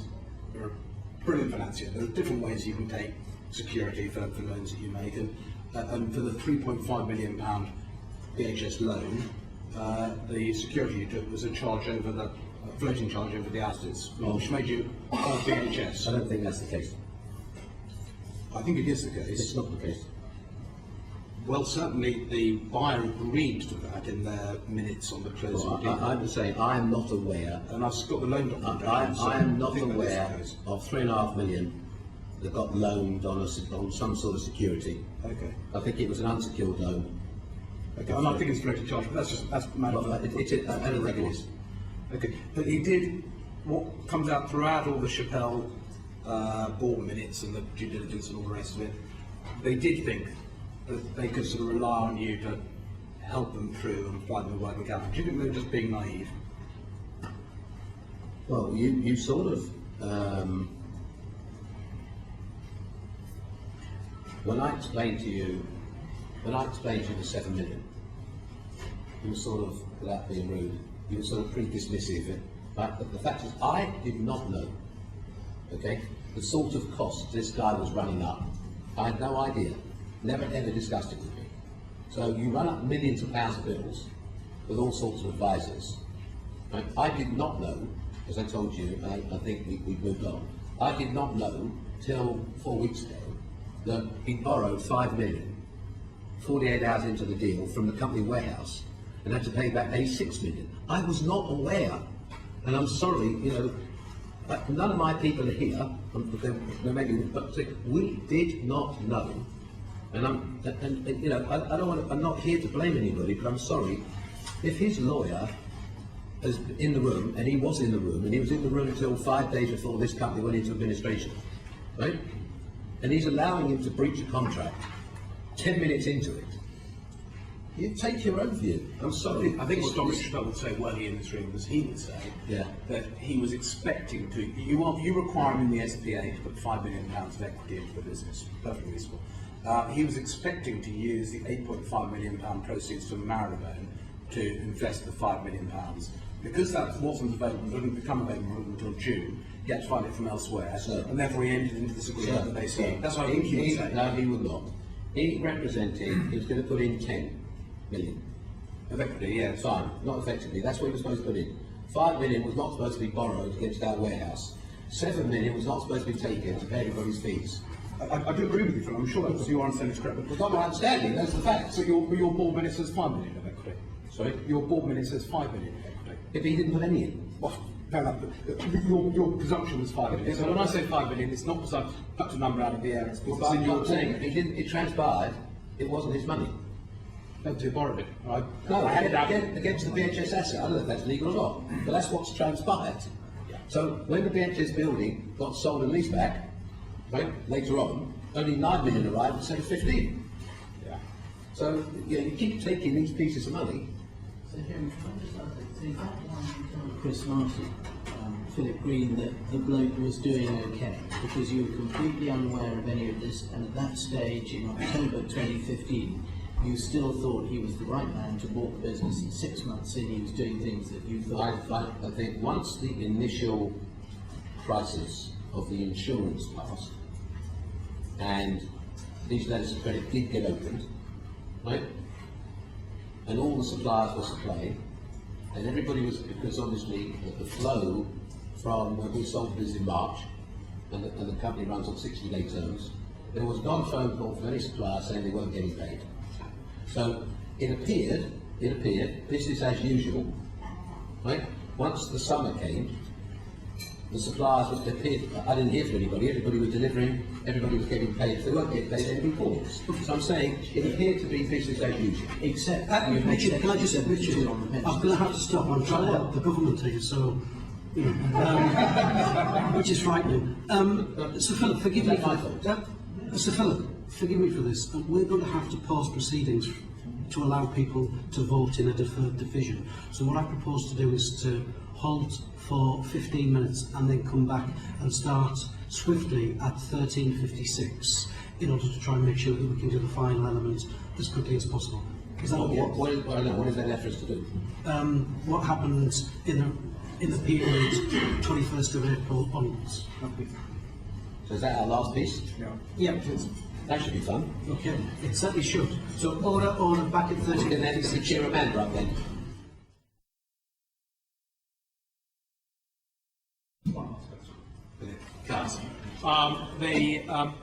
I was referring to the 3.5 million BHS loan. There was, of course, the HSBC loan, which appears in the statement as 25 million. I think it's 50. It was actually larger than that. It was used to pay off the 14. It was used to pay off some of the Jersey company debts, but the 25 million there. That too, I believe, had a fixed and floating charge over the assets of the grid, which left you as a preferred creditor. Do you have any recollection of that either? No, it didn't. It had the 25 million Hong Kong bank. Yeah. No, the 25 million had some specific fixed assets. Okay. Should we get this another way? I mean, is there any? Did you have any floating charge at all over the assets of the group? Yes. You did. Okay. Fine. So you did leave it in a situation where you were a preferred creditor in the event of insolvency. I'm not saying that's the reason you did it, but that is the fact. Well, I think £256 million later, right? Yeah. At the end, we wrote off 216 million, and we retained 40. That is now 35. Yeah. It's been reduced to 35. It was 40. It's now 35. Yeah. We additionally had security, and again, I could provide you the detail, I don't know, to hand, but we had security also over a property in Bristol. Yeah, Causeway. What it was. Sorry? Yeah. Yeah, and I can't remember when, but we can provide you anyway. They asked us to. This is just Mr. Phil. This is about just releasing some security. Yeah. Anyway, they asked us if we would release the fixed charge at some point. The reason I'm getting to it is No. Let me curious just about the please. ongoing. Let me just finish with you. That we had a fixed. No, it's important. We had a fixed charge on that property, which we gave up, and they managed to borrow 10 million from a company called Goldman Brothers. So we actually released the fixed charge to enable them to fund another 10 million. Yeah. Which is helpful. I'm just exploring. I know Richard is going to take it on from here, but it's just the umbilical linkage between you and them, which is unsurprising. I'm sorry. Somebody comes to you, I just can't accept that statement at all. We had security, fixed and floating. The guys come to us and said, look, we're a bit stuck, would you consider releasing the fixed charge? That's not right. So we had a look at it. I personally felt we were comfortable in the security we had on the floater, okay? And if it would be helpful, we would release the fixed charge. So we released, I don't call that a bit, we released the fixed charge. Philip, I wasn't being offensive. I mean, It's not a political call. We had a charge, we released it. Yeah. It's just not specifically in relation to the Causeway property. It's the whole property. It's the relationship between the Arcadia group and BHS, and it's not offensive. It was a parent company. Well, it's not. Relationship. You mean after the deal? Yeah. No, that's not correct. After the deal, so we get it perfectly clear. After the deal, we still had the central services which we were providing. Yeah. Outside of that, we guaranteed certain bank facilities, right, which we agreed to do. Okay.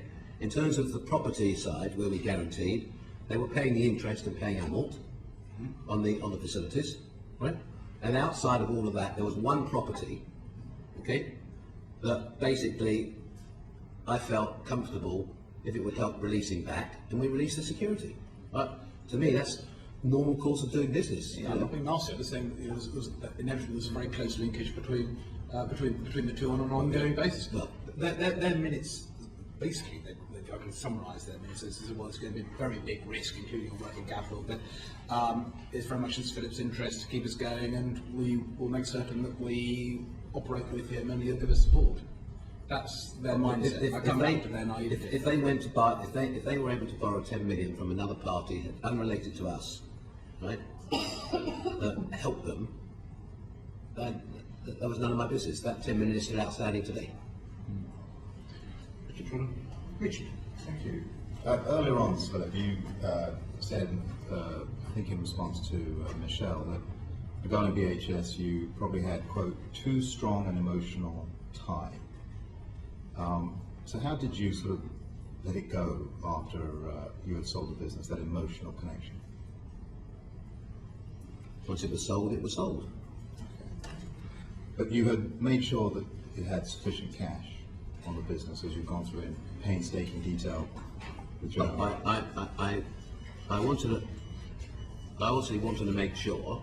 Right, sorry, my apology. I didn't turn my phone off. Sorry. Okay. It's a good lesson for all of us.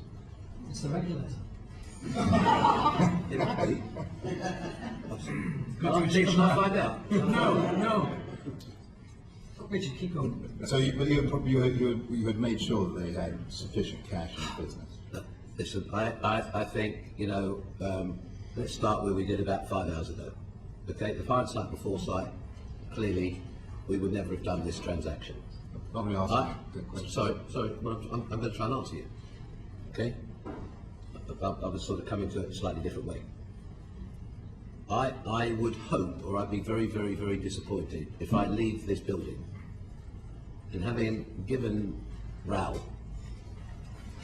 the best part of, and Jeremy and I can have a debate, but the best part of 180, 90 million, right, to go forward, I'd be very, very, very, very disappointed if anybody here didn't think that they had a strong facility, right, and a strong opportunity to take this business forward. Wasn't being foolhardy where they left 50 million, knew it couldn't be done.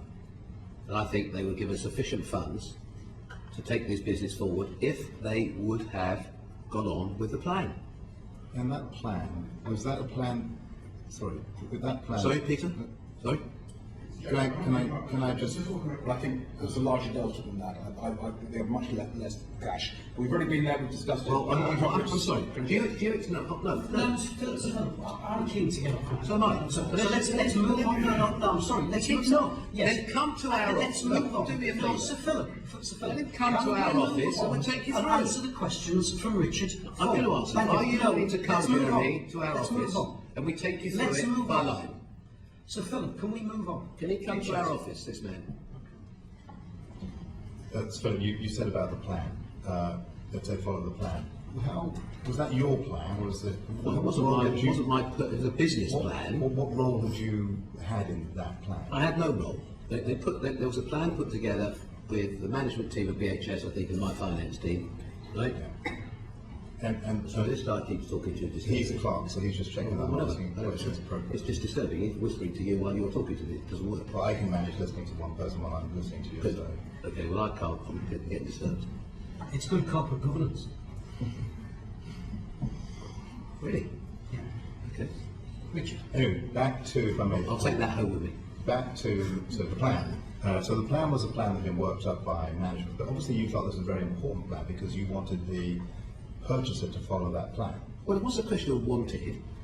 I think that it was effectively a management buy-in, if you like.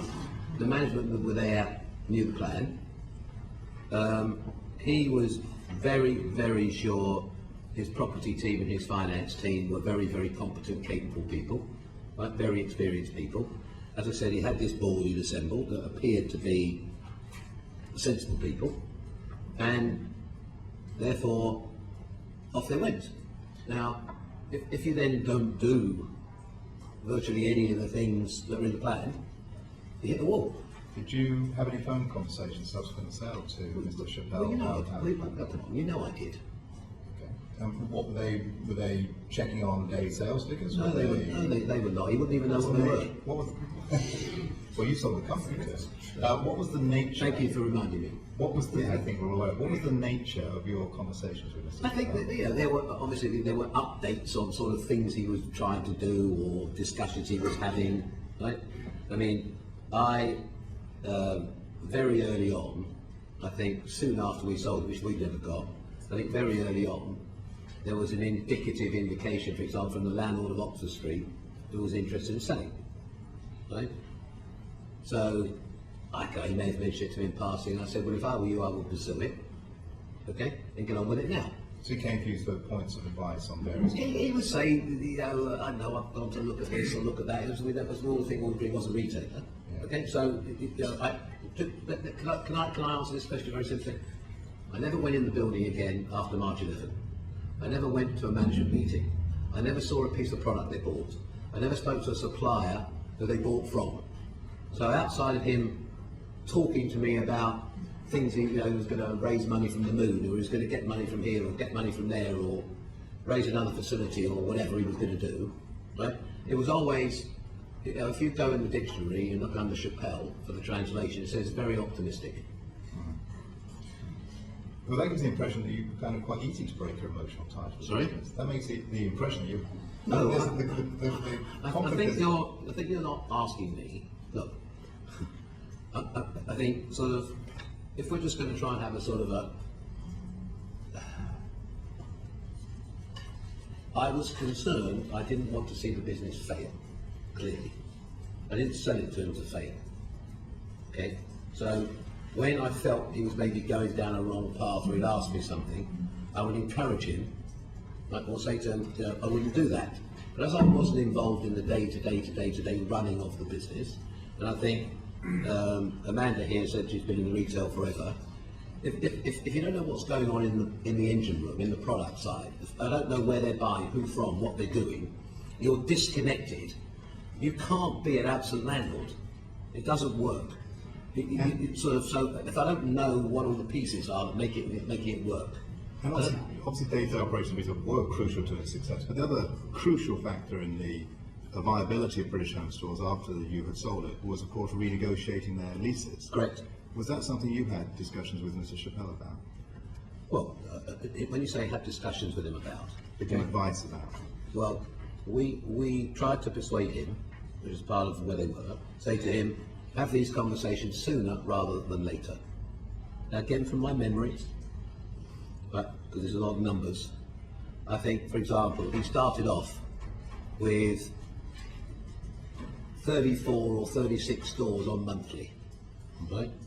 Rentals. They come from quarterly to monthly to help the cash flow. He said his guy was an expert. He ended up with 2 less on monthly a year later.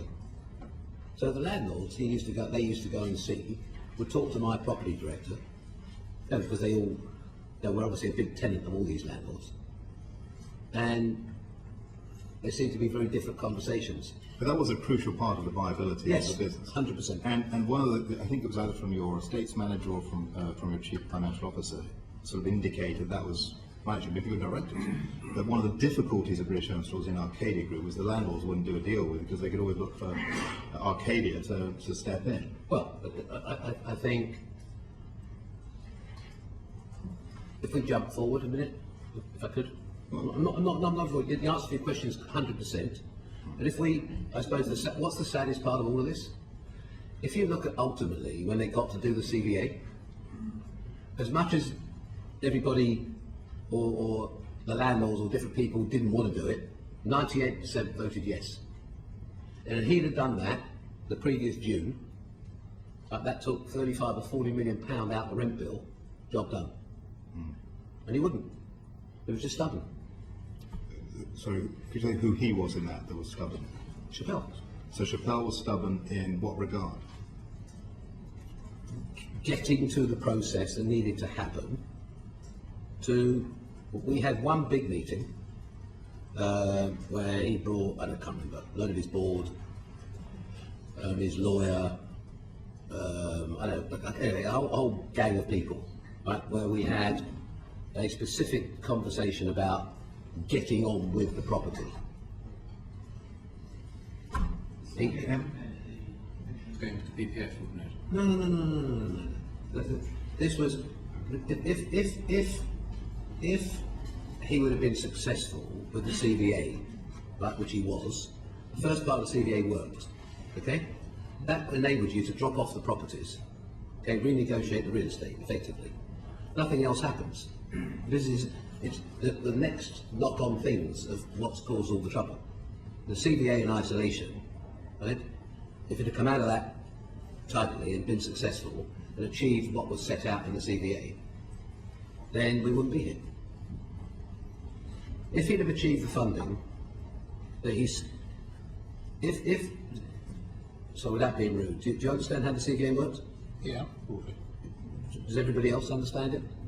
Sorry? No, the funding piece. Okay, you think you understand it? Sorry? We'll hold you if we don't understand. Okay, fine. KPMG, who produced the CVA, within it, there was expected to be £100 million of property receipts. They did not materialise. So basically, part of that was achieving a very big number for Oxford Street, which did not happen.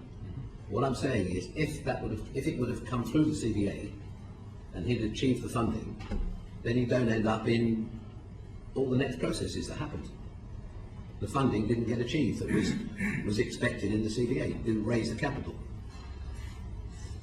One of our earlier witnesses thought that it would have been pensioners going to the PPF if the CVA was Sorry? One of our previous witnesses thought that it would inevitably mean the pensioners going to the PPF if they went down the CVA route. Which witness was that? Hitchcock, I believe.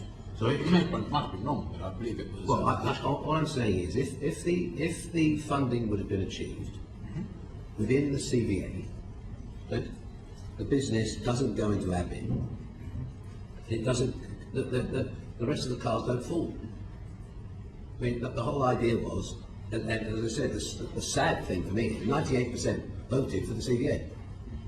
So the suppliers were unaffected. Most of the hit came to the landlords, and 98% voted yes. But it got wasted, that opportunity. So why do you think it fell, in which case? Which? CVA. you want me to just give you that piece? Please. Fine. Quite uncomplicated. He expected to achieve 100 million of real estate disposal, of which I think 70 or 75 million was represented he was going to achieve for Oxford Street, which didn't happen. In the end, I don't remember the specific timing, but anyway, enough money didn't get raised. I think in the end, like, I can't remember the specific timing, 50 million got raised, and then he tried to get a facility from Goldman Brothers, which was for 60 million, coming out of the CVA, which would have meant us subordinating the charge we had. Okay? Yeah, I think it's the CFO of BHS, from memory, that said that he stood down and didn't feel that BHS could make their side of the bargain. Well, I think that's probably consistent. Yes, well, I'm not going to tell you any lies. This basically, he presented the Goldman Brothers facility, which was 30 million immediately, followed by 10, followed by 20. He came and made a presentation to our board with his board and his own CEO plus his finance director, who replaced Hitchcock, right? Both represented it wasn't enough money, and basically the business needed 100 million, and the way this facility was designed, effectively, you had to, all the money, the lender kept all the money every week, because on a Monday you had to provide a certificate to draw the money for the following week. Okay? And I could just read you a quote. 7th of April from a memorandum. The facility not fit for purpose. Conclusion. If Goldman Brothers' motive is to gain control of the BHS business, then as mentioned above, and it's difficult to ensure there are no defaults outstanding, it will be difficult to prevent them doing so once the transaction is implemented. And that is his own lawyers quote in their document. So basically, it sort of was a loan to own, if you understand that expression. Like, it's like by the third Monday you breach it, and Goldman Brothers would have walked away with the business. So as part of that, he wanted us to subordinate behind them, and we would not do that.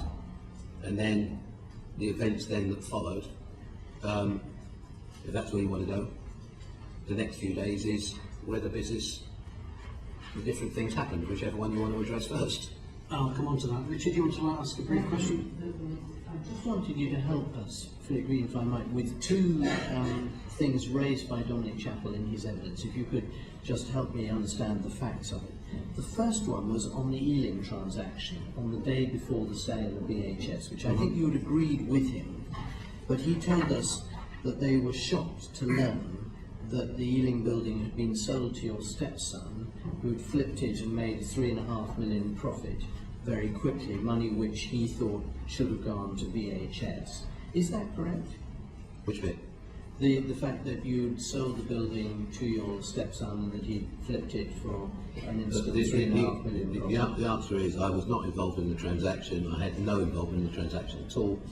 I am told by Chris Harris, which should happily produce to you, there was a valuation, and I think what Mr. Chappell did say to you was that he was asked, I think, whether he was happy for that transaction to proceed, and he said yes, and the building got sold and the money went into BHS and he got the benefit of the money. Yes, he said he didn't know about it going to your stepson and didn't know that it had been flipped on for profit. Actually, to be honest with you, it wasn't my transaction, I'm not involved in it, but I think... Okay. It wasn't... Sorry. Did you know about it? What? Did you know about it? You said it wasn't your transaction, but did you know the transaction was going ahead? I think I was told, basically, I think that the transaction we're trying to do fell, and I think they said they'd had another offer from whatever the name of the company was. But I wasn't involved in the detail of it. Right. I said, when can it be done? They said, I don't know, next day or the day after, and the money go into BHS, and that was the end of it. Right. But he also went on to say that when questioned by the regulator about whether he'd sold any properties in the last 36 months to any connected parties, Philip Green put no. Then when the story broke in the newspapers, he had to put a retraction to that in, saying, oh yes, I forgot. The day before I sold the business, I sold the property in Ealing to my son-in-law. Is that correct? I don't know. You don't know? Which bit, correct? The fact that you were asked by the regulator. The answer is I don't know. Would you be able to confirm that in writing? Confirm what? Confirm that you had been asked by the regulator, that you'd said Ask you the hadn't sold ask the regulator. I don't know if they asked me. When did they ask me? Well, this would have been presumably fairly recent, but you say you've got no recollection. There's one thing guaranteed, right? One thing guaranteed. If somebody asked me recently, when obviously I'm aware of, would have been aware of it, why am I going to lie? It's sold and it got paid for. I mean, it's ridiculous. Right, all right. Well, we should check up on the check. Well, check up, thing whatever you like. just It's getting to ludicrous. Was, well, it is important. I'm sorry. You did say at the beginning that trust was important and that you don't allow it. I'm just going to say this. I do not understand. If I am aware the property got sold, if I've met with the regulator once in a year, right, there is no possibility, zero possibility, if I would be asked that question, I wouldn't say yes. Why would I say no? All right, well, we'll find. And the second thing, can you... Where are you getting that from? Can you help? That's from evidence given to us By in who? an earlier session, by Mr. Chappell. So I tried to understand whether it's Please. correct. So you just told me it's from the regulator. If Mr. Chappell, is he now the regulator? That'd be worrying. And the second thing, can you just help us understand on the pension scheme, where I asked Mr. Chappell a number of questions about what had happened with that since the transaction. And basically what he said was that, quote, we couldn't get released from the moral hazard, and Philip wasn't going to do anything or release any situation he had until the moral hazard for the pension fund had been resolved and released. The pensions regulator wouldn't give him a number, Philip wasn't prepared to give them an offer, and we just ended up in this twilight zone continuously. Is that an accurate description of what's happened and why there hasn't been a deal on the pension fund despite various efforts over the last at least 7 years? I have not been involved in any meetings he or his advisors have had with the regulator or the PPF. So I don't know. Let me finish. You asked a question, you won't let me answer. So I have no idea what the PPF or the regulator has told him. On one occasion only, they'd had a meeting with their lawyer, whatever his name was, Adam Planer, from whatever the company was called. And I think, I can't remember whether he did or didn't come with his Grant Thornton man. They'd been to see either the regulator or the PPF or either or both, right? And they represented a number in relation, say, their idea of Project Thor, but called Project Veer or whatever it was called, and they represented a number, and to the best of my recollection of that conversation, it appeared that his lawyer had said to whoever they had the meeting with, I was going to pay the bill. Never had he had a conversation with me prior to going to have the meeting. Now, outside of that, I have no knowledge of, other than on a general basis, and I think you could ask Chris Martin, I think it's easier. Right? I mean, there has been, and I said, I think now, hopefully the door gets open, so we don't want to get into who said he said, but the answer is there has been, as you've heard, no dialogue. But I don't know, other than that meeting, I think he did try, and I think they were trying to engage, but it certainly had, and I think he talked to the PPF or the, I can't remember whether it was the PPF or the regulator either, and had muted an offer of 18 million in cash, a 10 million loan note, and a third of the business. And I think that's what the PPF, I think his guy, or that was an offer he muted. But what's interesting is that if he's broadly correct, and if you're broadly agreeing that the pensions regulator, that the pensions regulator wouldn't give you a number that they wanted, and therefore you weren't prepared to give them an offer, that's not quite consistent with your several positions earlier, not least with Steve Webb, the pensions minister, and in conversations with Dr. Howes and so on, that you would stand by the pension scheme and see it right. Because if you wanted to do that, isn't there the opportunity to pay the full amount, i.e. more than what the PPF buyout value is. Why is that? And then the pension scheme problem will be solved. But why is that? The man sat here, Mr. Rubenstein, said the number into the PPF was 275 million. Yeah. Right? Yeah, and you'd earlier told Steve Webb that you wouldn't put the pension fund into the PPF. But we don't think money would be found from somewhere. Well, with respect, you'll talk about a conversation he says happened 4 years ago. True. Right? So my memory is not as good as his. So would it be fair to say if the pensioners are listening, what comfort should they take about your commitment? I thought about 5.5 hours ago we covered this. Did we not? Would you like to summarise it for all? Let's get to the end. Okay, we're coming to the end, Sir Philip. So do you want to do it now? It will hasten the end of this. Well, I think I've said today we have now got communication finally with the regulator.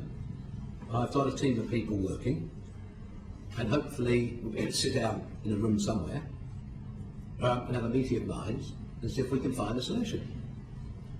And can I take you to second or third week in April, in terms of when BHS is about to go into administration? Yes. You said earlier you didn't want the business to fail. Mm-hmm. Why didn't you give RAL longer to make a go of it? Sorry? The reason I asked that is because you had this £35 million of your cash in the business, and you decided to take it back. Mr. Chappell alleges that toppled BHS over. Do you accept that? No, I do not. Tell us why. Tell us your side of the story. Because the man sitting behind him the other day, Aidan, whatever his name is, Tracy, right, presented in my boardroom that the facility was not sufficient. It was not sufficient money to make the business work. Darren Top was the second presenter, right, in that meeting.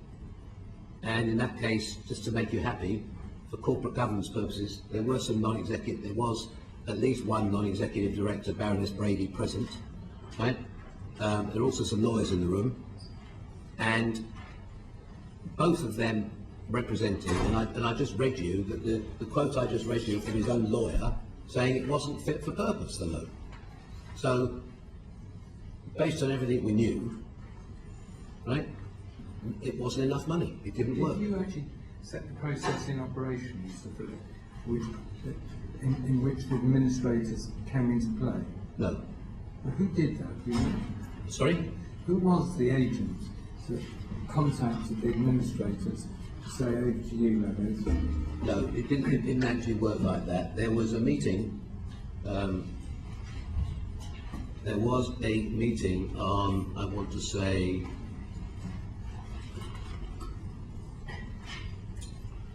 when did it go into?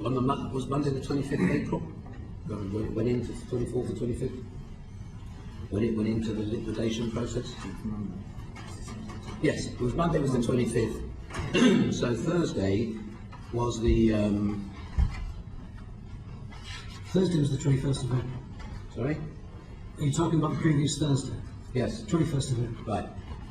So the business was put into... They had a... Basically... Following a meeting... Shall I read you? Please. Good. Following a meeting with the BHS board on Tuesday the 19th of April, which is that meeting I just referred to now, where they presented the Gordon Brothers possibility. Neville Card of Deloitte called me, this is from the administrator, this letter I'm reading it. Neville Card of Deloitte called me to advise he'd given mine and my firm's name to you as a recommendation to affect administration of BHS and a number of other firms were conflicted. Forgive me, Phil, could you read that out a bit more slowly for my purposes, please? Yes.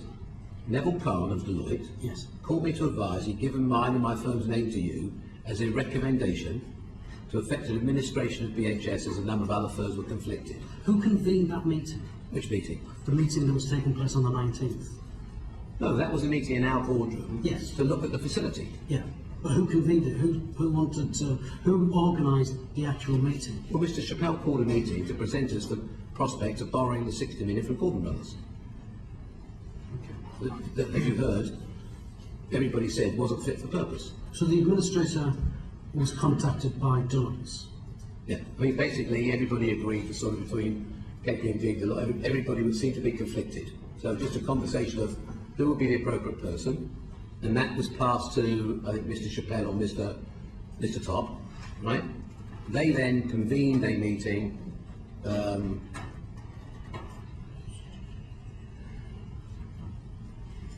As detailed in the creditors report, the Board of BHS resolved on the 21st of April 2016 to appoint me and one of my colleagues as joint administrators on Friday, the 22nd of April 2016.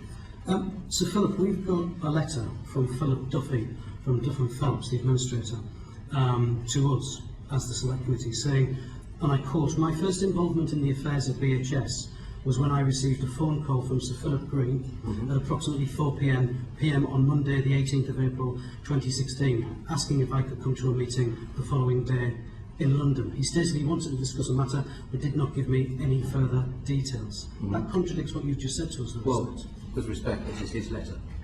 I'm reading you Duff and Phelps' letter, it's not my letter. There's a letter he sent me, right?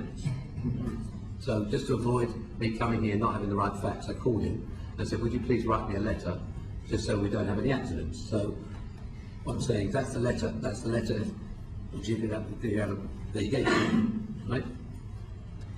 Keep going, please. Whether it was Monday or Tuesday, I mean... No, but keep going. Okay. What else do you want me to keep going with? I want to know the events of that week and what happened and what was decided when. Okay, fine. On the morning of Friday the 22nd of April, I and my colleague, Ben Wiles, was asked to attend a meeting at Olswains, where we were advised that a last-minute rescue attempt by an unconnected retailer was in progress and that the Board of RAL was to work on this over the course of the weekend. Were you told who that unconnected retailer was? No, I was not. You had no idea who that was? No, I did not. I advised Dominic Chappell that he had to give this every effort. Okay? There were however some concerns, namely, 1.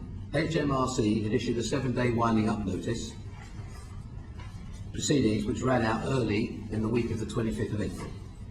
2. Lawyers acting for the Board of BHS Group had advised the Board they were at risk of wrongful trading. 3. There was a risk that unless the group was protected by an administration order, that salaries of circa 8,000 people would not get paid on Friday the 29th, 16. This is the potential administrator was my main concern, as if the salaries had not been paid, it would have been disastrous for the business and potentially a large number of employees might have left the business. In order to mitigate the concerns, and these concerns were agreed by the Board of BHS as well as members of the RAL Board, which suggested Arcadia should issue demands and if necessary, it could appoint administrators under its floating charge should any undue delay occur in resolving the current financial position. That is the letter the administrator gave me, and I told him I was going to bring it to read to you. So effectively, just in simplistic terms, we provided a letter as a backup in case whatever RAL or anybody was doing did not happen, that the administrator would be able to do his job on the Monday because of the winding up and the things you've heard. That's very, very helpful. Does that make it pretty? That's very clear. That was the idea. Were you aware of any interest from Sports Direct in wanting to buy BHS? 0. None whatsoever? What? On the Thursday? Yes. No, 0. I have a letter from Mike Ashley Yes. to me Yeah. where he says there was a meeting on to discuss this on Thursday the 21st of April. He said... Sorry, discuss what? To discuss the potential of Sports Direct buying BHS. With whom was the meeting? Well, let me just read you this paragraph because I think it's very interesting. Please. I noted at the beginning of your letter, which is my letter to Mr. Ashley, you have asked about Mr. Chappell's comments about Sir Philip Green, which were made to the Biz, Work and Pension Committees on the 8th of June 2016. Neither I nor my advisers were present during the said conversation between Mr. Chappell and Sir Philip, and so I am unable to verify details. Sir Philip did not attend the meeting at Olswain on April the 21st, 22nd, but I was, that is Mike Ashley, I was in telephone contact with him over the weekend. He also says a subsequent meeting took place at my offices, at the offices of Arcadia on the 27th of April 2016. Ian, I'm sorry, you need to stop. No, can I just... No, No, will you respond to that point about the 21st? Yes, and okay. 27th? Mike Ashley was in contact with you, as you know. Sir, with respect, I'm not going to mislead you. Don't try misleading me. I'm not trying to. You are trying. No, I'm really not. I just want to know the facts. Right. Well, I'll get you the facts, and I've got another letter. Okay. Hang on. I'm chairing this. Can I just ask you this? And I'm in control of what I say. No, you really are not in control of this. What I say to you? I say I'm in control of what I say. No. Can we just address the point about Sir Philip did not attend the meeting at Allswang on April the 21st and 22nd, but I was in telephone contact with him over the weekend. Is that true? Can I answer the question? I'm not answering it in the way you're asking me, but I will answer the question. I just want to know the facts. Well, then let me answer you. Please, don't bully me. Let me answer you. First time for everything. I don't think so. This is really simple. Apparently, unbeknownst to me, right, that, which obviously subsequently I found out, Chappell had made contact with Sports Direct on the Thursday. After he signed up to come to admin, he made contact. I had zero knowledge of that at all, that meeting had been arranged. They apparently worked all night. Yes. I had zero knowledge of that, and I think anybody in the building, right, will be able to confirm I was not involved, I had no knowledge of it, I didn't even know they were having a meeting. Right? At some time, I don't know, after they've been all night, right, I want to say, at maybe lunchtime on the Friday, right, Mr. Chappell called me, and he said, could I have Mike Ashley's phone number? I said, for what? I need to talk to him. Oh, about what? Well, I've signed an NDA anyway. So I think eventually he might have told me, I know, he was having a conversation anyway. He apparently made some calls to Mike Ashley. Relax, you'll get your answer. Good. Right? But we've got to get it in the right order. Anyway, he made some calls apparently to Mike Ashley. And Mike Ashley called me at around 3 o'clock, right, laughing, and said, well, you knew it was me, didn't you? Because that's how we dialogue. Are you quite close? Yeah, they're friends. Yeah. So, you know, so basically he called me up and said, you knew it was me, didn't you? I said, how would I know? If you told me, he said, well, I was asleep while they were all doing the work, whoever his team was doing the work. He wasn't involved at all, he wasn't at the building. Okay? That's not his thing. So where have you got to? He said, do me a favour, right? Please make sure that guy doesn't phone me again. I said, well, it's not my fault. You started the dialogue. Anyway, so from there, we had a few conversations, I don't know, over I don't know, Saturday, right? And I think eventually his guys, I had no involvement in the negotiation, don't even know what the deal was, right? Please keep going. I don't even know what the deal was, or what the negotiation was. Knowing I was coming here today, I've got myself a little bit of a rest of what the deal was, in case it turned up. But I had no involvement in the deal whatsoever.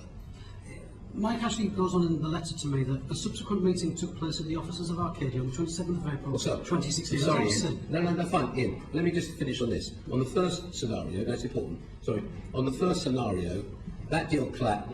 Just to get the record straight, I had no engagement in terms of what his deal was with Raoul. Right? I've now got some information of that.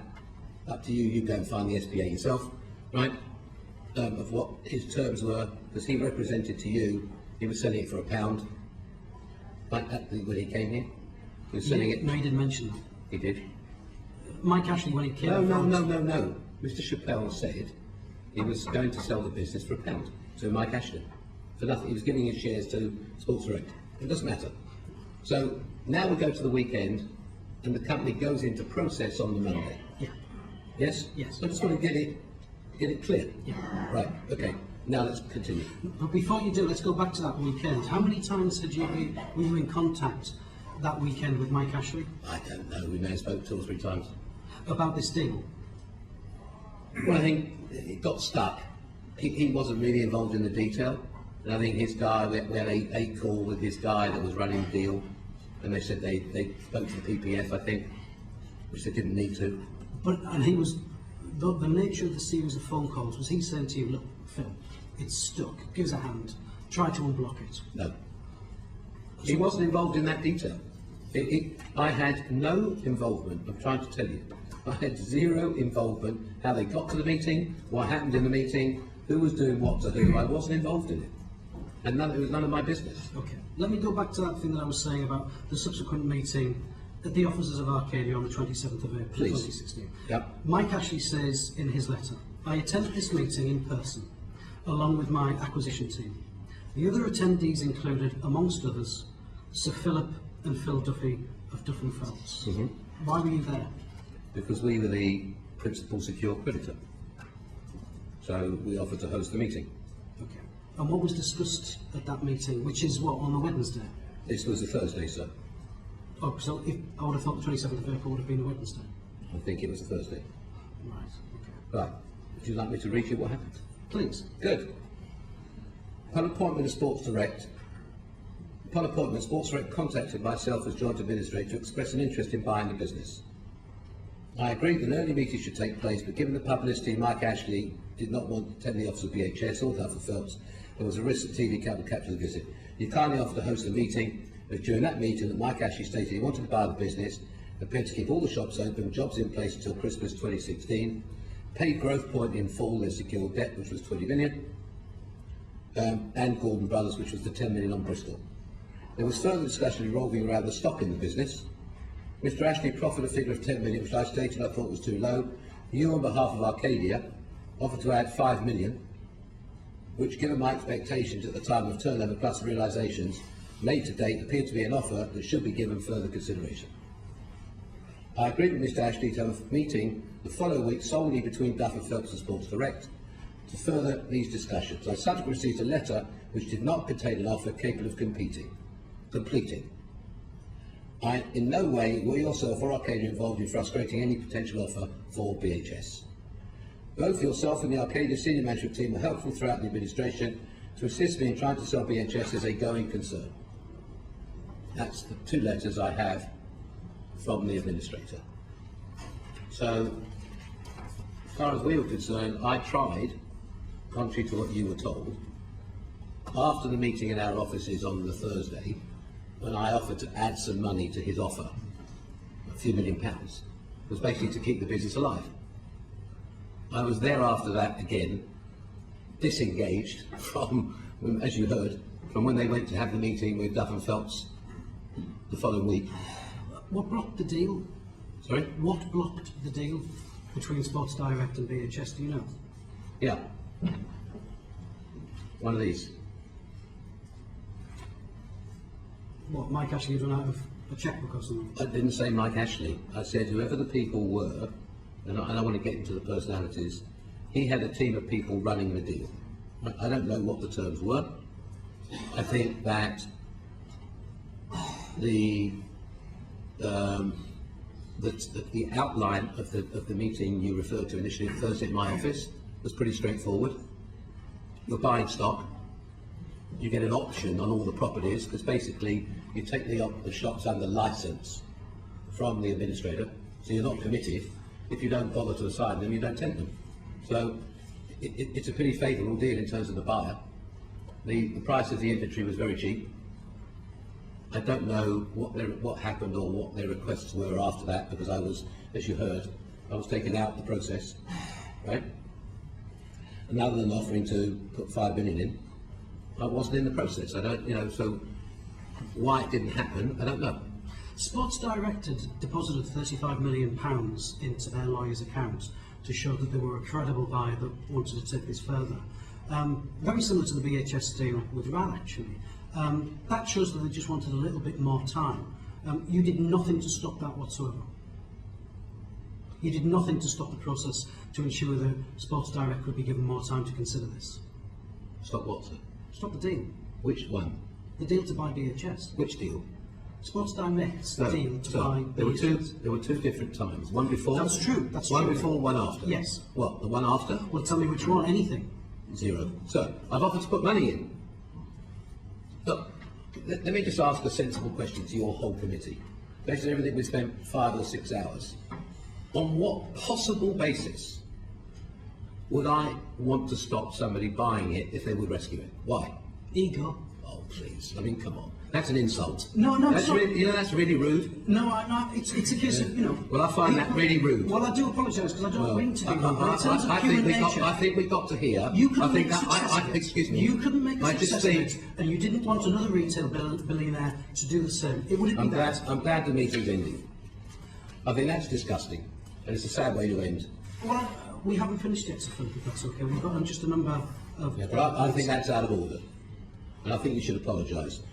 Here's a business where if there's a bona fide buyer, I have offered to add to his purchase price for free, to put X million pounds in on top of what he wanted to pay. And I'm trying to block it.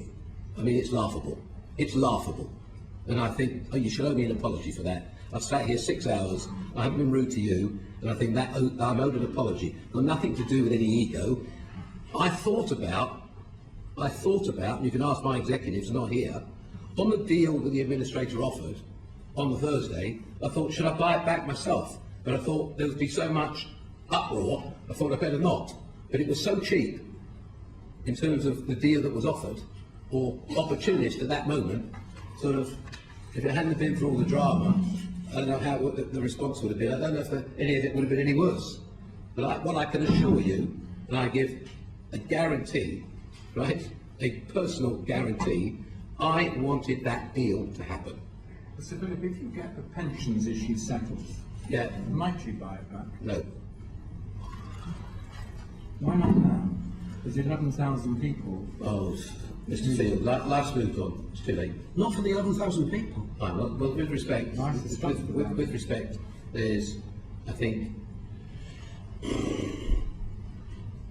hopefully, sort of 8,000 people are part-time in the retail business, and I think quite a lot of those people, these staff do, and I'm not in any way, shape or form saying it's acceptable, but they do move around, and I think hopefully the part-time people will get a job.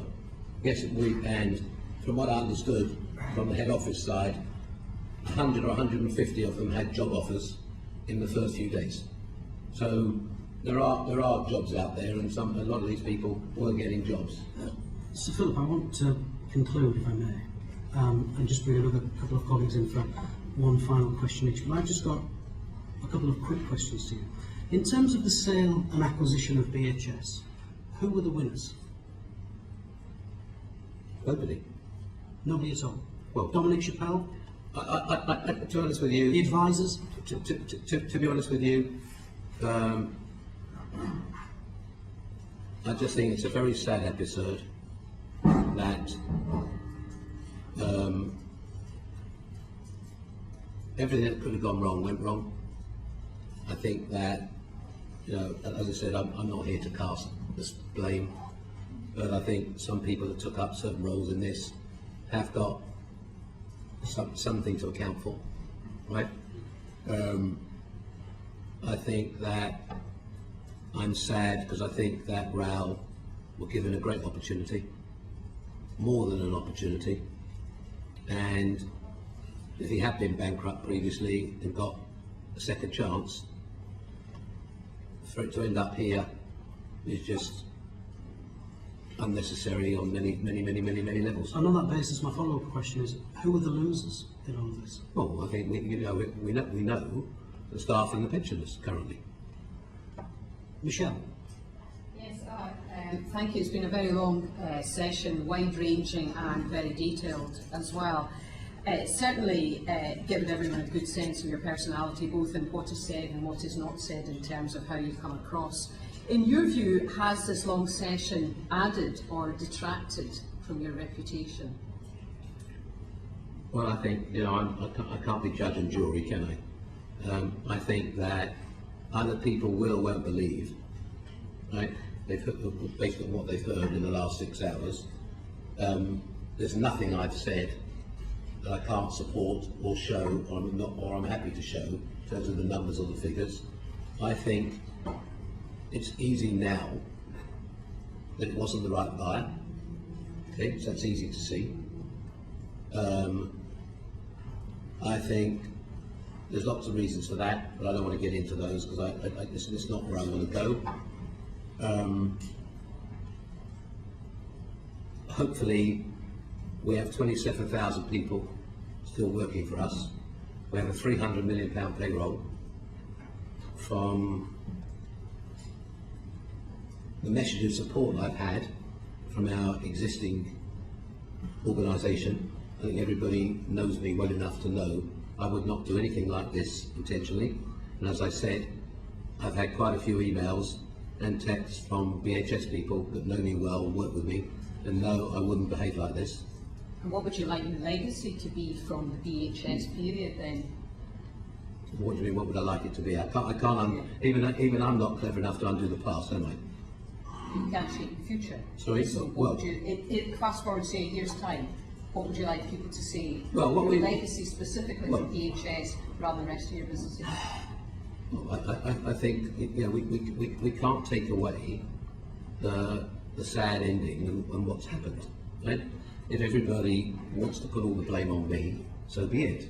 I'm just saying, which I think I've said, I think if we're ending now, are we? One final question from Richard. Why would that be a surprise? Anyway, so I'm saying, look, let me digress totally, could I, for a moment, to answer your question? All the people that know me in this industry, and I actually got a letter here, which I'm not going to bother to read you, from the Retail Trust, which is the organisation that looks after people that fit in the business and basically need help. The letter here, which I could give you a copy, I personally and our company have been the biggest supporter of that organisation for the last 10 years.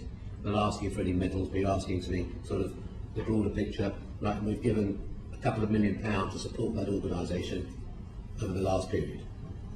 I've spent the last 10 years training young talent, right?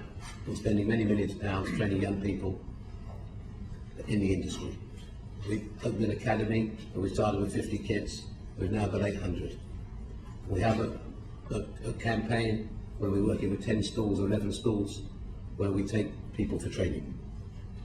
We support a charity company where we fit their shops, we stock their shops. I think all the people, and as I said, within BHS that know me and work with me, know I'm honest, and there is no way in the world I would have wanted this type of an ending. So, if any way I can assist or help, certainly as I've committed earlier on, in terms of the pension, it's my intention now the line is open to sit down and see how we find that solution. Obviously, in terms of the staff, we'll look at what we ourselves can do, right? And if there's any, let's see how that develops, and hopefully maybe somebody might buy n number of shops and keep some of the staff or whatever, and hopefully that will evolve, and those people will get employment. Purchase it. So if I start with an open question about so why do we have companies and what are their aims? And the reason I ask that is because we work in a business system where we give companies tremendous freedom, directors and owners of companies tremendous power over the way in which they operate, a very loose system of governance. And also because we're in an era where there's a lot of public mistrust of bosses and how those powers are used. And whether you would like it or not, your business is sort of front and centre of that. And perhaps that's because it's a private company, perhaps it's because it's held offshore, and of course most importantly it's because it ultimately, British Ownership or subsequent to your ownership went bust relatively quickly thereafter. Are there any lessons as this committee looks at the role of directors and transparency, any lessons that you, in hindsight, look back, think should inform us so that we can rebuild the public's trust in how the private capitalist system works?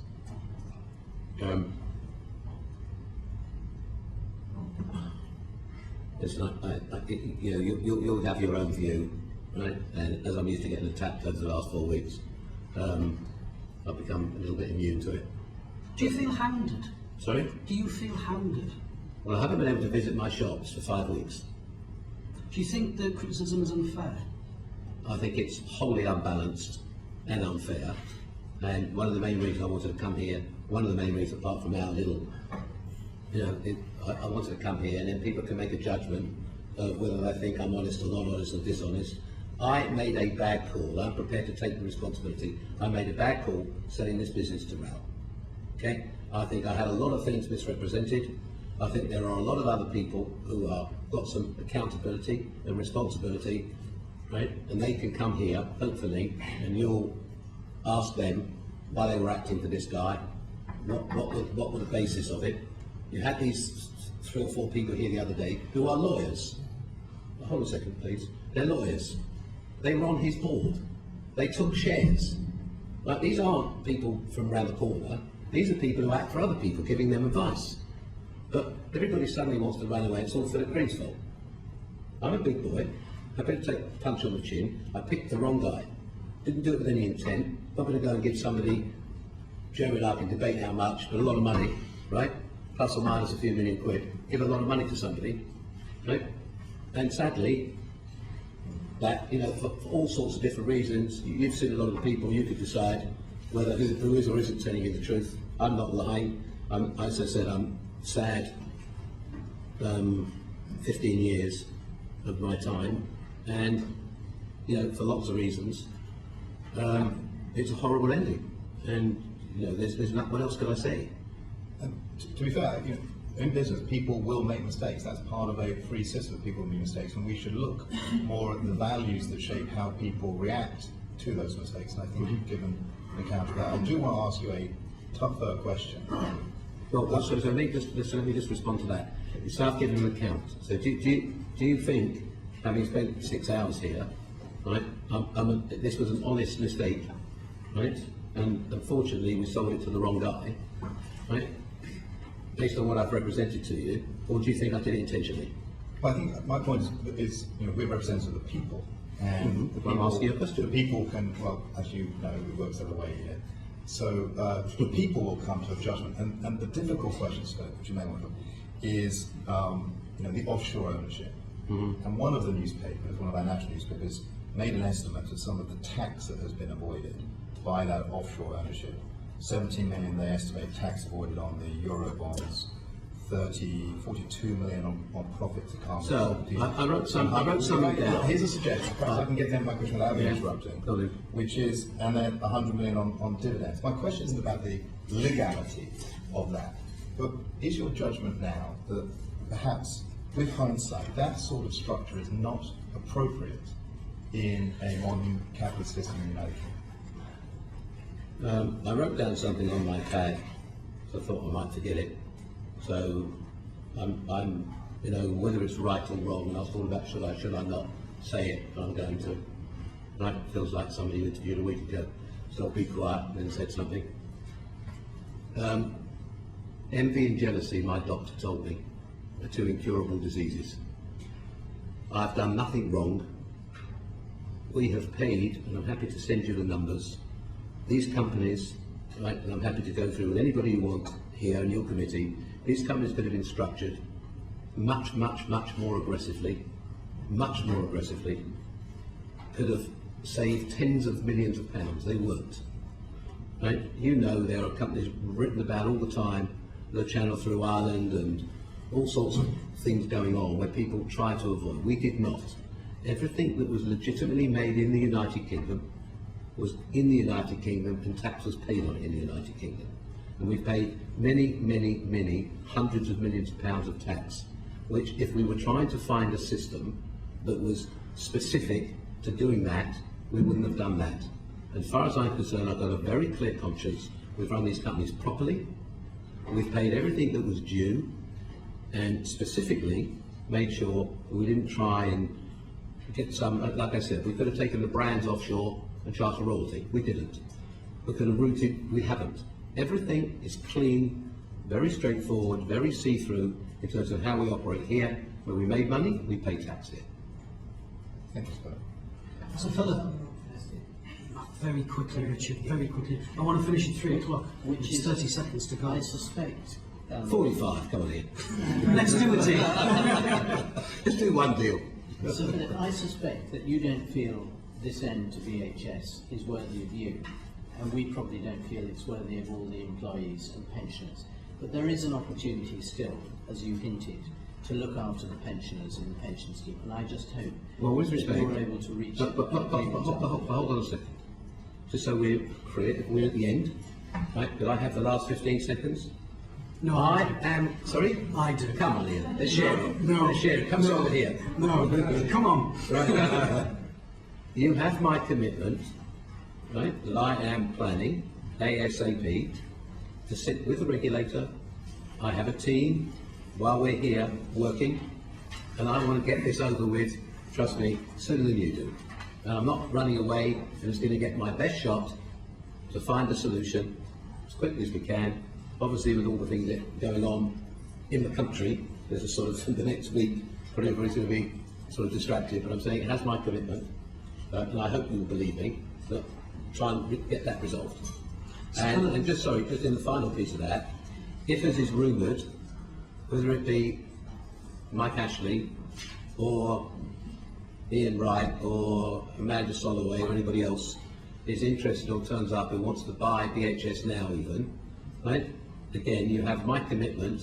We will support anybody if we can be helpful in making that happen.